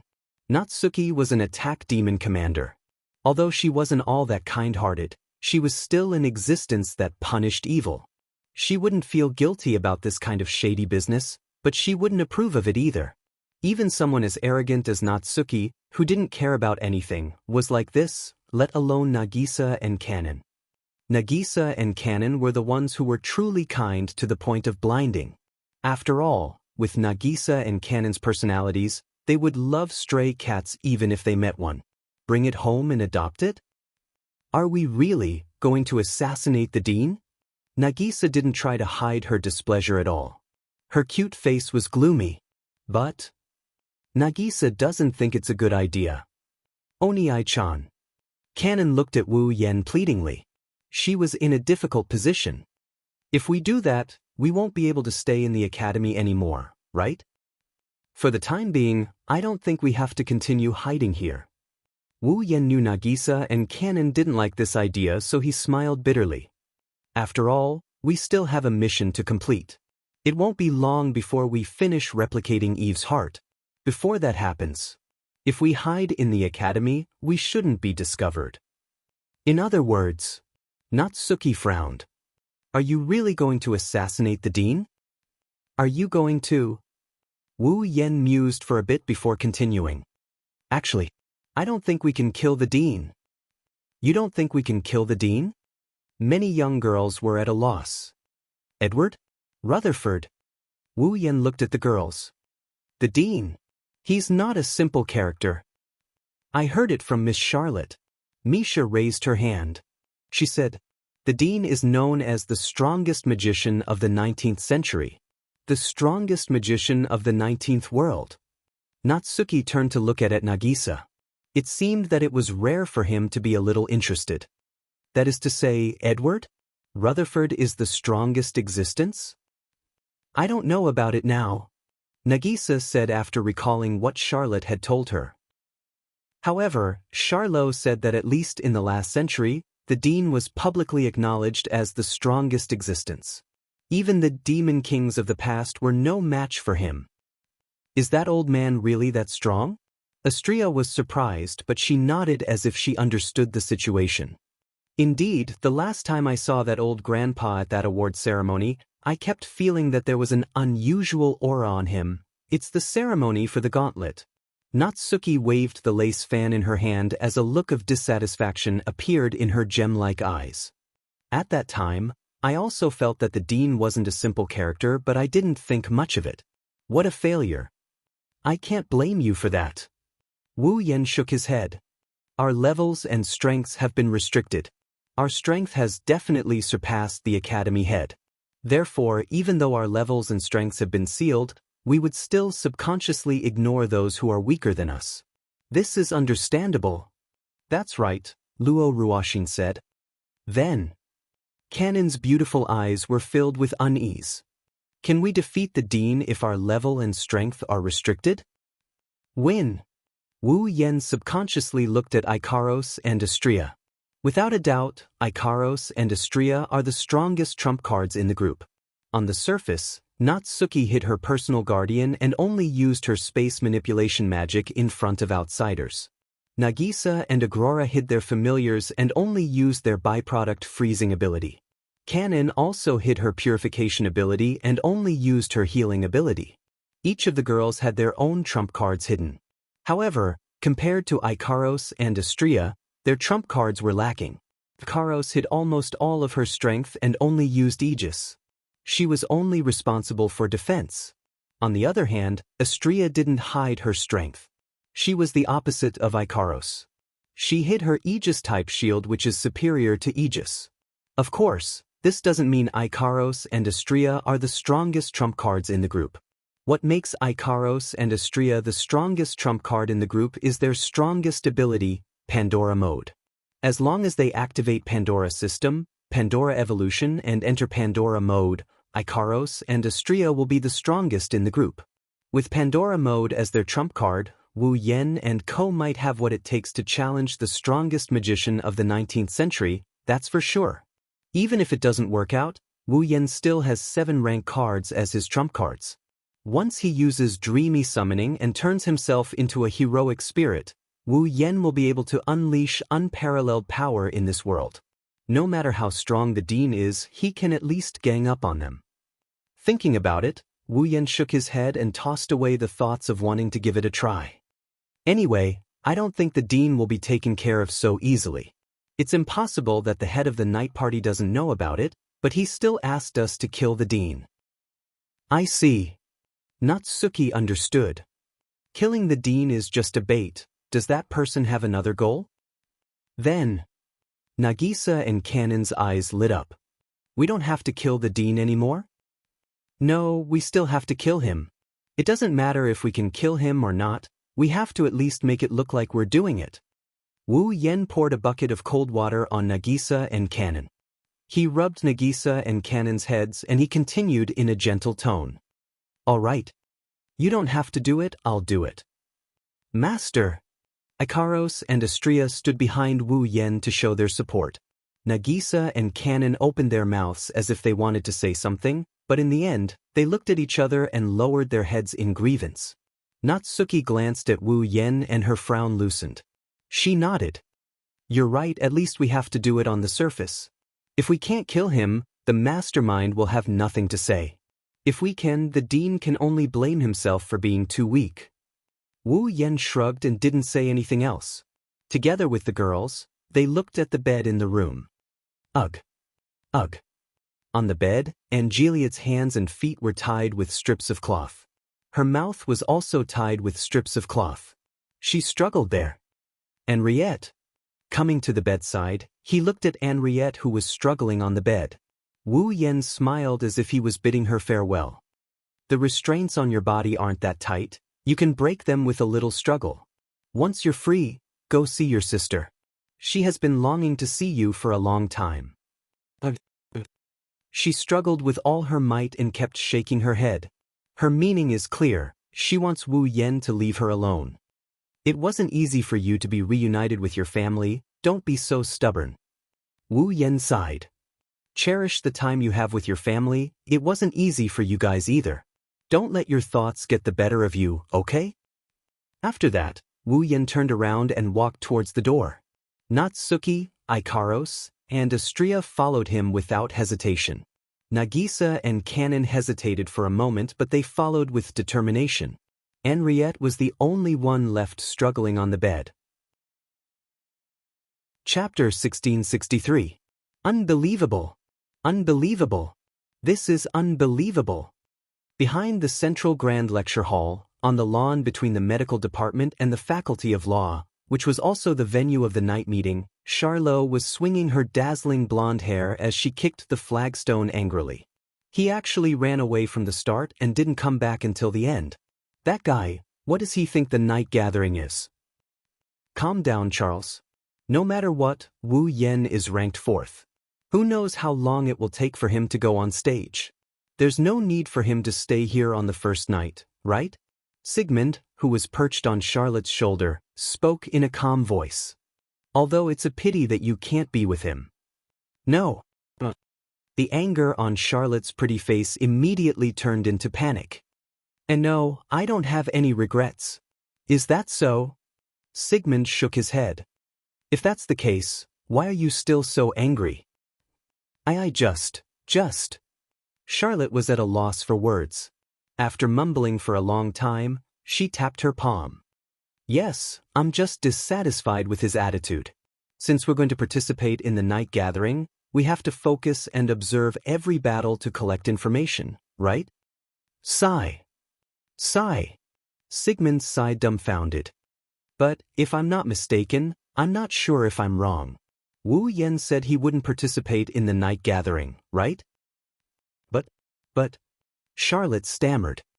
In the end, he still has to go on stage, right? Then he has to do his homework, right? You're still as dishonest as ever. You're so annoying. Be careful, or I'll change your chicken for fish feed tomorrow. Charlotte snorted and turned her head away. It's fine if Master is like this. He even left after watching half of the automaton. How infuriating. Calm down, Charles. Although I know that you're used to Wu Yan's presence, you're feeling a little lonely now. I told you to shut up. At the side, a mocking voice rang out. If others were to find out that Tyrant Rex of the 13 had once lost his temper in the audience, I'd be surprised if they found out that Tyrant Rex of the 13 had once lost his temper in the audience. From tomorrow onwards, no one will dare to come up to the night gathering, right? Upon hearing this voice, Charlotte's mood worsened. With Yaya, who was wearing a short black kimono, Raisin stood beside Charlotte casually. He had a condescending smile on his face. The dean is going to come for a second inspection of the night gathering, but all of you are scared. But those students were all scared away by you. The dean will cry if he sees that. Are you an idiot? Charlotte glared at Lei Zhen with a murderous look. Do you think you're tired of living?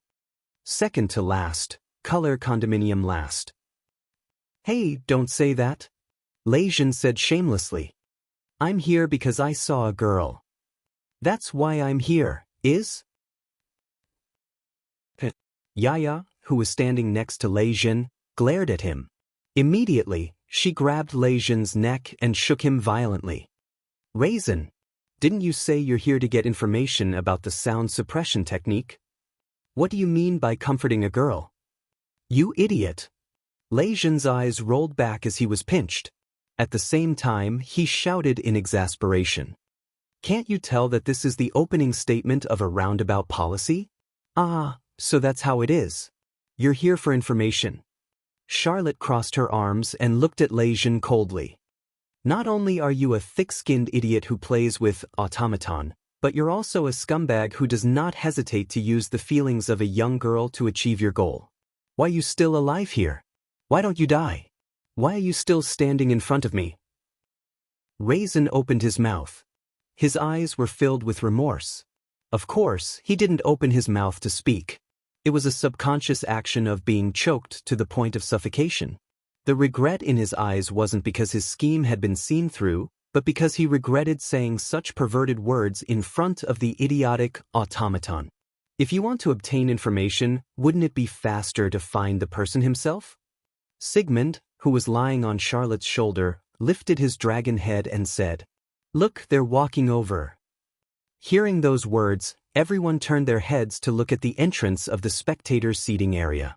There, Flay rode on Rubby's back. With Rubby's back, they arrived before Charlotte and the others. That. Flay looked around and asked in a weak voice. Wu Yen, is he not here? That idiot. Charlotte curled her lips. He left right from the start. He left. Flay was startled. Then she lowered her head in disappointment. Your strength has increased quite a bit. Charlotte shifted her line of sight to Flay. You were extremely weak in the past. Weak? Extremely weak. Flay received a huge blow. She began to mutter the words extremely weak. Your automaton is truly outstanding. With great difficulty, Raisin managed to break free from Yaya's choking technique before entering the three-way river. He held his neck and coughed a few times. Then he looked at the 5 dog-shaped automatons beside Flay. If it was only one, it would be easy to deal with. Never did I expect that it would be so difficult to deal with so many of them working together. I was nearly killed by them. That was all thanks to everyone's efforts. Flay said shyly. I was only in charge of providing magic power and giving orders. That's still a huge improvement compared to before. Charlotte patted Flay's back forcefully. Flay, you have to keep up the good work. Tomorrow night, you have to use the cannonball formed by the sound pressure manipulation to crush the second to last. Actually, you don't have to be so violent. Raisin put on a fake smile. Besides, I didn't offend you, did I? If you had offended me, you would have been blasted into pieces by me. Charlotte turned her head away in disdain. No matter what, tonight's first battle ended in a draw with this pervert withdrawing. I will come back to watch tomorrow's battle. That's all. After saying those words, Charlotte put on her black gown. Are you leaving? Flay asked in confusion. Later, the academy head will come for a second inspection. Are you not going to continue watching? It's only an inspection. What's there to watch? Charlotte did not think much of it. She cast a glance at Raisin. Her gaze turned ferocious. I'm warning you. Flay is very innocent. If you want to use your flowery words to deceive information from her, there is no need for me to do anything. Sword Emperor Loki will definitely dismember you. Yes. Raisin agreed helplessly. While they were talking, a commotion below the arena entered everyone's ears.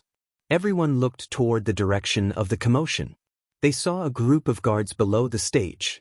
A middle-aged man with a tall and sturdy body, dark skin, beard, and gorgeous clothes walked in from outside the stage. It's the academy head. Ye spoke in surprise. Could it be that the second inspection has begun? Tisk. Charlotte was speechless. He truly came at the wrong time. Elder sister. Suddenly, a shout reverberated from the other side of the spectators' stand. Hearing this voice, Charlotte's body trembled violently. She quickly turned her head around and looked over. Then, she covered her mouth with an expression of disbelief. Anli. Dressed in uniform and wearing a beret, Anne Juliet panted heavily as she ran towards Charlotte from the other side of the auditorium. Anli. Sigmund raised his head with great effort. His eyes were wide open. What's wrong? Raisin asked in confusion. Is it someone you know? Anli. Anli. Charlotte muttered a few times as if she was sleep-talking. Her delicate body was trembling in excitement. It's Anli. It's really Anli. Unfortunately, Anli did not give Charlotte the opportunity to express her feelings for their reunion. She screamed, Lady Big Sister. Please stop Mr. Wu Yen. Wu Yen. Charlotte, Sigmund, Flay, Raisin, and the others were all stunned. In the next moment, a crystal-like radiance covered everyone's field of vision. Chapter 1664. 5 minutes ago, about 30 minutes had passed since the end of the night gathering. However, at the night meeting battlefield, the crowd was still as lively as it had been at the beginning. Perhaps in the coming days, the enthusiasm of the students who had nothing to do with the night party would gradually decrease, and it would not be as noisy as it was today. But that was after today. At the very least, the students' enthusiasm was still more or less maintained at the opening of the night assembly that was held once every 4 years. Even though the first battle ended in a draw, or rather, it could be said that both players had won, the night party was still not over yet. Every year, the night party would be held at 6 o'clock sharp. It would start at midnight and end the next day at 12 o'clock sharp. Before the clock struck 12 o'clock in the morning, even if the battle had ended, the night party would not be considered as over. Therefore, even though there were no more battles on the battlefield of the night assembly, there were still all kinds of stalls around the auditorium. The salespeople were also holding the goods in their hands as they walked around and shouted. The students didn't leave the auditorium either. They were all immersed in it, as if they were celebrating a festival. It was very lively. After a while, the principal would also come to the battleground for a second inspection. He would check all the facilities, equipment, and measures that supported the night gathering to see if there were any mistakes so that the night gathering could continue to be held successfully. Under such circumstances, the students also had the idea of watching the show, so they decided to stay here. In any case, there was a good show to watch and delicious food to sell, so why not? Such a bustling scene also caused the entire night-gathering battlefield to reverberate with endless noise. No one noticed that at a certain moment, a few figures had appeared silently in the air above the battlefield of the night gathering. It floated in the air. Wah! Nagisa held Cannon's hand tightly. He wasn't afraid at all. Instead, he stepped on the air with curiosity. Clang, clang, clang. It sounded like someone was knocking on glass. Similar to standing on the ground, the foundation gate on Itagami Island seems to have something similar. The floor was made of transparent glass. He stood on top of it. It was the same as floating in the air. Was this the same principle? Nisha-chan. Cannon gently tugged at Nagisa's hand when she saw the curious expression on Nagisa's face. This is different. Right now, you're just standing in the space. Natsuki's emotionless voice sounded. I've created a solid foothold in this space. You can think of it as a flat space in the middle of a square space, and you can just stand on it. This looks fun. Astria flapped her wings and tapped on the air beside Cannon and Nagisa. When she felt her feet touch the ground, she removed her wings and stood on it. Wow!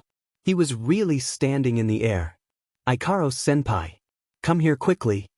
Ikaros nodded silently and flew over to Astria's side. Instantly, the girls lined up in a row and stood in the void. Wu Yen stood in front of the group of girls as he looked down at them from a high vantage point. After a while, when the dean appears, Wu Yen will attack him. When that happens, the crime of attacking the dean will fall on Wu Yan's head. In the autonomous Walpurgis Royal Tactical Academy, such a crime was punishable by capital punishment. In other words, the moment he attacks, the entire academy will become Wu Yan's enemy. Naturally, it would no longer be possible for them to continue to attend classes in the academy, return to their dorms in the ordinary way, eat in the student cafeteria in the ordinary way, and sleep in the ordinary way.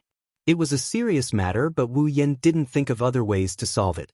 That's because Wu Yan didn't think it was that bad. The replication of Eve's heart is nearing completion. Their goal of coming to this world is more or less complete. When that time comes, there's no need for them to stay in the academy. Therefore, Wu Yan didn't want to think of other ways to save Aliette just to stay in the academy. Rather, before he completes his mission, he might as well play with that so-called night meeting executive department head for a bit. That's not a bad idea. At least, that's how it is for now. Oni-chan. Nagisa and Kanon looked at Wu Yan anxiously. Master. Ikaros and Astria couldn't help but call out to him softly. Actually, with our means, it's easy to come up with other solutions. Natsuki said helplessly. Why do you want to play so big? That's why I said from the start, since he wants to play, I'll play with him. Wu Yan looked down as he replied. It's not a bad idea to use this opportunity to see what the strongest magician of the 19th century is capable of. If he can't even survive our attacks, then so be it. You don't look like someone who would say something like that. Natsuki looked at Wu Yan thoughtfully. Could it be that you know something else? I'm just thinking that the other party might be thinking the same thing as us, thinking that we can't kill the dean.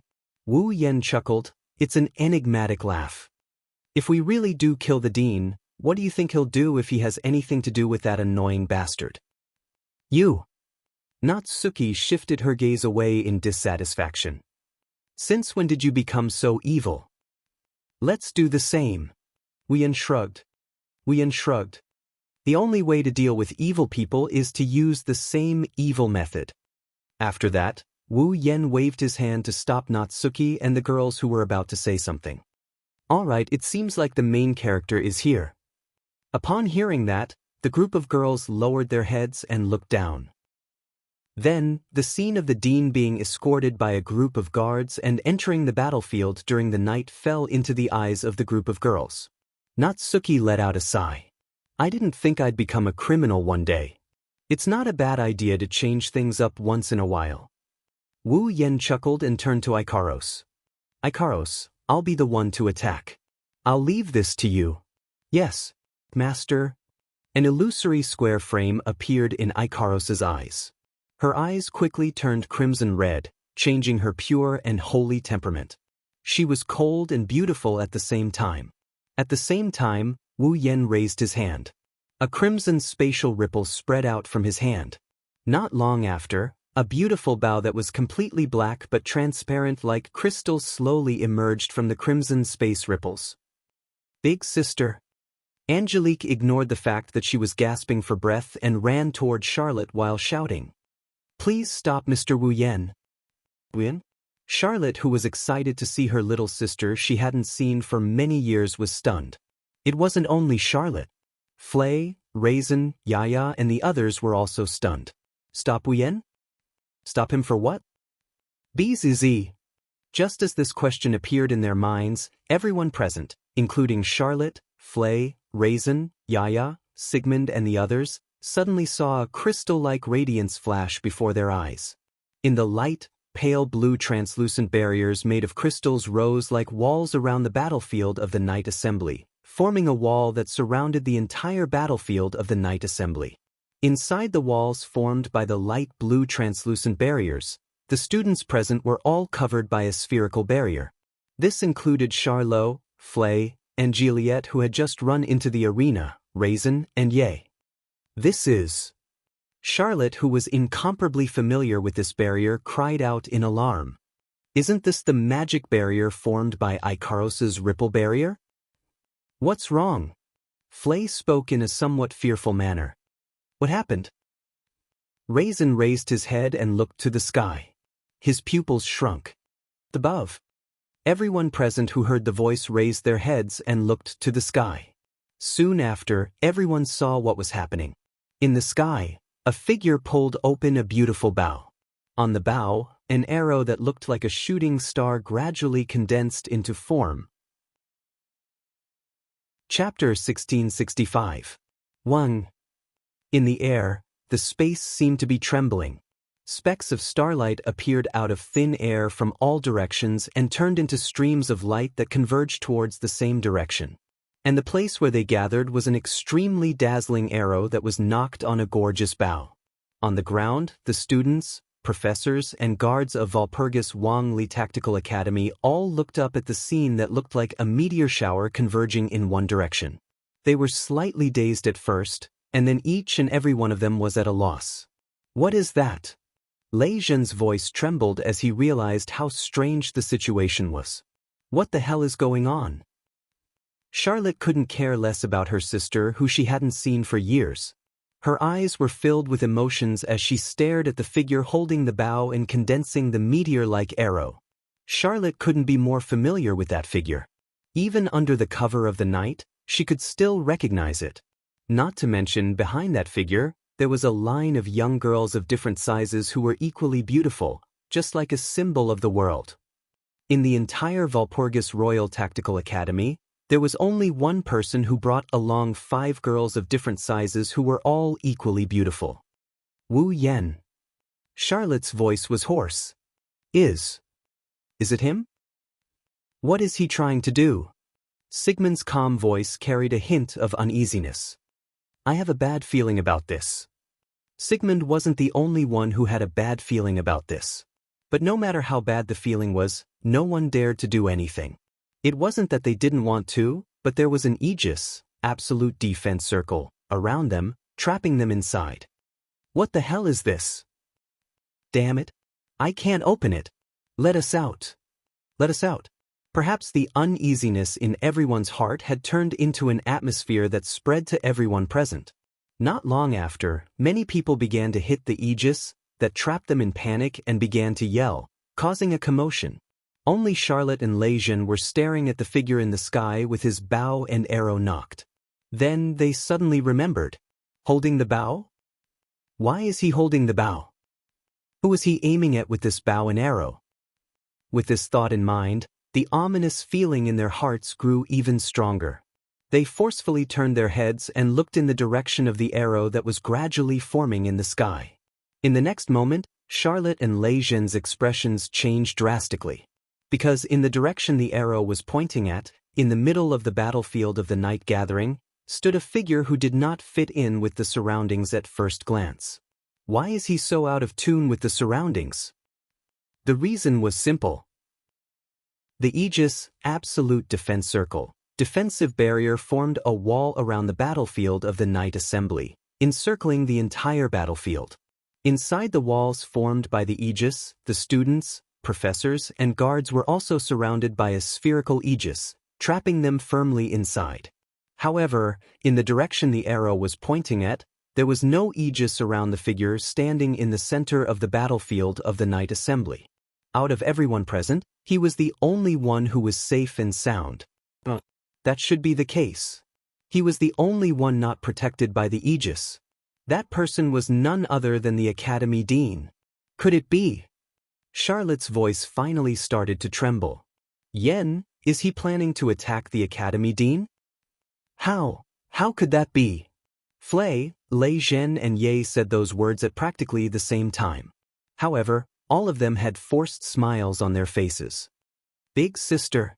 Big sister. Not far away, Mariette, who was also trapped in the aegis, shouted at the top of her lungs.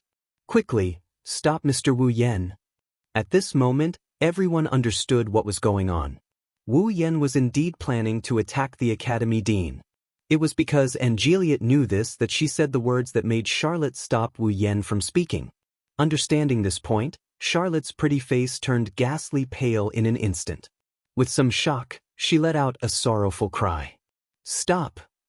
However, it was already too late.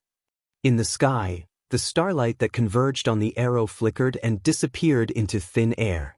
Aiming the fully formed meteor shower arrow at the only figure not enveloped by the aegis, Wu Yan's wine-red eyes glinted with a deadly cold glint. Soon after, he released his hand without hesitation. Swish! Like a stream of light streaking across the sky, the arrow formed by starlight bloomed in midair, rubbing against the atmosphere. Amidst the sound of breaking through the air, It brought along a sky full of starlight and fell down like a comet falling to the earth. Everyone present only saw a bright flowing light flash past their eyes, as if it had cut the space in front of them into two halves. In just a moment, in the blink of an eye, it descended from the sky and landed on the headmaster, who was completely defenseless. Then, everyone's eyes were once again filled with dazzling flashes of light. Boom! As a thunderous sound resounded through the sky, everyone's mind went blank for a short while due to the shock of this loud sound. A strong gust of wind blew out like an explosion, causing the ground to crack inch by inch. The spectators' seats were also smashed into pieces. Debris flew out from the impact like a gust of wind, shooting in all directions like bullets. Ah! The students, professors, and guards who were in the protective barrier of the Aegis were unharmed. However, their bodies were blown away by the strong gales along with the Aegis, smashing into the surrounding ground in a mess. In an instant, the entire night assembly was like an erupting volcano. In an instant, the temperature soared. Although there was almost no substantial damage, screams, and screams reverberated in the arena one after another, making the scene seem like hell with wails everywhere. When the strong gales dispersed, the deafening explosions in the air were extinguished.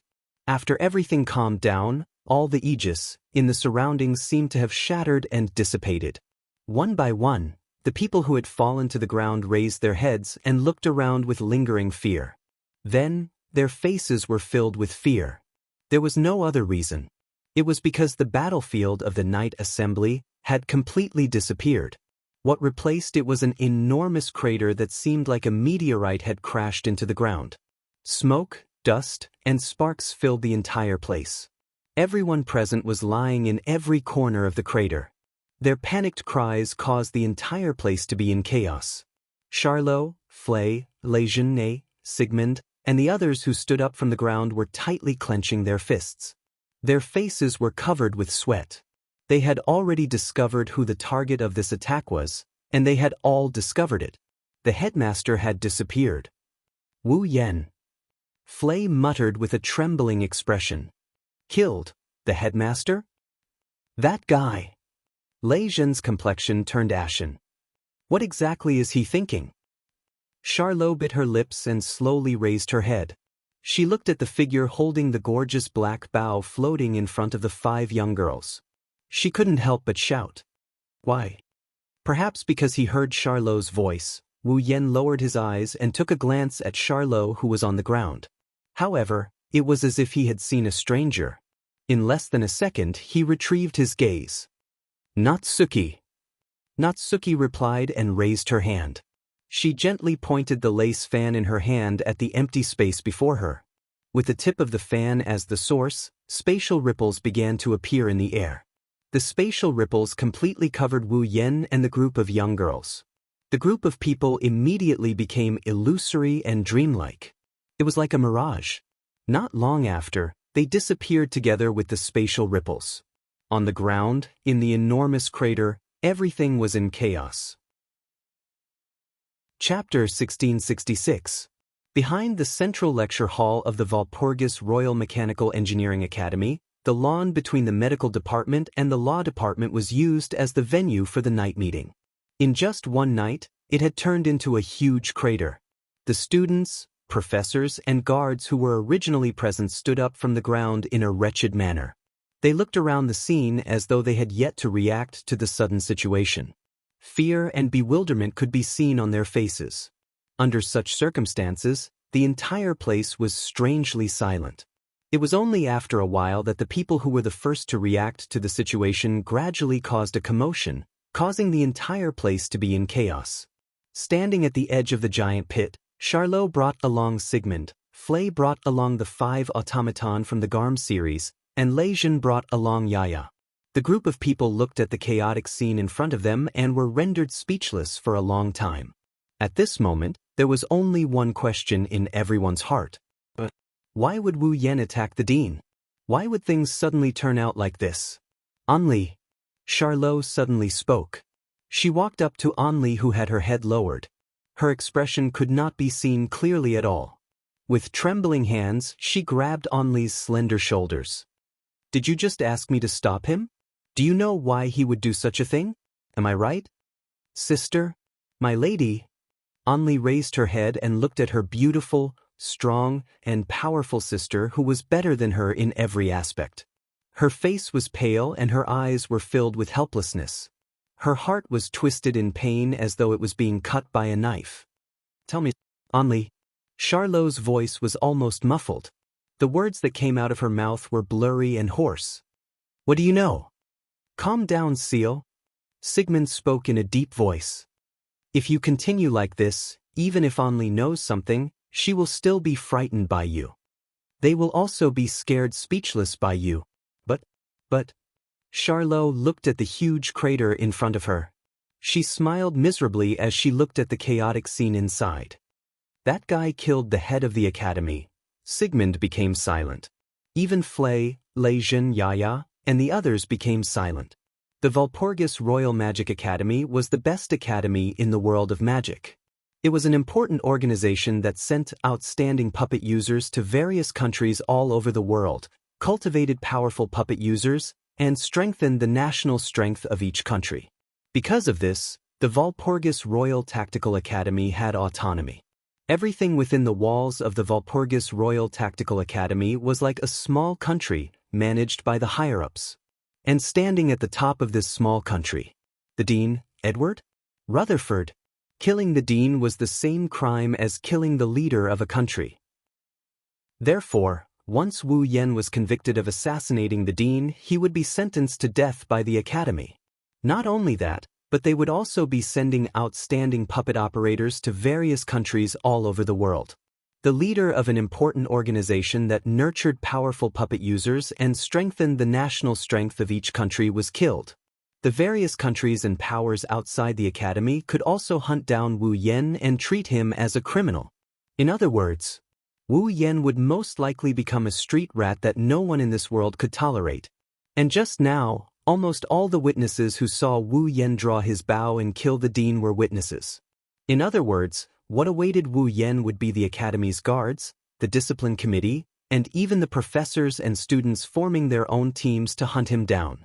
Knowing this clearly, Lei Zhen and Yaya, who were more or less related to Wu Yen, had gloomy expressions. Flay even covered her mouth and tears flowed down from her eyes. Charlotte did not show any expression. She only lowered her head and did not say anything. However, Angelique, who was held by Charlotte's shoulder, and Sigmund, who was standing on Charlotte's shoulder, could both feel it. Charlotte's body was trembling. It had to be said that fate really played tricks on people. In the past, Count Bilo's family was a famous family in England. They were nobles who were bestowed with a unicorn emblem and northern territory by Her Majesty the Queen. However, due to an extremely noble child who was a guest at Count Bilo's house, he was bitten by one of Charlotte's dog-shaped automaton. Count Bilo's family was punished by the royal family. First, Count Bileo's title was taken away, and his family's territory was taken back. Then, the automaton that was once like a family was dismantled, and even their assets were frozen. Due to his assets being frozen, Count Bilo's family was in a difficult situation. Count Bilo was viewed as a common enemy by the English because of this. He could not find a job in England and could only go to France alone. However, in France, Count Bilo's job did not seem to be going well. Not long after, Count Bilo lost contact and there was no more news of him. When Charlotte was still in school, her mother and younger sister also mysteriously disappeared. In a situation where she had no one to rely on, as a child, Charlotte's tuition fees were soon exhausted and she was kicked out of the boarding school. She truly fell into a situation where she had nothing. Fortunately, Charlotte still had an outstanding talent in puppeteering. She also had Sigmund, who was passed down from generation to generation in Count Bilo's family, who carried the magic that contained the truth of the universe and the magic circuit that carried the magic sword. No matter what the situation outside was, the Walpurgis Royal Mechanic Academy only paid attention to puppeteers with extraordinary strength. It was a complete power doctrine. It did not matter if the other party was the child of a felon or not, as long as they had strength, they would be accepted. Therefore, Charlotte received a scholarship from the Walpurgis Royal Mechanic Academy and entered the Walpurgis Royal Mechanic Academy to study. Therefore, from the moment she entered the academy and had a glimmer of hope, Charlotte's dream began. She wanted to find her parents, find her sister, and find the hearts of the automaton that was once her family. She wanted to return to the past and live happily together. It was because of this reason that Charlotte was so obsessed with the night meeting. She wanted to ascend to the throne of the Demon King and regain the reputation of Count Bilo's family. She wanted to obtain enough wealth to revive Count Bilo's family and return everything to its original state. It was because of this that Charlotte alienated all the people in the academy who could become her enemies and walked down the path alone. God was not unkind to Charlotte. In the end, he still gave Charlotte an existence that she could confide in so that she would not be alone in the academy. But now, her missing younger sister had once again appeared in front of Charlotte. However, the only person who had saved Charlotte, comforted her soul, and was the only person she could open her heart to, had almost embarked on a path that would leave her forever. How could Charlotte, who looked strong on the outside but was weak on the inside, endure this? Unable to bear to see Charlotte like this, Sigmund turned his head away and looked towards the center of the crater. When he saw the scene there, Sigmund's eyes shined and he cried out, "Charles, look over there." Hearing Sigmund's voice, everyone was startled and they all looked over. Soon after, the eyes of the group of people lit up. They saw that in the center of the empty crater, several figures suddenly appeared. They were 6 young girls who were as beautiful as flowers. They were dressed in black and had curtains hanging in front of their faces. Behind the 6 girls, there were 2 other people. One of them was a man wearing a silver mask and a luxurious cloak. The other was a middle-aged man with dark skin and a tall and sturdy body. He was as strong as a soldier. The former was Magnus. The latter was the dean who should have died. The dean didn't die? Flay cried out in pleasant surprise. Magnus? Lei Zhen's expression turned serious. So that's the case. Magnus protected the dean? Charlotte's spirit was immediately shaken. The gloominess on her face was swept away. The dean didn't die. In that case, there was still room for redemption. I didn't think that things would develop to this point. Right at this moment, a cold and elegant voice sounded from behind Charlotte's group. Everyone looked towards the source of the voice. Kimberly's figure was imprinted in everyone's eyes. The eyes hidden behind the spectacles turned to look at Kimberly. Kimberly lightly snorted and turned around. "The few of you, come with me." After saying that, Kimberly left without hesitation, without giving anyone a chance to object. Everyone looked at each other in dismay. They could only follow her. You're tuning in to the Han Li's Immortal Journey YouTube channel. Don't forget to subscribe and join us on this journey to catch the most captivating stories.